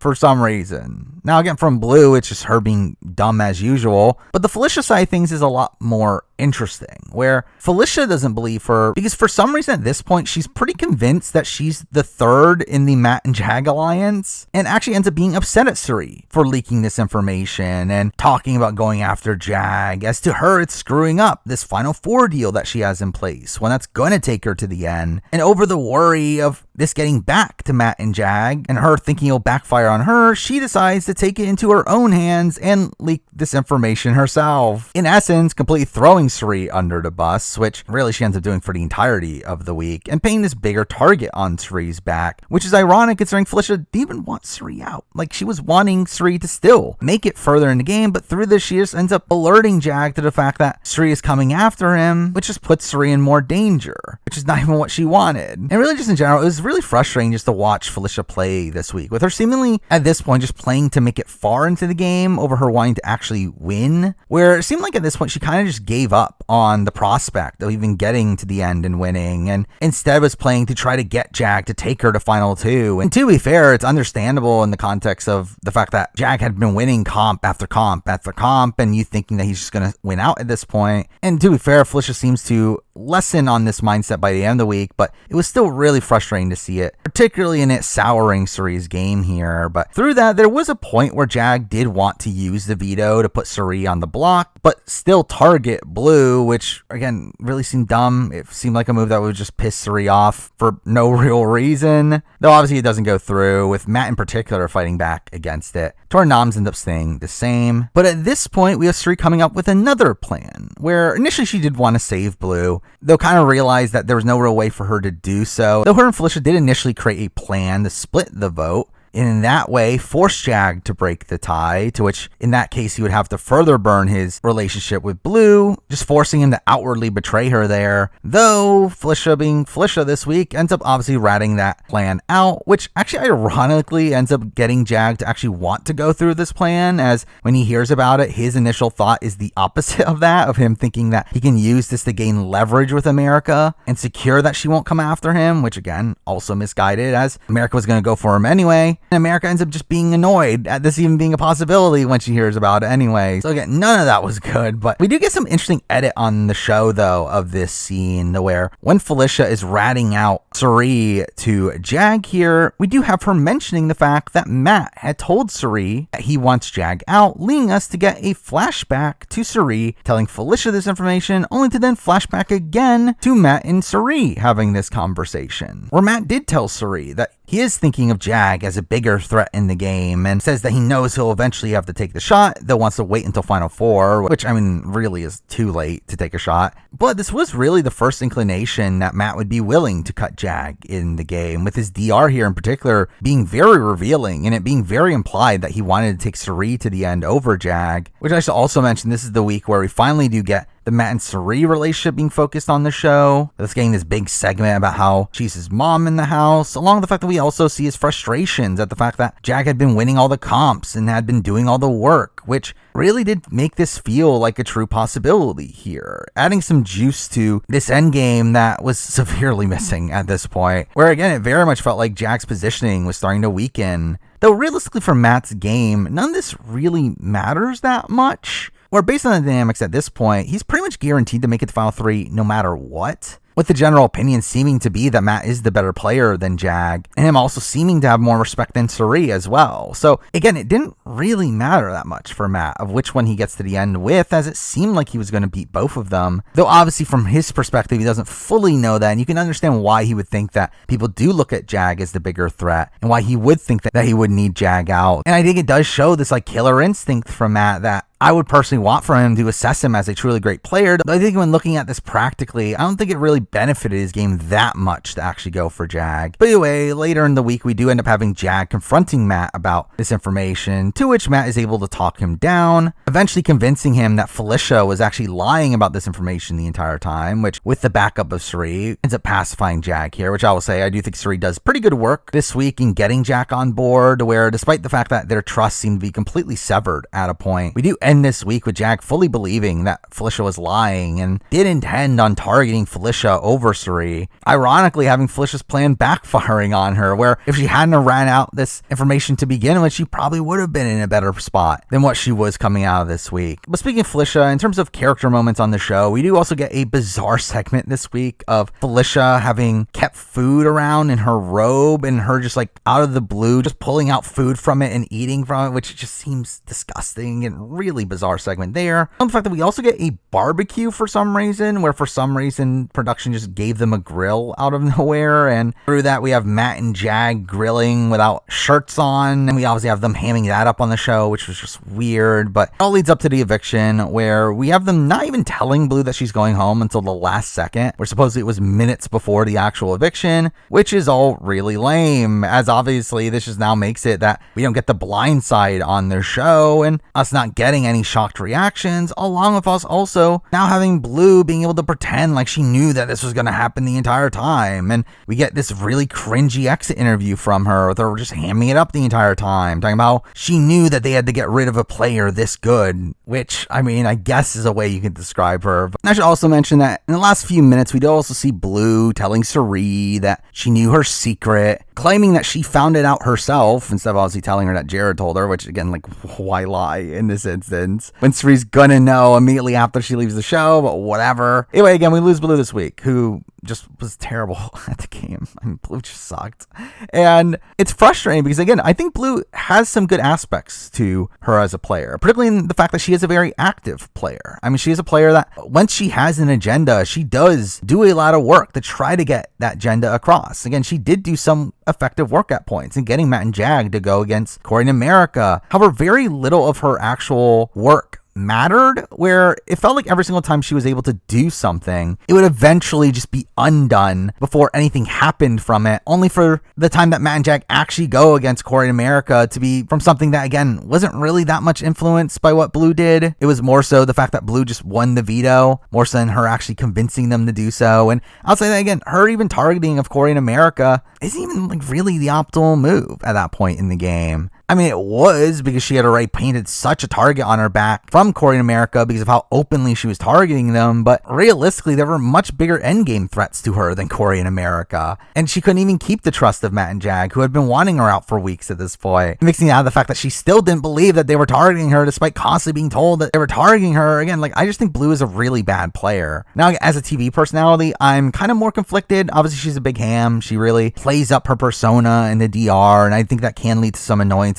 particularly in terms of her overconfidence and delusions, but I still felt like she was fun at points. Again, I think the pettiness, while again annoying, still did lead to some fun DRs at points, but really just as a whole, she was just a really frustrating player to watch on this season, and when I come out of this looking at as a pretty terrible player. But with that, that's not the end of the week just yet, as we do also have a double eviction, which ends up being a really lame one. Though again, it's one that could have been so good, where we do get an HOH here, a Q&A memory comp based on Barbenheimer, because that wasn't outdated at this point, to where you get references to previous players like Turner and Pooch, which was weird, alongside obviously Taylor and Heisem, who were a bit more predictable. But really, everyone seems to struggle in this comp here. But coming into the last couple questions, Suri was in the lead, to where we were so close to getting a Suri win here. It really felt like she was about to win her first comp, shake up the game, to where, again, she could have actually gotten Jag out here, only for her to lose her lead in the final two questions, leading up to a tie between Matt and Bowie, which, I mean, even then, if Matt had won, at least there was a semblance of a chance that Suri could convince him to make a move against Jag now, only for Bowie to win the tiebreaker, meaning that essentially the double was over. I mean, there's really no suspense from that point on. America was going home unless she won the veto. So as you get to the veto, which ends up being the drop the ball into the tube comp mixed with clown shoes for some reason, which, to be fair, they've done in the past. But again, like, why are we doing this again? I mean, this is literally just a modification of the comp that Matt won in the previous double eviction, but making it even more favorable to him in the fact that you have the ball dropping portion, which very much favors people with long arms, which, what do you know, Matt has, and what do you know, Matt wins the veto. Who would have guessed? Again, entirely a comp here that just did not need to be as physical as it was. Why do we need the running back and forth? It wasn't even good TV. We couldn't even see what was happening when people were dropping the balls. Again, this is just entirely a terrible decision, but either way, Matt wins here, meaning that Jack could have actually gone home had we gotten a better HOH result. Really, anyone outside of the people in the tiebreaker, and Matt and Bowie would have 100% gone for Jag in this instance, but obviously it wasn't meant to be. And we do get some begging from America, to which her campaign here was pretty bad in her trying to get Matt to go against Suri, which was definitely not the right call there, though really there wasn't much of a right call considering Bowie wouldn't have backdoored Jag in this instance anyway, meaning, again, she was pretty much screwed. And I did feel for America here, who really ends up just sobbing her way through her eviction speech, which is such a contrast in comparison to her previous two eviction speeches, which were riddled with jokes. But we do end up getting a great exit interview from her, with her essentially calling out production, being upset at why are the men just winning all the comps and just steamrolling everyone, and how we've seen this before, which is exactly my thoughts on the situation. But anyway, we lose America, who I thought was a shame to lose here. I think America was a very fun player on this season. I, again, did find her relation with Corey to be pretty endearing and had some good DRs, and gameplay-wise, I thought she had some potential to her. Again, I would give her the most credit for the Izzy vote. I feel like a lot of that was set into motion because of things she did. Again, she's also another, like, pretty active player. Though again, actively bad at points, or America's like constant leaking of information to Blue in particular, just constantly backfired over and over again, despite her knowing that Blue is ratting her out all the time. But again, she also kept on leaking information to Cam that backfired at points, leaked information to Jag earlier on that backfired on her. Again, like, she is a very messy player. But again, at least I do respect her activeness in it. And again, I respect the fact that she wasn't as delusional as someone like Blue. So I mostly did find America to be a fun presence on this season. I was really rooting for her to be the one to take out Jag at this point in the game, though obviously it wasn't meant to be. But with that, we're now moving on to week 13. The final 5 round, which was pretty rough. And a lot of the minor glimpses of potential that the season still had at this point were pretty much instantly sapped across this week, where again, it had been assumed that Matt was starting to think about not going to the end with Jag and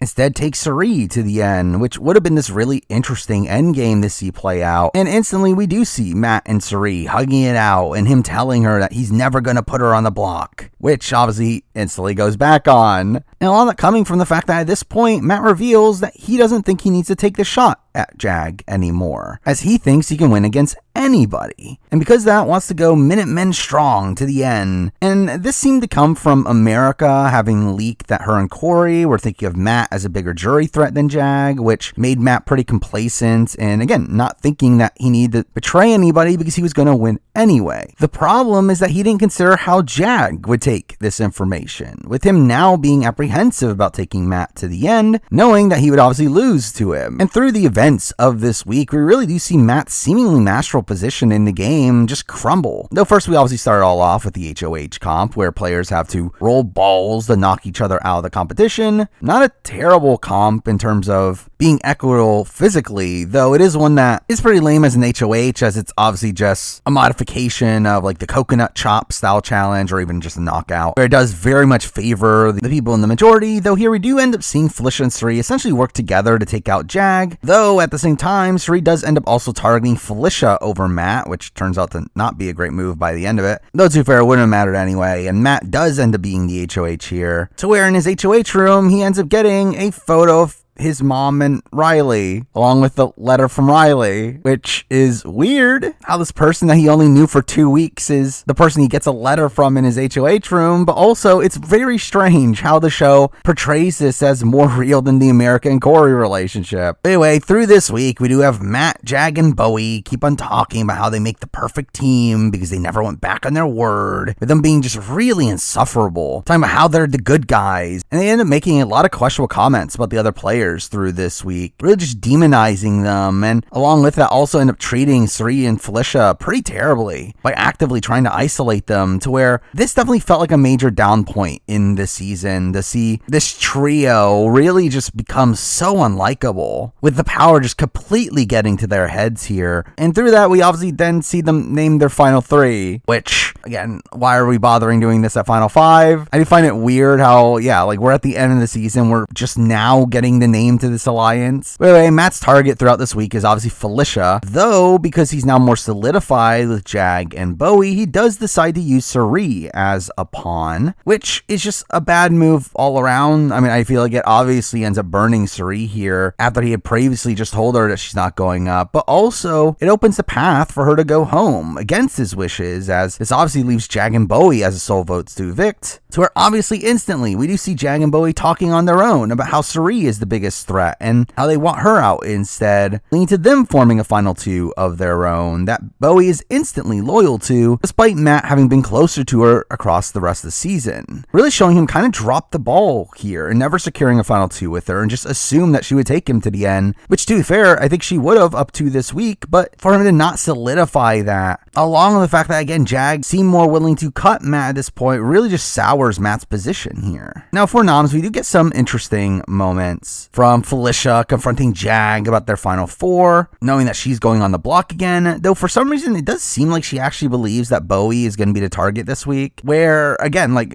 Matt and Jag end up pretty much spending the entire week here with Bowie, where the fact that Felicia didn't really seem to pick up on this until around the time the veto seemed to be kind of ridiculous, where again, this should have made it pretty clear what the actual pecking order was was here, though Suri always seemed to be pretty aware of what was going on from the beginning, but really wasn't able to stop it. And I will say, I do feel like Suri does have some optimal play across this week. I mean, she does try to guilt trip Matt to not put her on the block, which again is just not an effective strategy. Instead, actually makes him more annoyed at her. Well, also, we do see Suri at the beginning of the week not really even trying to spend some time with Matt. Instead, obviously has him spending time with Jag and Bowie, which I kind of just felt like part of Suri just being kind of over the experience, but obviously not optimal play there. But obviously we see Suri and Felicia go on the block to where we get a great DR from Suri, who obviously feels betrayed, and she ends up flicking off Matt and Jag, say, take 2 of these, one for you and one for Jag. And there's an extra one for Bowie Jane. And again, that was a fun DR there, though. Eventually, we obviously get to the veto comp, which is one where we see it and we instantly know that there's no way Suri and Felicia are winning this, where you have to go back and forth in the water and stack this 25-piece tower. And again, obviously Jag was going to win this, which essentially means it's game over for Suri. And we do instantly see Jag tell Matt that he wants Suri gone, only for Matt to not even fight back, where it seemed like to him he didn't think there was much of a difference for him on which one stays, and mixing down the fact that, again, he didn't want to fight too hard, as if he had done so, then it would turn Jag even further against him, to where, again, Jag's probably going to win the next few comps anyway. So this feels like another one of these instances where Jag's competition threat ends up benefiting him in the social strategy aspects of the game. But again, obviously this is extremely misguided for Matt to get rid of Suri here. I mean, keeping Suri is just so beneficial for his game. It keeps Suri, who would very likely take him to the end, but also someone that is looked at as a bigger threat than him, that could be a shield for him, especially against Jag, which would really incentivize Jag from turning on him, where again, instead he comes into the following round in a decent amount of danger. Now, to be fair, a lot of this wouldn't have mattered anyway, as I do think Jag would have voted out Suri even without Matt's approval, and the only way to really avoid this would have been to nominate Jag initially, as otherwise Jag would have just used the veto on Bowie Jane and force Suri out anyway. So again, this entire situation was more than likely going to happen anyway, but again, the fact that Matt actively goes along with it, I do think is part of the issue. Anyway, obviously the veto isn't used, and really strategy for the rest of the week is pretty boring, though we do get some, again, pretty terrible behavior from the Mafia, with them deciding to blindside Suri here. It continuously lie to her and Felicia, which just felt like unnecessary poor jury management there, with them again isolating them for no reason. We also have them creating Operation Pressure Cracker, where it was this entire plot to essentially break down Felicia, where they had started to continuously lie to her and try to gaslight her, and then we're setting up this plan to keep her up all night right before the HOH comp so that she'll crack under the pressure, which again, like, why? Now obviously they don't go through the latter part of this plan, but all of it just feels so unnecessary. Instead of showing this on the show, they end up showing this kind of superfluous segment of Felicia having realized that Jag and Bowie are getting closer and ends up campaigning to Matt, where she mentions the fact that Jag had been insulting to him, which he hasn't been hearing, implying that she's using her disability against him in the game, which again, I don't think was her intention. I do feel like Felicia legitimately believed what she said, and really all this was just kind of a big non-factor, but obviously Matt ends up running this back to Jag, and through that ends up putting an even bigger target on Felicia's back for the following round. But through this week, we do end up seeing Suri and Felicia get even closer, with Suri by the end of it trying to help Felicia in the game, and also considering the very anti-Jag sentiment that we see forming with, again, his continued really terrible jury management. It did feel like it was possible that Felicia could win if she had gotten to the end, which didn't seem that probable coming into this week. Now for the eviction, we do get a couple other weirder segments on the show. I mean, one is this funny moment that actually was from weeks before this, but one that had Felicia cutting her toenails on Suri's bed, and we just get Suri being disgusted by it and get some really fun DRs from her. But also we bizarrely get a luxury comp this week, where this week was Halloween week, and through that they end up doing a social strategy based competition of giving and taking away candies from each player's bins, and really just led to an easy Matt win, though it did cause some minor drama with Bowie being annoyed at Jag for helping Matt, being embarrassed that she was tied for last with Felicia, which again, who cares? But anyway, Suri obviously gets evicted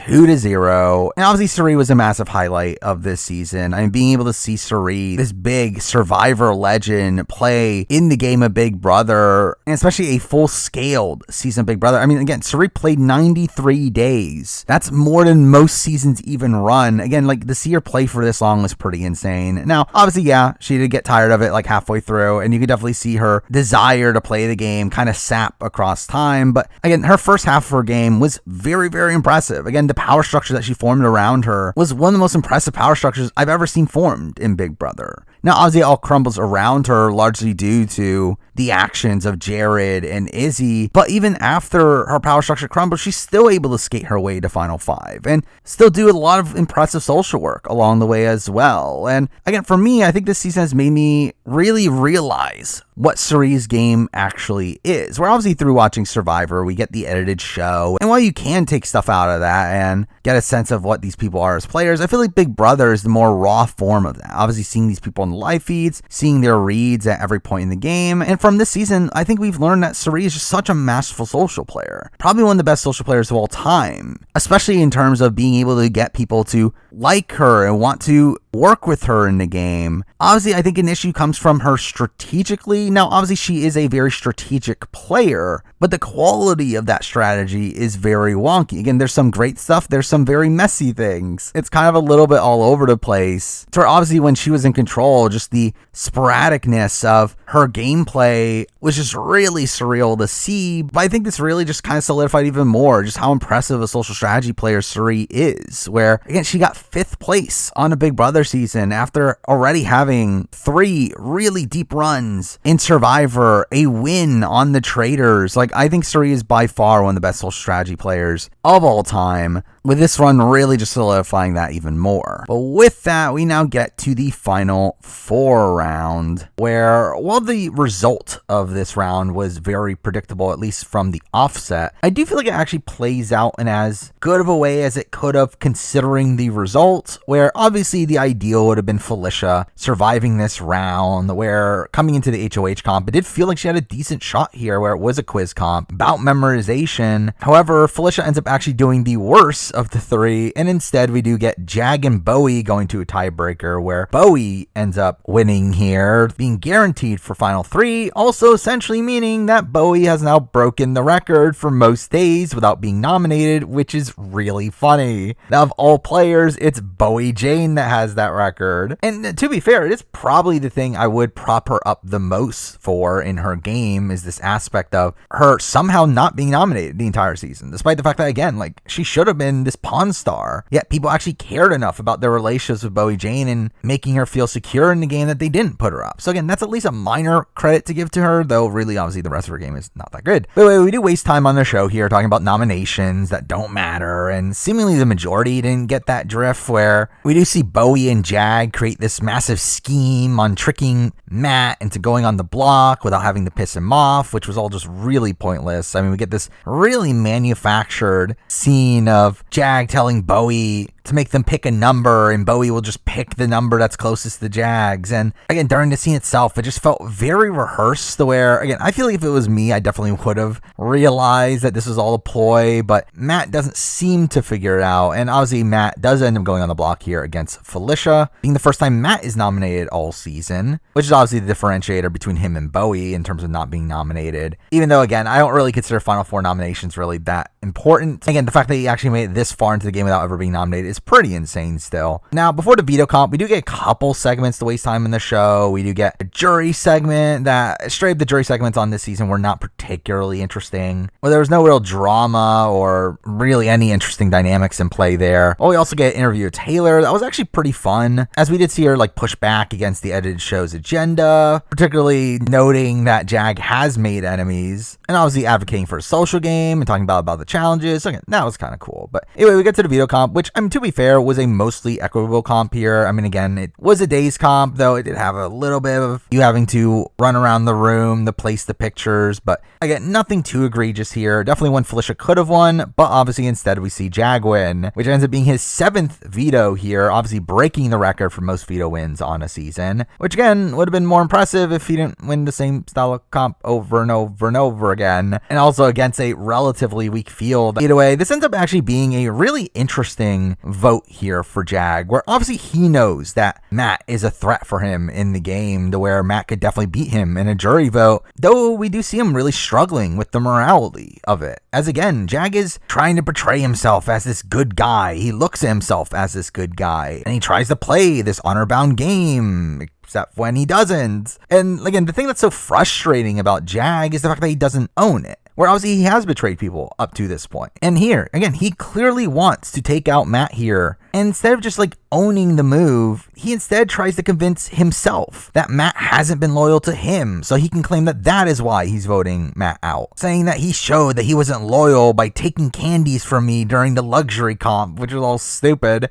Like, it really just feels like Jag just can't own up to his game, and through that makes himself look like a massive hypocrite. And we do see him try to convince Bowie that it is the right move to take out Jag, to where Bowie, being Bowie, is obviously just a yes man and repeats back what he says to her, but you do obviously get the sense that she's not really on board with this and does want to go to 3 with Matt, which does make Jag even more apprehensive. But either way, I mean, Jag did seem like he was poised to vote out Matt coming into the day of the eviction, where again, just the assumption was that Matt was going to go home until literally just a few hours before the eviction itself, where after the feeds had been down for the prep for the eviction episode, we do come back to see Jag sobbing after a conversation with Matt. So from that point on, he openly talks about how he's going to be keeping Matt in the game, which did come out of left field here. I mean, obviously, this did lead to some claims that production influenced him in the DR, which makes no sense. I mean, one, again, we were already seeing Jag struggle with this decision anyway. He was never really locked into either of them. And again, we literally also see that Matt and Jag had just come out of a conversation to where, again, clearly this conversation did have an impact on Jag, to where that made him apprehensive, along with the fact that, again, Bowie wasn't fully supporting him, along with the fact that they also still thought Felicia was a jury threat. All of them thought that Felicia could beat any of them at the end, along with the fact that also it just doesn't even make sense that production want Matt to survive this round, as I can assure you, they like Felicia way more than they like Matt, and also they like Jag way more than they like Matt. I do not think production loves Matt on this season. And when looking at Matt's edit, Matt is, outside of Bowie Jane, one of the most under-edited people on this season, especially considering his importance to the game and considering the likes of Jag and Felicia are massive characters on the show. Yeah, if I were to guess, I would say that they would actually prefer if Matt did go in this situation, where again, I think they would very much prefer a Jag win over a Matt win. But I guess with that, we should talk about this decision from a game standpoint, where, yeah, this is the wrong move. I mean,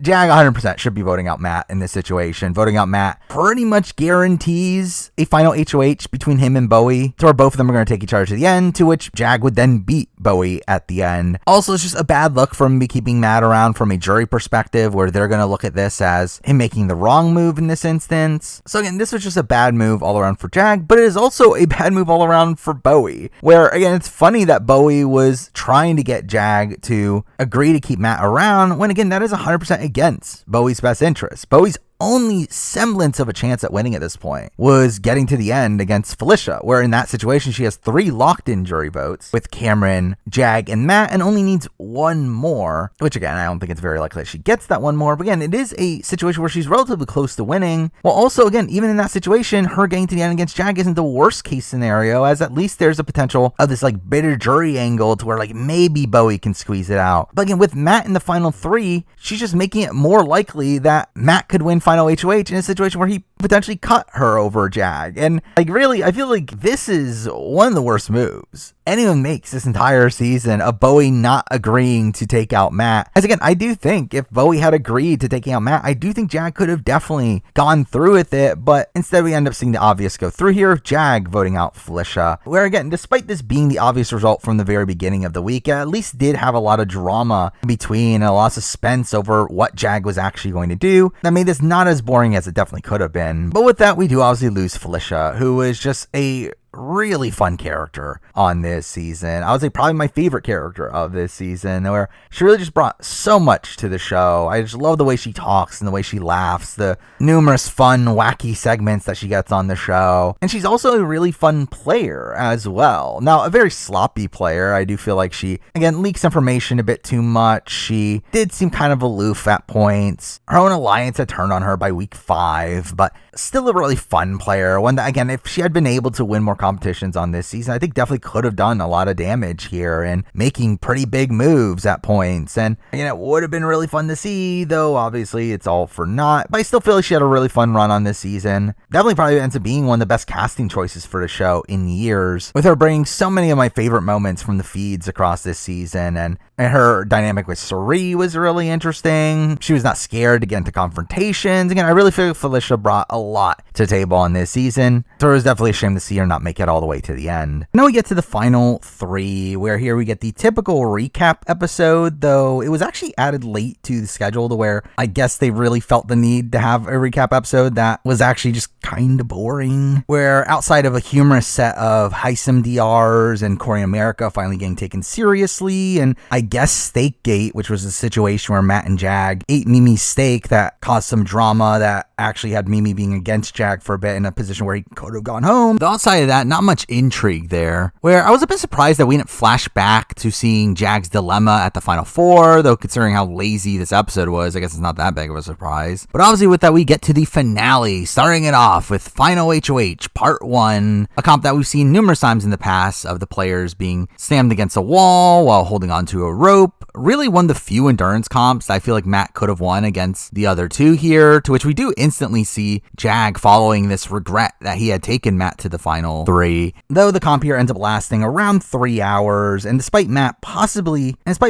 being in a position for him to just outright win anyway, we do see Matt and Jag agree to decide the winner by rock, paper, scissors, which was ridiculous, though. Sure, I mean, like, considering the fact that they were both trying to make each other feel safe and make it seem like they were going to take each other to the end, it would be a bit sketchy if you were to fight too hard against this, but still, again, really ridiculous that this is the way that one of the most important competitions of the season end up ending here. But we then get to part 2, which I actually thought was a pretty interesting comp, where it obviously was the typical zip line with a mental portion, though I did like how difficult the mental portion of it seemed to be here, where they had to organize all the competitions of the season by universe and also in order, where we see both Jag and Bowie Jane really struggle here, with Jag being so convinced that he had lost after finishing in a time over an hour, only for him to end up winning anyway. Though again, I did feel like this was a comp that felt somewhat equitable. This felt like a comp that someone like Felicia in particular could have won, someone that had studied extremely hard. For while there obviously is a physical component to it, it feels like the questions were hard enough to where that was the main decider here. But either way, we do end up with Matt and Jag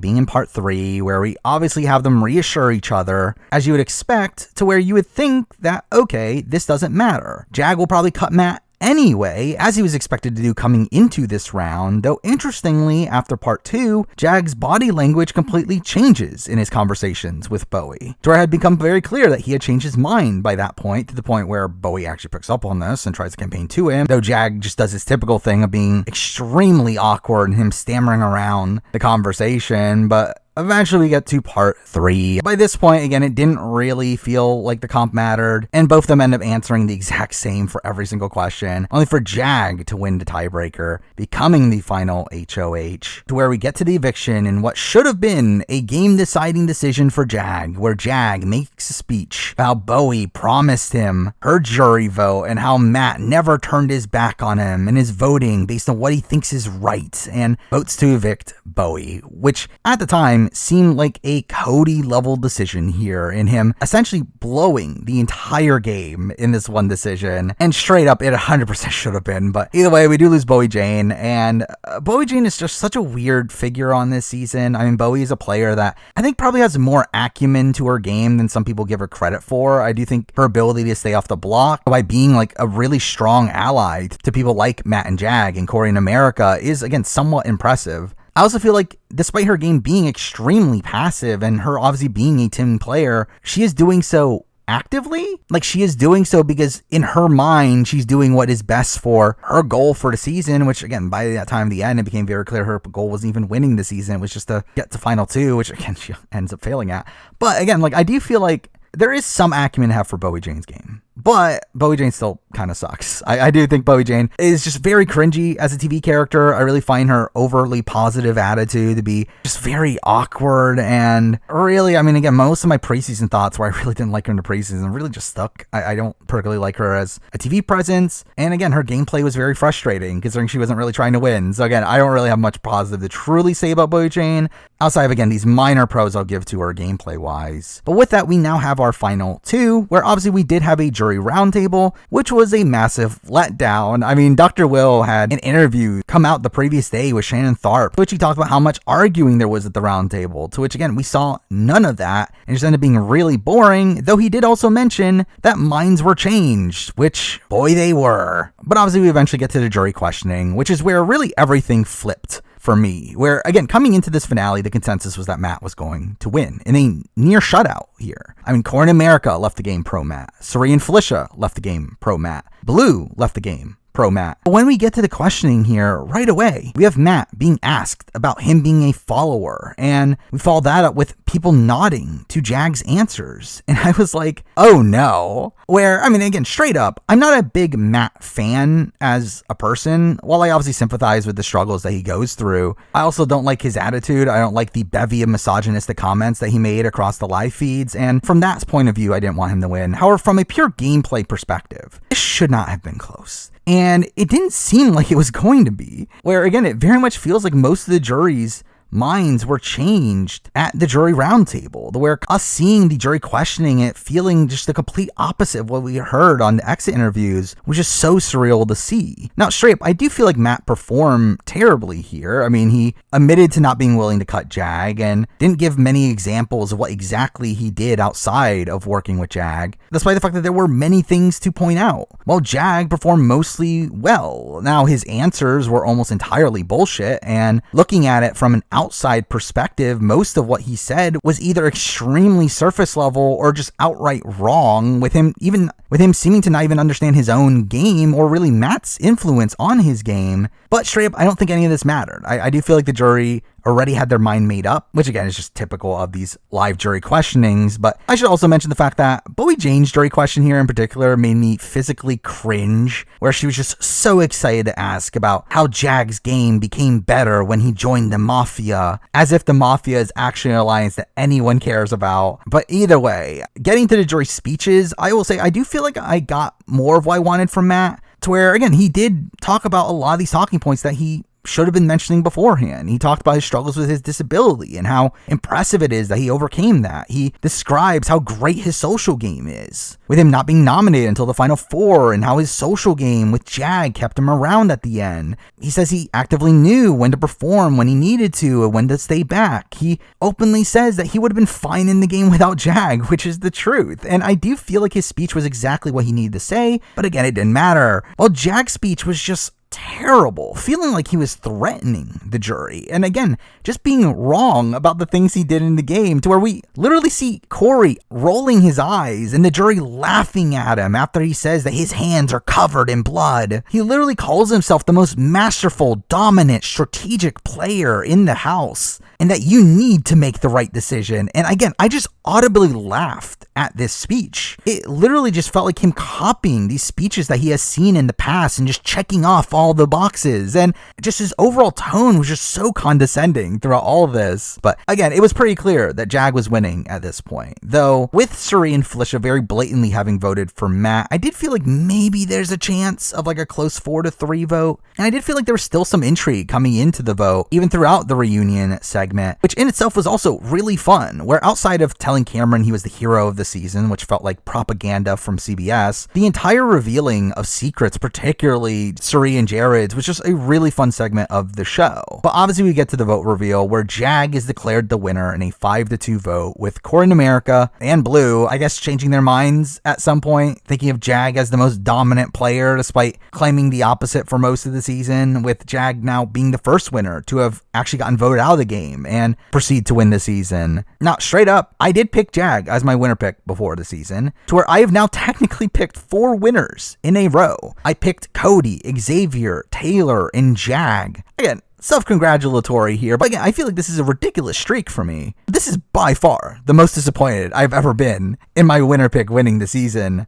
So while it is an interesting result for the season, and one that, again, completely come out of left field and made this finale probably better than what it should have been, it also, again, is just a representation of the sad state of Big Brother. The fact that Jag, who, again, played the social strategy aspects of the game terribly, proceeds to win simply because of the perception of him having played a more dominant game, because he won the competitions that allowed him to do so more openly, or despite the fact that he was saved by Matt back in week 4, and the fact that he also probably goes home had he not been able to win 2 HOHs in a row. He is somehow still looked at as this really impressive player, which again was just a frustrating ending to the season. Again, I feel like this is the first time in a while, probably the first time since I started this channel, where I've been really frustrated with how a jury voted. And again, it's their right, obviously. I'm not going to go on and say that Jag isn't a proper winner of the show. I do feel like it's probably been since Casey and BB20 that I've been this annoyed at how the result of the season played out, but it doesn't just stop there, as we then get to AFP, where the top 3 are Suri, as expected,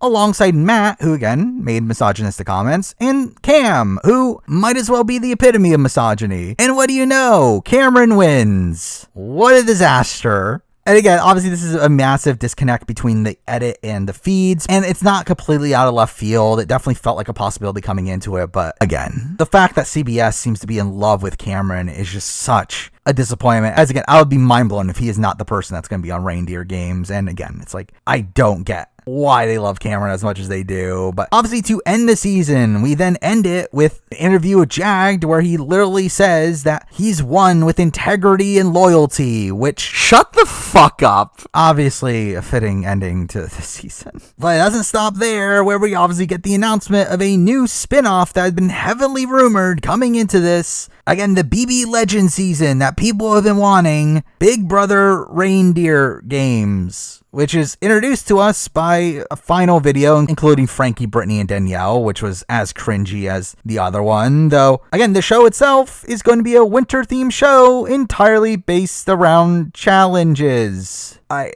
I'm literally at a loss for words. I don't even know what to say at this point. Like, what are we doing? What is Big Brother turning into? Now, again, it would be great if this was focused on the physicality of Big Brother, while the actual Big Brother show lessened its physical nature, but this implies the opposite. I think more than likely the show is going to continue to be as physical as it is, which is a massive disappointment. But with that, that is the entire season, and let's wrap it up by talking about the final 2, where we got to start off with Matt. And again, I think Matt played the best game of the season. It's not even a debate for me. I think Matt played a really impressive game. I mean, obviously something changed at the end. His perception seemed to have changed. I would not be shocked if it was due to his cutting of Suri, even though that was pretty much forced on him anyway, just due to the fact that Jag won comps. And again, I think the fact that Matt even got to final 2, despite being an openly massive jury threat since the double eviction, is kind of insane. The fact that Jag essentially laid down his sword to go to the end with Matt, and then just it turns out that he didn't lay down his sword, is insane. And again, I think Matt played a very impressive game. His early game was obviously very rocky, but he recovers from that, and he finds himself within Suri's power structure in a very impressive spot within it, being able to play multiple sides, and at one point even had Suri convinced to take him to final 3 over the likes of Izzy. And again, 100%, if he did not save Jag, he still would have been in this position poised to make it to the very end. I just think Matt was so perfectly positioned in the game for most of the game. There was never really a point until the final 4 where he was ever in danger. Well, also, Jag's game would not be possible without Matt. Matt was the true decision maker between the two. He was the person that decided on what plan they were going to go through with. And while, again, Jag was the executor at points, if it was not for Matt, Jag would not be able to do any of the things that he did. And for him to get to a final 4 where, again, he could have been taken out 2 times before the end, and Jag still decides to take him to the end, is again just insanity. Like, I think gameplay wise, I find Matt's game very impressive. I do wish he was able to articulate his game better, and I do wish he was able to make his game a little bit more known. But then again, Corey in America leave the game talking about how great of a game Matt played. And again, I think it does very much come down to what happened at the final 5, but even then, that was a situation, again, I don't feel like he could have gotten out of anyway, considering Jag's comp wins anyway. So I do think Matt is a very impressive player. Now, again, I don't like the misogynistic comments he made. I found him hard to root for because of those, and also his like obsession with America and Corey. And again, like, I did not particularly like how he acted on this season. And it's not like he's a riveting TV character either, but I do feel like in terms of the gameplay of it all, I think he by far played the best game on this season. And with that, we get to the winner in Jag. And Jag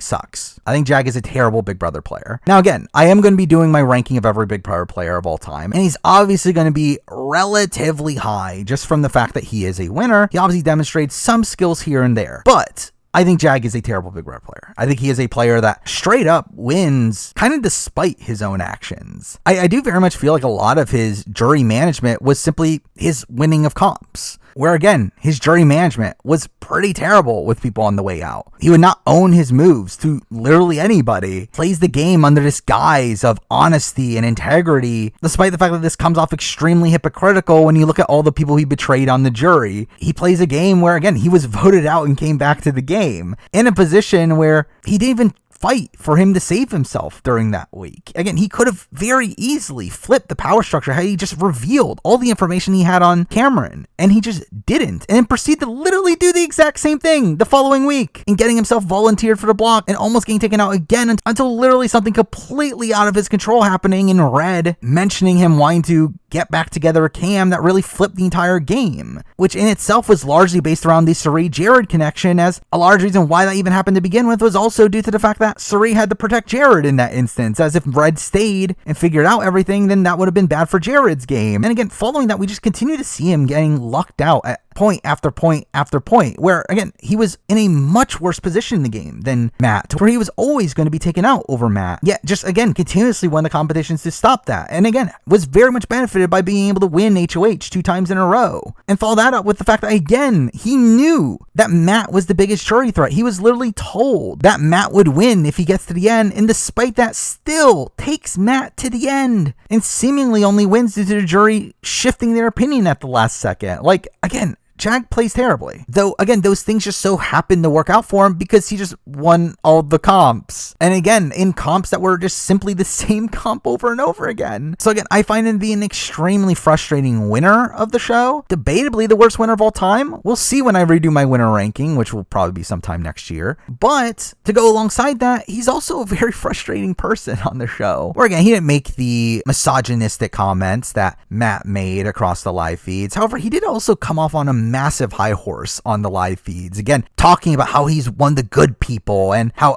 all the people that have gone home are the bad people, and again talks about how he played with honor and integrity, and again all this bullshit that is so frustrating to hear someone constantly preach when it's very clearly hypocritical. Now obviously, yes, he takes Matt to the end, and that does play into that storyline, but literally almost everything else he does across the season doesn't. And again, he was literally planning on cutting Matt at the final 4 and even coming into the final 3 round, but just chickened out of it by the end of it. And again, I just find Jag to be a very frustrating person on the show. A winner that, again, I at least picked him as my winner pick, so at least there's some gratification in that. I picked another one there, but outside of that, again, not particularly happy with this result, but at least is an interesting result for the season. I'll give it that. But with that, that is the entire season of Big Brother 25. This is a massive video, obviously my longest review up to this point by quite a bit. And again, there was just so much to this season. Again, I do think this is a season that is obviously nowadays being remembered for how bad the end game was. However, I just feel like the first 6 weeks of the show is one of the best 6-week stretches in Big Brother history, to where I was just having so much fun with this season up to that point.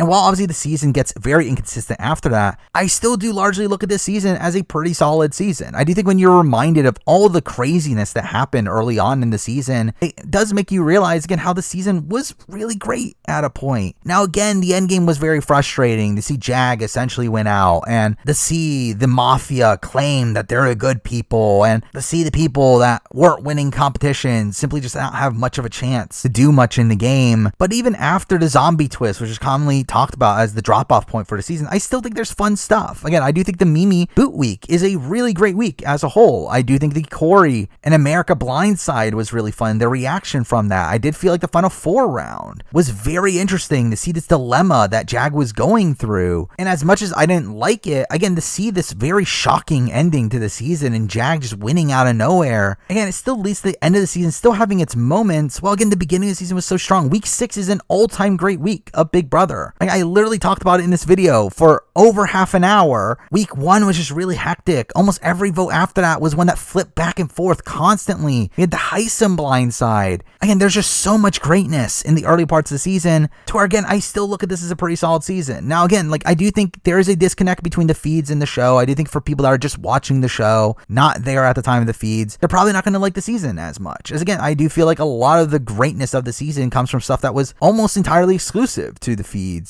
which is another frustrating aspect of the season, but it's still a season that I come out of it being mostly positive on. So again, I do think it's still in the top half of Big Brother seasons, probably on the border of top 10, probably not quite making it. So again, it's a season that has such massive highs and such massive lows to where coming out of it, I do still come out of it mostly positive on it. But with that, those are my thoughts on Big Brother 25. Now, coming up, we have so many shows going on.